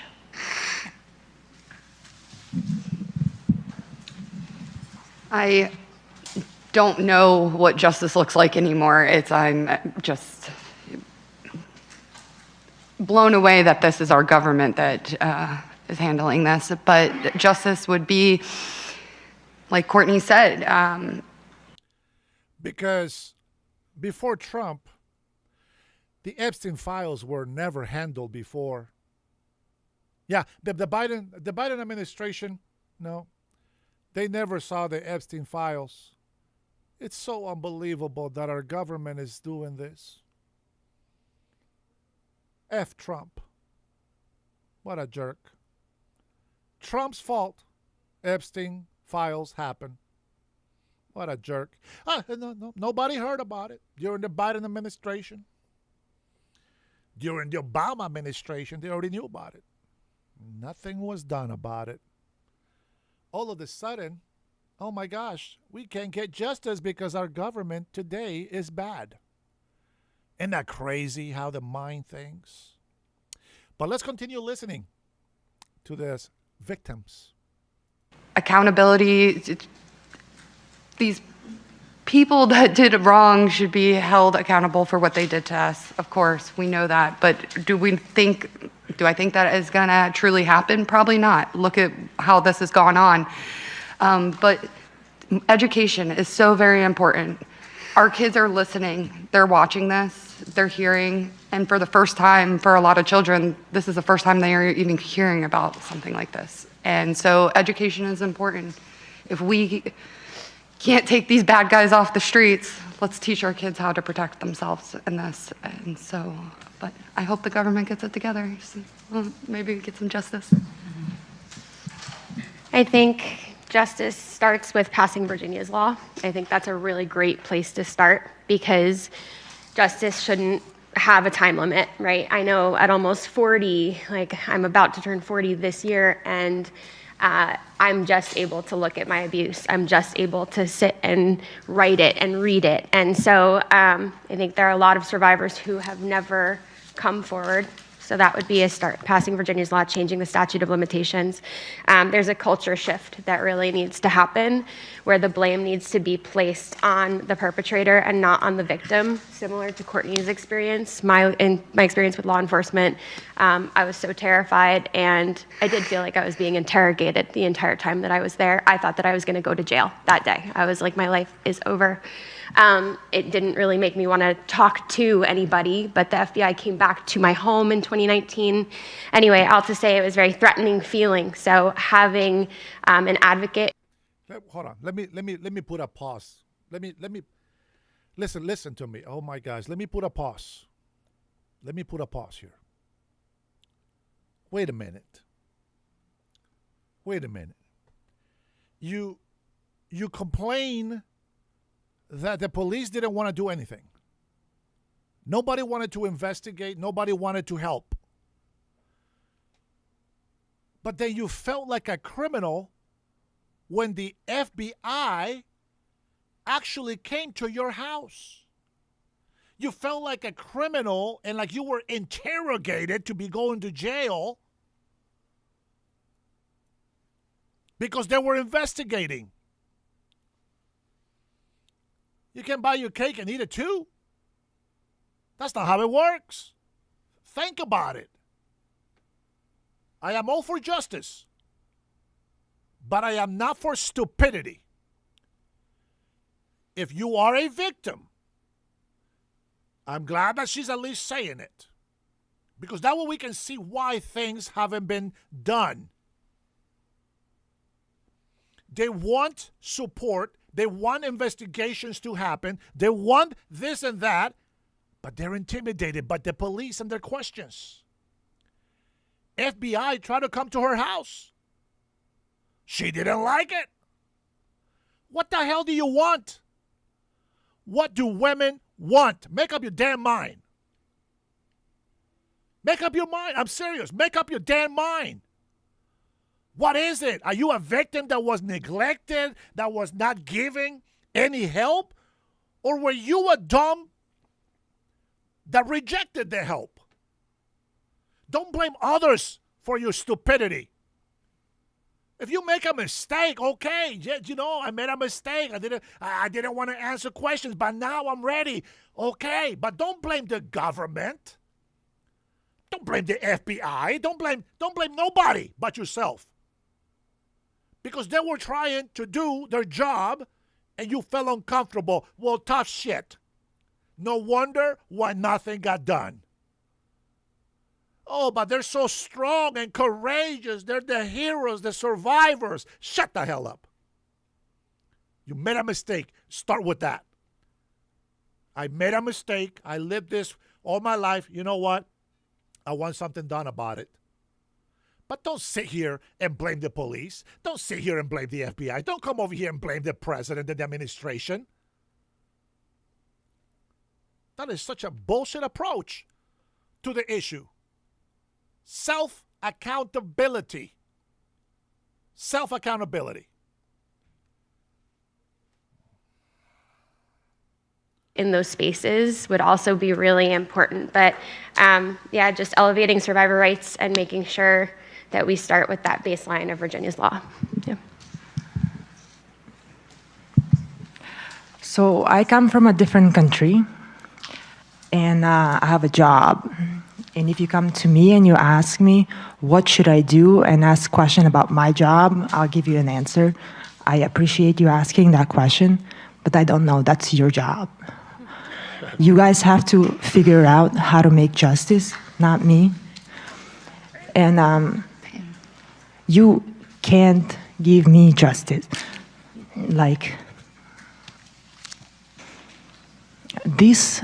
when I came to this country, I thought something is going to be different. And I am shocked that this is happening here in the United States. You keep on saying this is the worst case in the United States, but it's not. It's the worst case in the world. This never happened to me in other places, and I traveled as a model all over the world. This didn't happen to me there, it happened to me here. You need to figure it out, and I hope you do. And I hope this never happens again to anybody. Keep it in the history books. Don't stop fighting. Don't let it go away. I wish one day we all can sit there and never hear the name, but I also hope that we will forever, so this never happens again. Good luck. Thank you.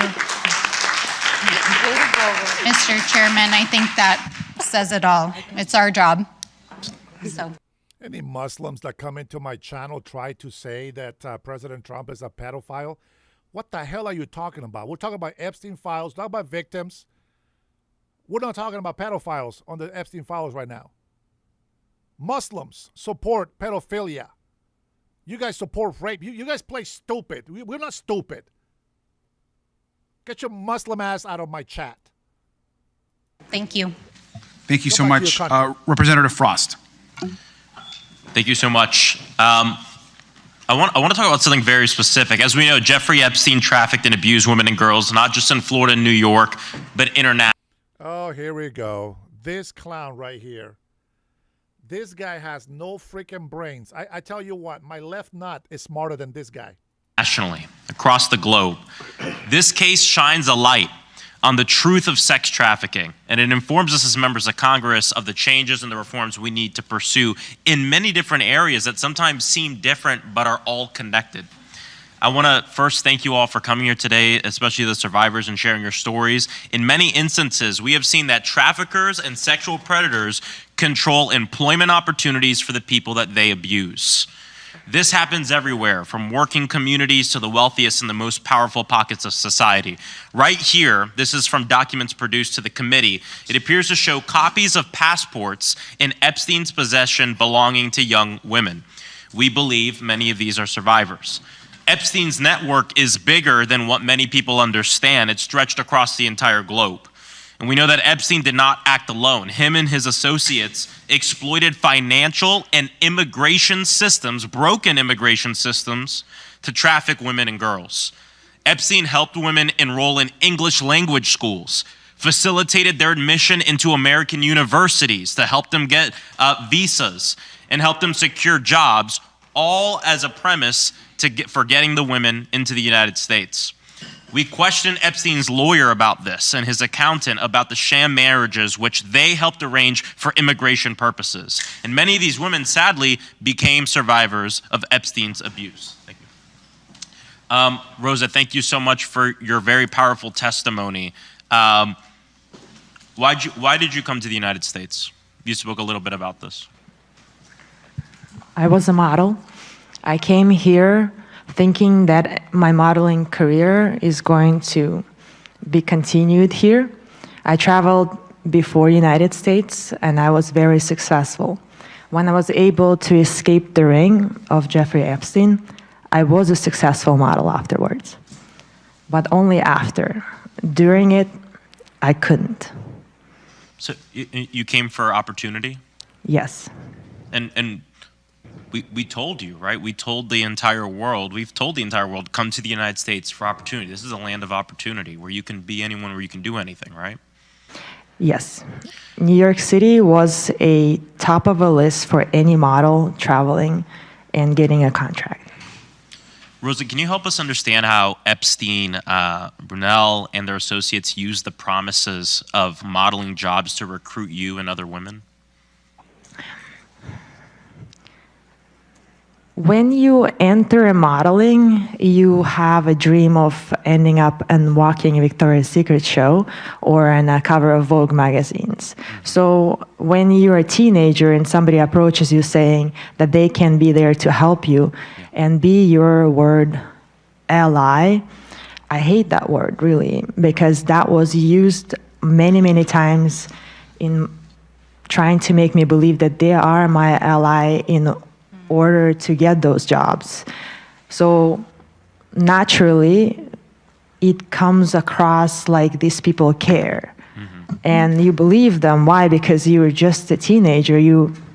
It doesn't look really scary to begin with, so they gain your trust. And then they put you in a situation where financially you can't leave. The ticket back home costs $1,300 round trip. I was giving $100 a week in New York City to survive.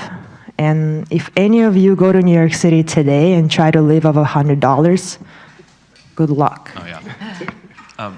Rosa, we also know that you're an immigrant, and we know that Epstein and his network also manipulated and threatened women using their visas or immigration status. Can you talk about your experience with this?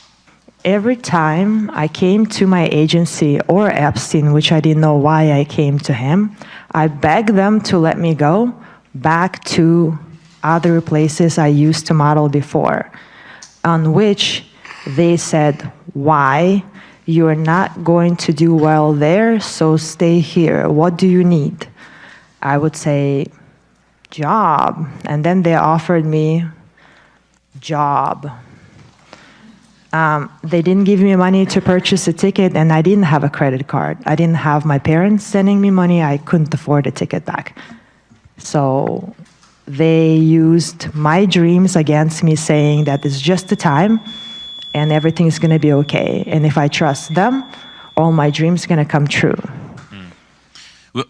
So she chose. She made a decision. She made a choice. Why were they there in the first place? They were seeking fame, luxury, vanity. It's what happens when you separate from God. When you go after this lust, after all this fantasies, that's exactly what you get. So many stories coming from Hollywood. Actresses, minors, sleeping with writers, directors, movie stars. That's why you have a lot of movie stars today that they're canceled. They refuse to kiss women because they're married. Somebody tell me, what's the name of that actor? The guy with the blue eyes and the white hair. He made a statement. He says, my lips are for my wife only. Can somebody get me the name of this actor? Listen, I'm not saying that the people that did what they did in Epstein Island is innocent. What I'm saying is they put themselves in that situation. Tell me, how many teenagers today, even after listening to this, would still go to the Epstein Island, would still take the free plane ride, would still listen, ignore the parents, and still listen and say, I am going to be a famous model. I'm going to be a famous actress. The story never changes. But for some reason, the lunatic socialist Democrats and some rhinos and some other people that, whatever. I understand that you have a concern, but you have to be able to argue it on a general view, not just one that has an agenda or a rhetoric.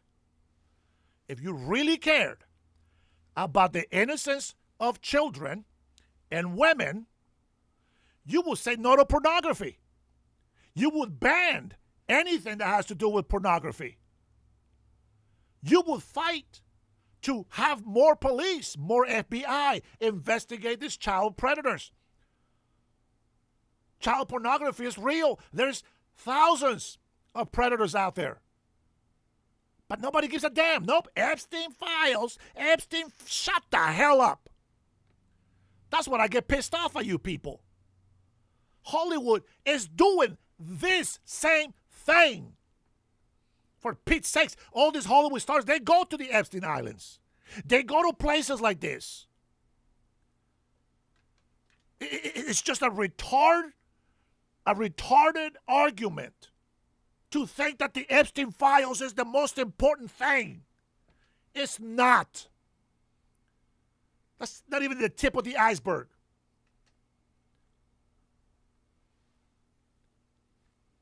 They put themselves in that situation.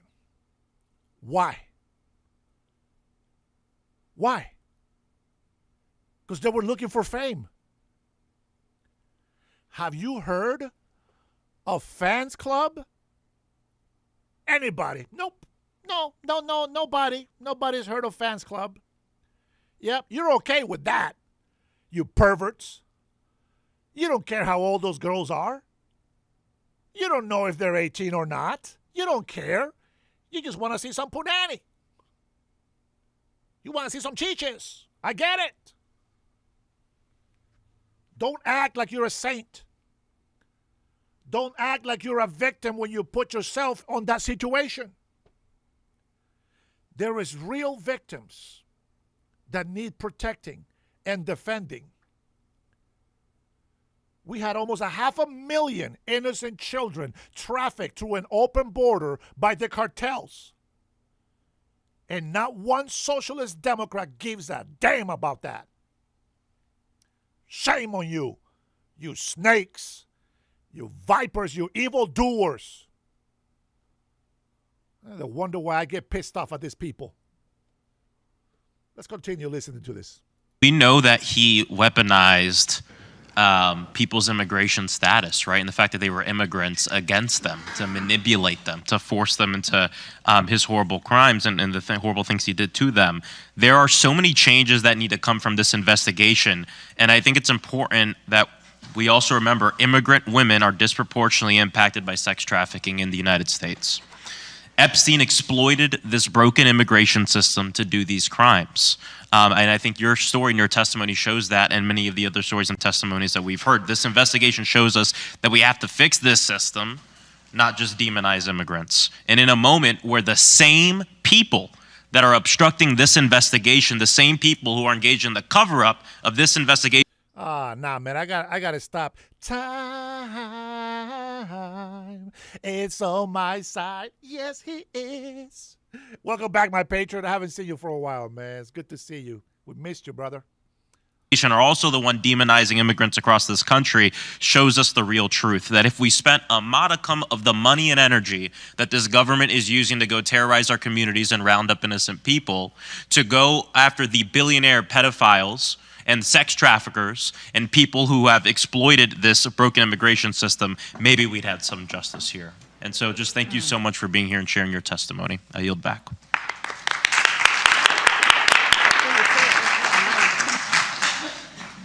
And now I'll recognize Ms. Lee from Pennsylvania.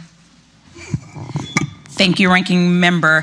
I want to start, like many, by just grounding us in the people who have too often been ignored. Survivors like Danny Bensky, who was just 17 when she was lured to work for Jeffrey Epstein with false promises and then threatened with her mother's illness. Rosa, who was trafficked across borders and abused for years. Courtney Wild, who not only survived abuse, but then had to lead a legal fight for recognition by a Department of Justice that was supposed to protect her. And Jenalisa Jones, who has sounded the alarm that a paltry release of DOJ files hints at a possible, probable cover-up. I just want to thank you all for being here, for continuing to show up, for your continued courage and your commitment to justice. We recognize that you are unfortunately four of very, very many more survivors. And I hope you know that your presence today means to survivors across this country, how important it is to them. For decades, survivors have worked in good faith with law enforcement to try to expose Epstein and his co-conspirators, only to have their interests and their needs ignored. From a bogus non-prosecution agreement way back in 2008, to the inexcusable release of personal identifying information from Pam Bondi and Todd Blanche's DOJ. The DOJ seems perfectly capable of concealing the names of these rich and these powerful folks in the files that have been released, but they did not give that same level of care to the actual survivors. And here in Florida, Alex Acosta spent more time cutting a deal with Kenneth Starr, Alan Dershowitz, and other well-connected lawyers working for Epstein and with Epstein than he did actually listening to survivors. This sweetheart deal enabled Epstein to continue abusing survivors while he was out on work release, as we've heard. The DOJ has failed to indict any other perpetrator of sex trafficking beyond Epstein and Maxwell, despite all the complaints and the reports that other individuals were implicated and involved, including from survivors themselves who have named these people. They seem to have no plans to do so. So Todd Blanche stating that the Epstein files, quote, should not be a part of anything going forward, unquote, is where we need to spend a little time. This is a glaring proof of a two-tier justice system of justice in this country. Mr. Cuban, this saga began with a failure at the state level when prosecutors declined to fully pursue justice against Jeffrey Epstein, right? Correct. You represented one of the first survivors in Florida. We saw a non-prosecution agreement that shielded Epstein and protected his associates. Can you explain why that agreement was so unusual and how harmful it was? So first of all, as I said before, it was unusual because ordinarily the U.S. Attorney's Office would consult with counsel for the victims and talk about the potential charges that they're going to bring, and they never did that. They kept it secret. They would not answer phone calls. When I was able to get through to the U.S. Attorney at the time, who was Maria Villafana, she said, I can't talk to you. Second, it was so unusual because it not only gave immunity to Jeffrey Epstein, who was the target of their investigation, but it gave immunity to co-conspirators without prosecution of those co-conspirators, or even a hint of prosecution of 4 specifically named co-conspirators. Lastly, the most unusual part of that deal was that they added the phrase unnamed co-conspirators. I have never, in 30 years doing this, ever seen a non-prosecution agreement so broad as to say that they're giving immunity to unnamed individuals. It was a gift. Ms. Wow, really quickly, can you tell us more about those emails between Epstein's lawyers and the prosecutors and what made them seem different from what you would think a typical plea negotiation would look like? Yes, ma'am. When me and Brad Edwards were able to, we got the emails, it was literally friends. They were meeting at Starbucks, they were meeting off the record, wherever they wanted. These were friends literally negotiating how much time, what it would look like, what the charges were going to look like, what they were going to say during the grand jury. It was all scripted. It was all set up, cover up. I just want to say really quickly, does any survivor feel, have you felt protected or seen or heard by the government? No, ma'am. Just no. The redactions, none of my information had been redacted. This is about a system that asks survivors to carry the burden of proof, the burden of patience, the burden of pain, while people with... If you want to claim victimhood, one of the reasons why it's so courageous for you to stand up and go up there and do what you got to do, that has to be unredacted.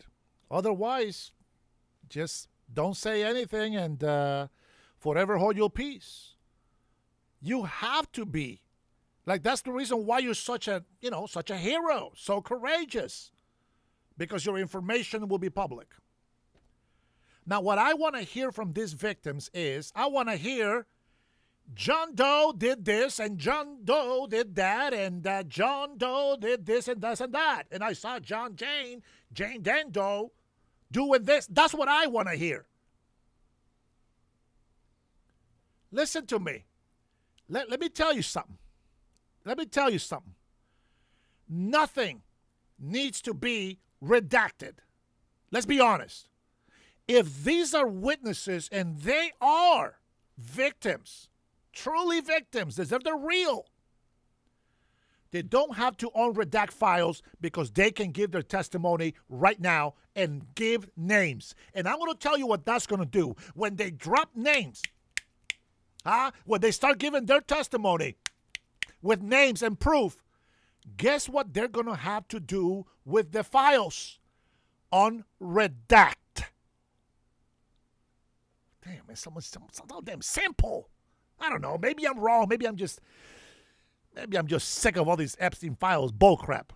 Wealth and power are given time and protection and silence. While we're here today because of Jeffrey Epstein, sexual abuse survivors across this country know all too well that he is not an anomaly, but he's a high-profile example of a system that too often works exactly as designed, to shield abusers and silence those that they harm. So to all the survivors, the fierce attorney advocates who are with us here today, I just want to thank you for coming forward despite the many frustrations, the threats, the dangers, and the setbacks that you've experienced. We have a responsibility to all survivors who are still waiting, to the ones who have never gotten justice, and to the ones watching right now, to say that this ends here, and we take that very seriously. I thank you all so much, and I yield back.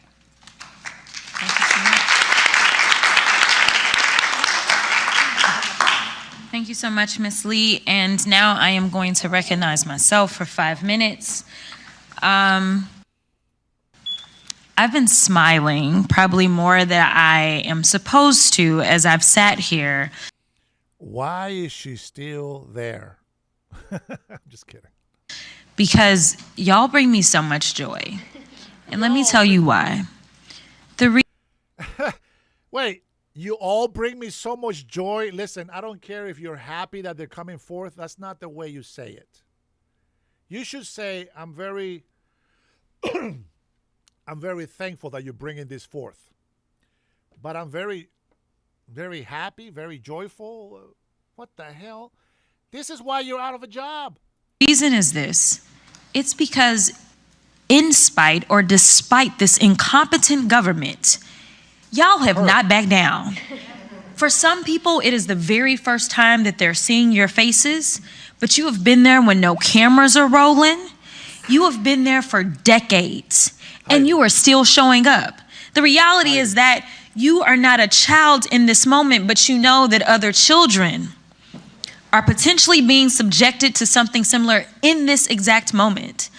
And it is your courage that is contagious. We don't have that, unfortunately, in Congress. We got a bunch of cowards.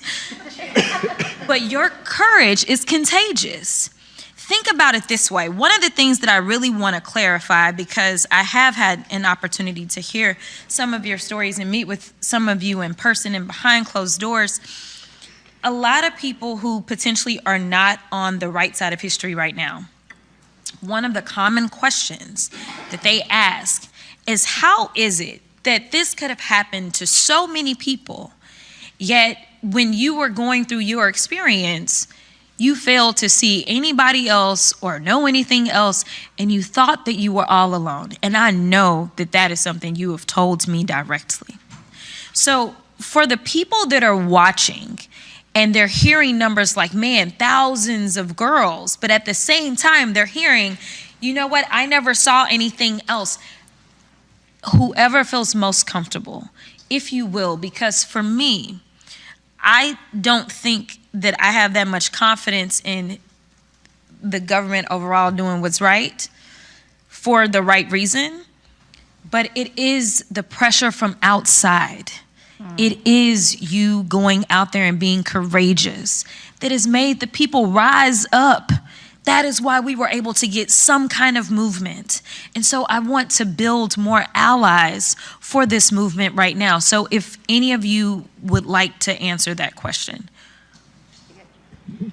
Thank you for that, first of all. But I think it starts with our young people knowing that they need to speak up.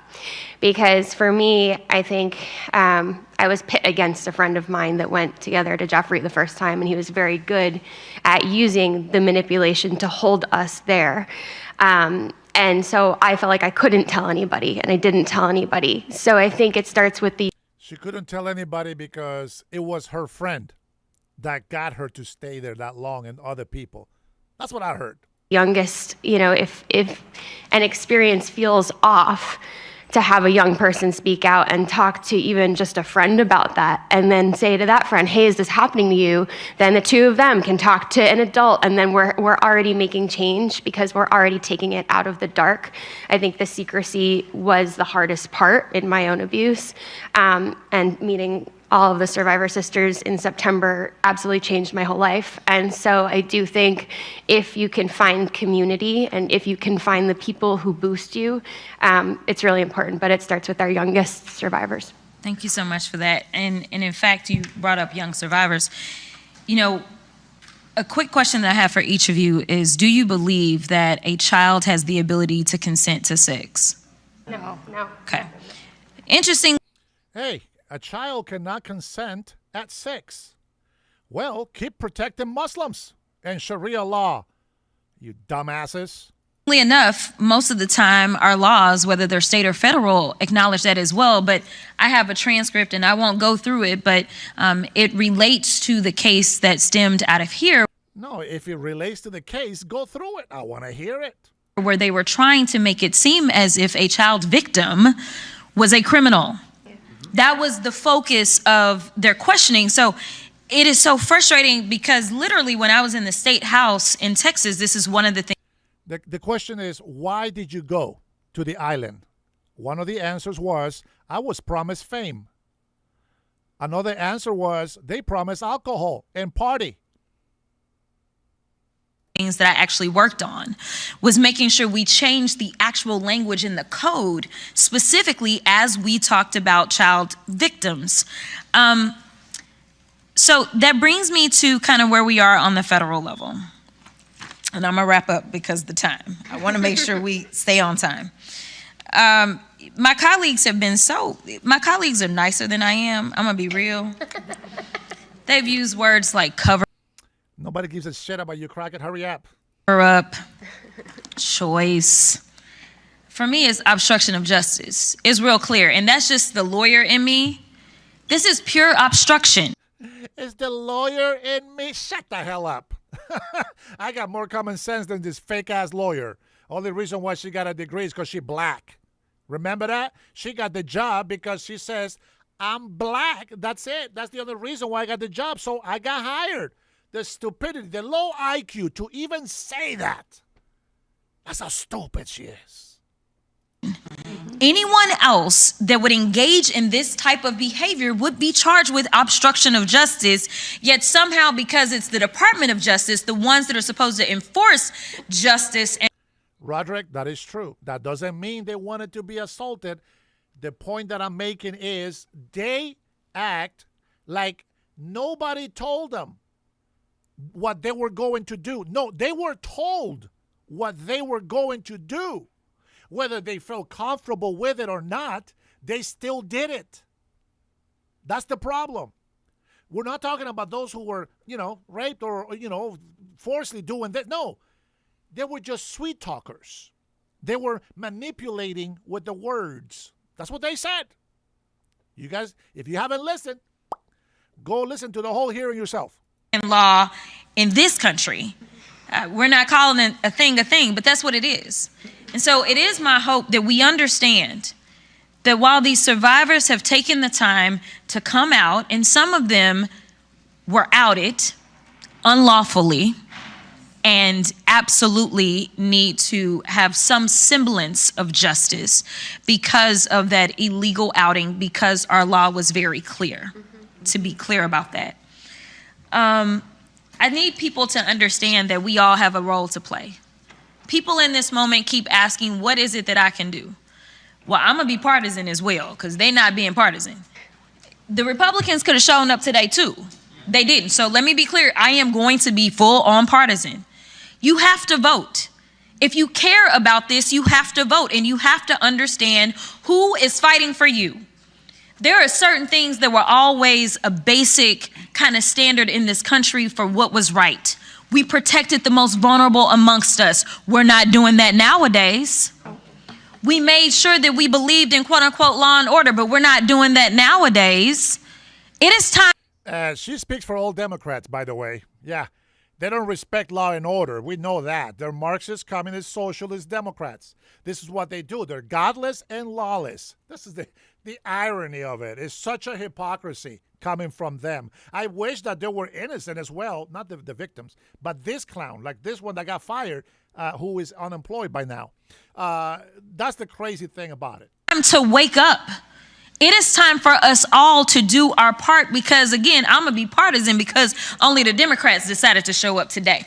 So with that, I will yield. And my next... Okay, they're making me skip down. Okay. Well, we're going to head to Virginia. Rep Super Volume, it's your turn. Real quick, January 6th, they did the citizens wrong with the due process, and that's why they got pardoned. That's just a piece of the pie. Go try to find out why they got pardoned before you come into my chat and ask, will you? You got to do some research, man. You can't just read headlines and go with that. Thank you. I want to thank you all for being here today and thank all the people in the audience here today. And I will just say that it's because of you that we had the Epstein Files Transparency Act passed, and the president himself had to sign it into law begrudgingly while in the background trying to figure out how to break it later on. And it's because of you that we were able to issue an August subpoena led by Representative Lee, and they still haven't complied with that subpoena, but it's because of you we got that far. And it's because of you that they won't even hold hearings, real hearings in the Oversight Committee on anything anymore, because they're afraid we'll subpoena more people about Epstein Files and Epstein Transparency Act. So just think about where you've gotten us. I know it's not enough. It may never be enough, someone mentioned before, but I just want to thank you for getting us this far. And I know there are a lot of girls and women around the country and around the world who thank you as well. One of the things that has driven me crazy is that there's millions of files that have still not been released. And so this question really is for anyone. But one of the things that I remember hearing from many of the survivors last year was you'd at least like your own files, your own witness statements. Has anyone received your own files? No. So no one has received their own files. And has the Trump administration talked to you about potentially giving you those files? I'm seeing everyone say no. And did they ever talk to you about which files they were withholding and why they would withhold them or consult with you about that? I'm seeing everyone shake their heads as well in the audience and all the witnesses we have today. And so I guess I would ask then, we're going to be talking to someone next week, Pam Bondi. And so do you have any suggestions on what we should ask her tomorrow? We can start with Ms. Wilder. These victims look so traumatized. They're over here laughing, making jokes, but the moment that they grab the microphone, it's acting time. I don't buy that bullshit. I'm sorry. I don't buy that bullshit. No, you lost me with that right there. Anyone who'd like to answer that? I think there's a lot to ask her, right? But do we believe anything that's going to come out of her mouth? Let's pretend yes. Yeah, okay. I definitely. I believe they're lying. I don't believe this right here, especially this one. The way that she's acting and the whole thing, it's a political stunt. I don't give a shit what anybody says. This is a political stunt. You have to understand that. I would not be making fun of Republicans or Democrats if I was a victim. I would be pissed. I wouldn't be making jokes. I wouldn't be making fun of the administration. Do you understand how political this looks? This is a political stunt. I don't give a shit what you think. Whether I have a future in politics or not, I don't give a shit. My job is not here to get your approval. My problem is to come in here and tell the truth. Common sense tells me that they're lying.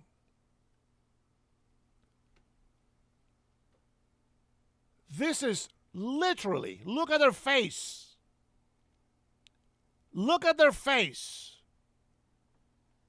They shouldn't be laughing about the people that they say is against them. The Trump administration.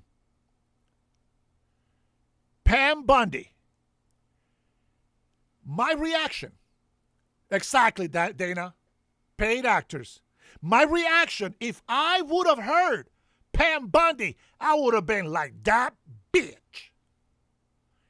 Oh, frustrates me just to hear her name. That would have been my reaction. Like Pam Bondi, she's such a joke. Shut up. You see what I'm saying? I'm telling you, if I felt that I was wronged by the government, I would not be making jokes about it. I wouldn't be laughing. I would be pissed. Oh my God. And when I was drunk and I took this drug, I don't know what happened afterward. You shouldn't have been there in the first place. You took the drugs. They didn't force you. You were illegally drinking. It's a misdemeanor to drink alcohol when you're a minor. You decided to go to the Epstein Island. Did your parents sign an authorization paper to allow you to go to the Epstein Island? That your parents should be in jail right now if that happened to you. What parent? Don't even answer that. I already know many Americans that do. What parent would allow their minor daughter, 12, 13 years old, to go to some exotic trip and think nothing is going to happen? I wouldn't let my 13-year-old go to France for a school trip unless I'm going as chaperone. It is the American way, apparently. I hope that you learned the lesson. Protect your daughters. Protect your children. Seek God to stop evil from doing what they're doing. Look at her face in the back. I'm going to block myself a little bit here.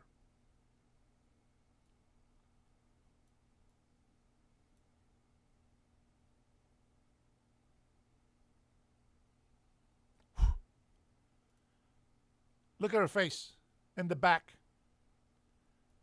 That looked like a victim to you?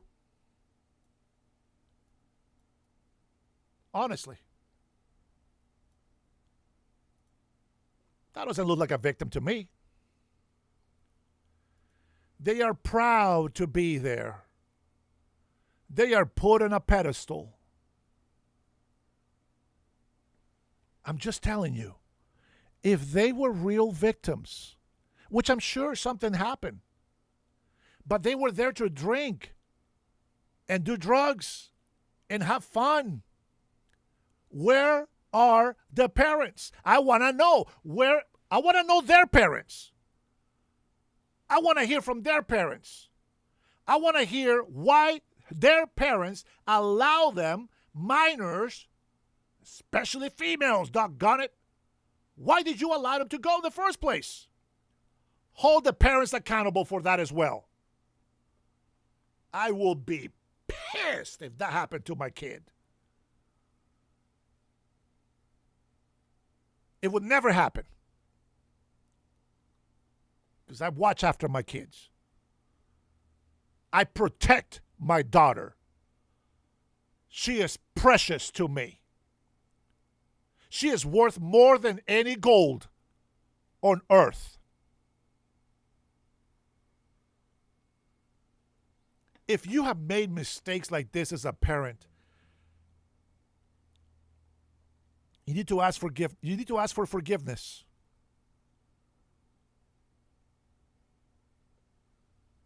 You need to take care of your children, man. Encourage children to keep their moral compass and their eyes on Jesus Christ, on God. Follow good morals. Teach them real love. Give them discipline. Punish them. You got to teach them. Hey, Bernie, how are you, brother? You got to take care of your kids, man. All these women are here laughing. There's no pain. They're laughing, acting like I'm so sorry. I've been married for 16 years, but to celebrate my 16th anniversary on May 27th, I protect my daughters. My daughter is priceless. Your daughter should be priceless. I encourage my daughter, one day you will grow. You will meet the right man. And you will be a virgin. And hopefully that man is also a virgin. But if he isn't, I pray that he will at least love you. Truly love you.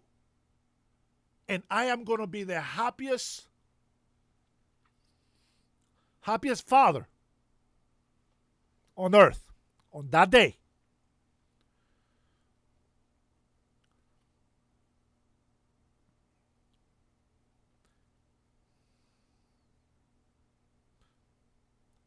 There is a lot of kids out there suffering right now.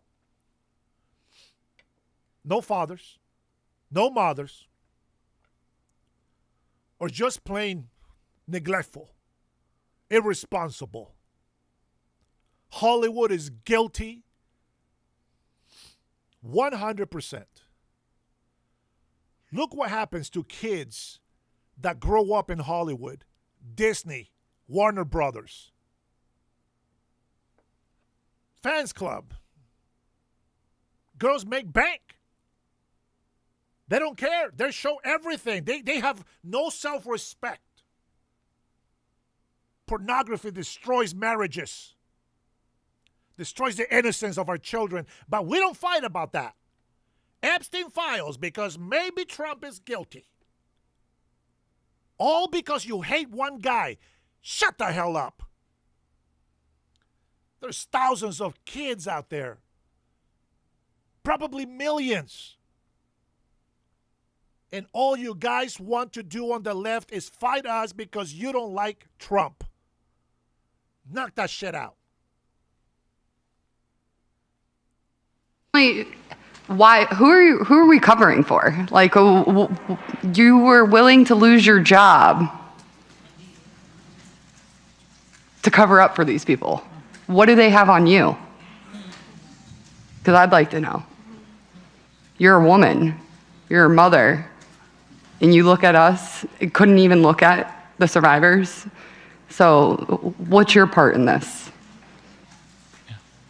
Can I add to that? Process. What was the process? And we would ask the same of Todd Blanche. What was the process for moving Ghislaine Maxwell?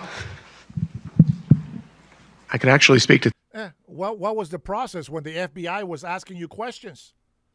What was the process when the FBI was investigating your case and you denied it? They denied the FBI. They didn't want to be investigated. They felt guilty. Not saying they should have. But you can't blame the FBI for you deciding not to allow them to investigate.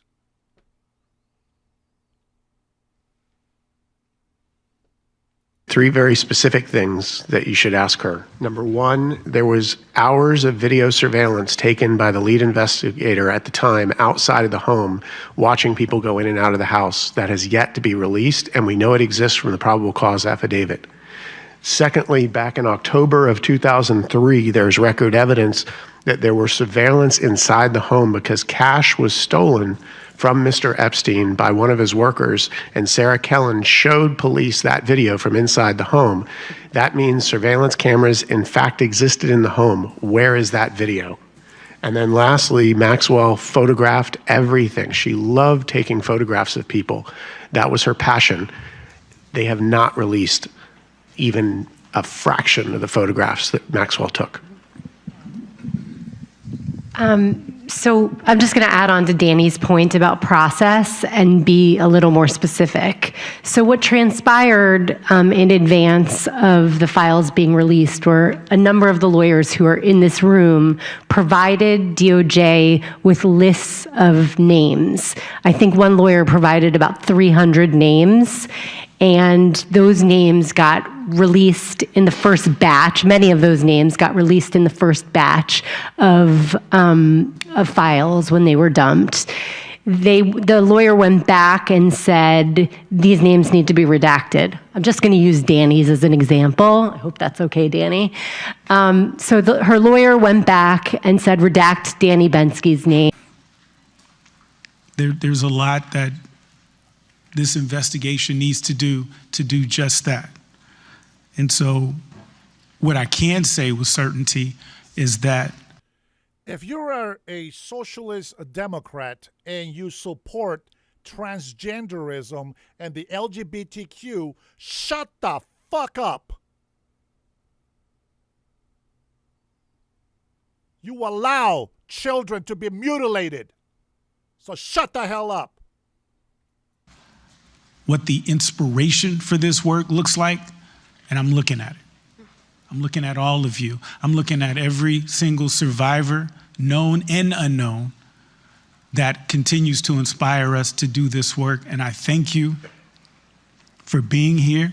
We do not take that lightly, that you've agreed to be here today and share your stories and being honest about why this matters, because as my colleague said, this administration has made it harder, not easier for you to be here, but you are our inspiration and we appreciate you. Thank you. Thank you, Congressman. Next up is Representative Min. Thank you to the survivors for appearing here today. Ms. Wild, Ms. Jones, Ms. Bensky, Rosa, Mr. Roberts, Ms. Roberts, your testimonies are powerful and extremely heart-wrenching. And we're sitting right now just 2.8 miles from the Epstein estate where so much of this took place, 4 miles from Mar-a-Lago where Jeffrey Epstein spent so much of his time. And I don't think it's lost on any of us up here how much courage you all are showing in being here today and sharing your stories, because as we begin to unravel the threads of the Epstein files, we're seeing just how broad and deep this conspiracy goes, and a number of you have talked about the threats you face, and that must be incredibly frightening. Many of the world's richest and most powerful men are implicated, and they have directly perpetrated a decades-long cover-up.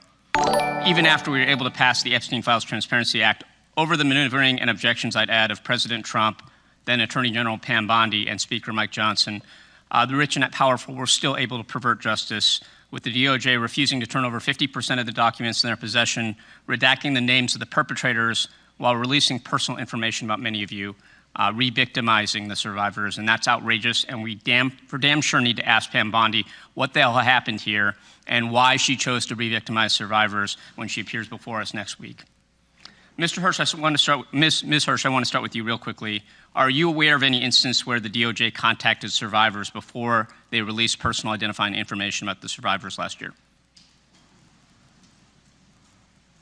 The DOJ did not contact survivors directly, but we at World Without Exploitation did reach out to DOJ. But they did not reach out. They did return a phone call, but when we asked them to speak with survivors, that never happened. And that's outrageous, because the DOJ is supposed to represent justice for people who are victims of crime, not re-victimizing them, not protecting the perpetrators of crime. And what's at stake today for you all and the hundreds of other women who were trafficked and abused by Jeffrey Epstein, Ghislaine Maxwell, and their associates is justice for you, but also the idea that there's one rule of law for everybody. That we don't have one set of rules for the rich and powerful, the Epstein elites, and another that applies to the rest of us. As I've said before, I spent my career fighting for the rule of law. This is very important to me. I also started my career at the Securities and Exchange Commission, prosecuting corporate fraud, then taught banking law at UC Irvine, and I also know that following the money is the first rule of tracking down any kind of major criminal conspiracy. And as I just want to reiterate the points that were made earlier by Rep. Christian Murthy, by you, Ms. Roberts, that we need to follow the money, that Epstein survivors have sued and won settlements from a number of large financial institutions, including Bank of America, JP Morgan, and Deutsche Bank, hundreds of millions of dollars. We need to get the SARS reports from Treasury. We need the SEC, Treasury, and the banking regulators to investigate and potentially prosecute anyone or any institution that was complicit in covering up or helping facilitate the Epstein trafficking ring. Now, Mr. Kuvan, you've stated previously that Epstein would never have been able to get away with this horrendous crimes without the complicity of banks, the big banks, and back in 2023 you stated, I've always said that he would never be able to molest these young girls without the banks and the money behind it. Could you briefly elaborate on what you meant when you said that? Correct. So we found during our original litigation back at the inception that he was pulling out large amounts of cash and transferring funds back and forth, and large amounts of cash were coming out of the banks. There were never any questions that were being asked of him at the time. And in fact, as I alluded to before, even back in 2003, he had envelopes filled with cash that he even reported to police that had been stolen from his home. And the banks appeared to be working with him, not questioning him, because of all of the money he was moving through those institutions. It is a damn shame that the Department of Justice and the FBI have never followed this thread, even though it's something that is very, very important. I will just add that House Oversight Democrats have worked with Chairman Comer to issue subpoenas for Deutsche Bank and JP Morgan, but we're seeking subpoenas for an additional 21 banks. I think this is going to be really, really important. Another important piece of evidence that has not been followed up on is the camera evidence, the computer files, as the lead attorney at the time, Maria Villafuena, had referred to. Now, you had mentioned, Mr. Kuvin, that you saw a number of cameras in the estate. That would potentially have a lot of damning footage. Can you describe what cameras you saw and how many, where they were located in the estate? Right. So after we originally filed the first case here in Palm Beach for one of the victims, I was granted an opportunity by the court to go on property at Epstein's home and do a site inspection. There were spots within the home, both in the bedrooms and the massage area and other areas of the home, where you could see mounting brackets where cameras used to be. And then there were CPU or computer units that had been taken away. And then... Now that I believe that should come out. Listen, I don't want you to get me wrong, okay? Thank you for subscribing. Listen, what I want to finish with this. I'm not saying that there was no victims. I'm not saying that the perpetrators should go free. What I'm saying is there's a lot of false accusations out there. There is a lot of people, but by their own testimony, they're saying that it was their fault that they were there. They were there and they agreed to have sex with people for fame, for money. Their words. They didn't say it directly like that, but that's what was offered. And well, they feel like victims because they were tricked into doing it. But they didn't say that they were raped. They didn't say that. You have them laughing like it's a joke. They're out there mocking the Trump's administrations, which, whatever, you can do that. But if you're a victim, you should be pissed off that they're doing this bad. Some of them, I think there was like a 13-year-old and they're 14. Yeah, they're minors. They were out there drinking. This is why I have a problem with the parents that allow them to go. That the parents should be held accountable for that. I don't like it. It pisses me off. It pisses me off that there is such a fake outrage from the leftist people. Maybe some people, conservative, have some legitimate, you believe in this stuff. I got you. But many people, especially if you're on the left, they are such hypocrites. They allow pornography in the United States of America. There is thousands of cases of child porn stuff out there. They need the help. Support the federal government who does the actual investigations. You got to support them. So one of these victims over here, one of the things that she said is like, oh, the FBI was asking me too many questions. They were interrogating me. I felt like I was going to go to jail, so I didn't like it. Blah, blah, blah. They're there to help you. If you deny the help, it is on you. It is on you. There is footage, video. This was told a long time ago. There is video, all these files. There is nothing on the files about Trump, so knock that shit off. But the thing that bothers me is, and I don't know who would want to be the person that has to watch this stuff, but I will agree with you that we were told that there were a lot of hours of surveillance that they were going to look into. We knew that. And I don't want to see the videos, but I want to see that these videos come out to light. Don't mention liars. Don't do that.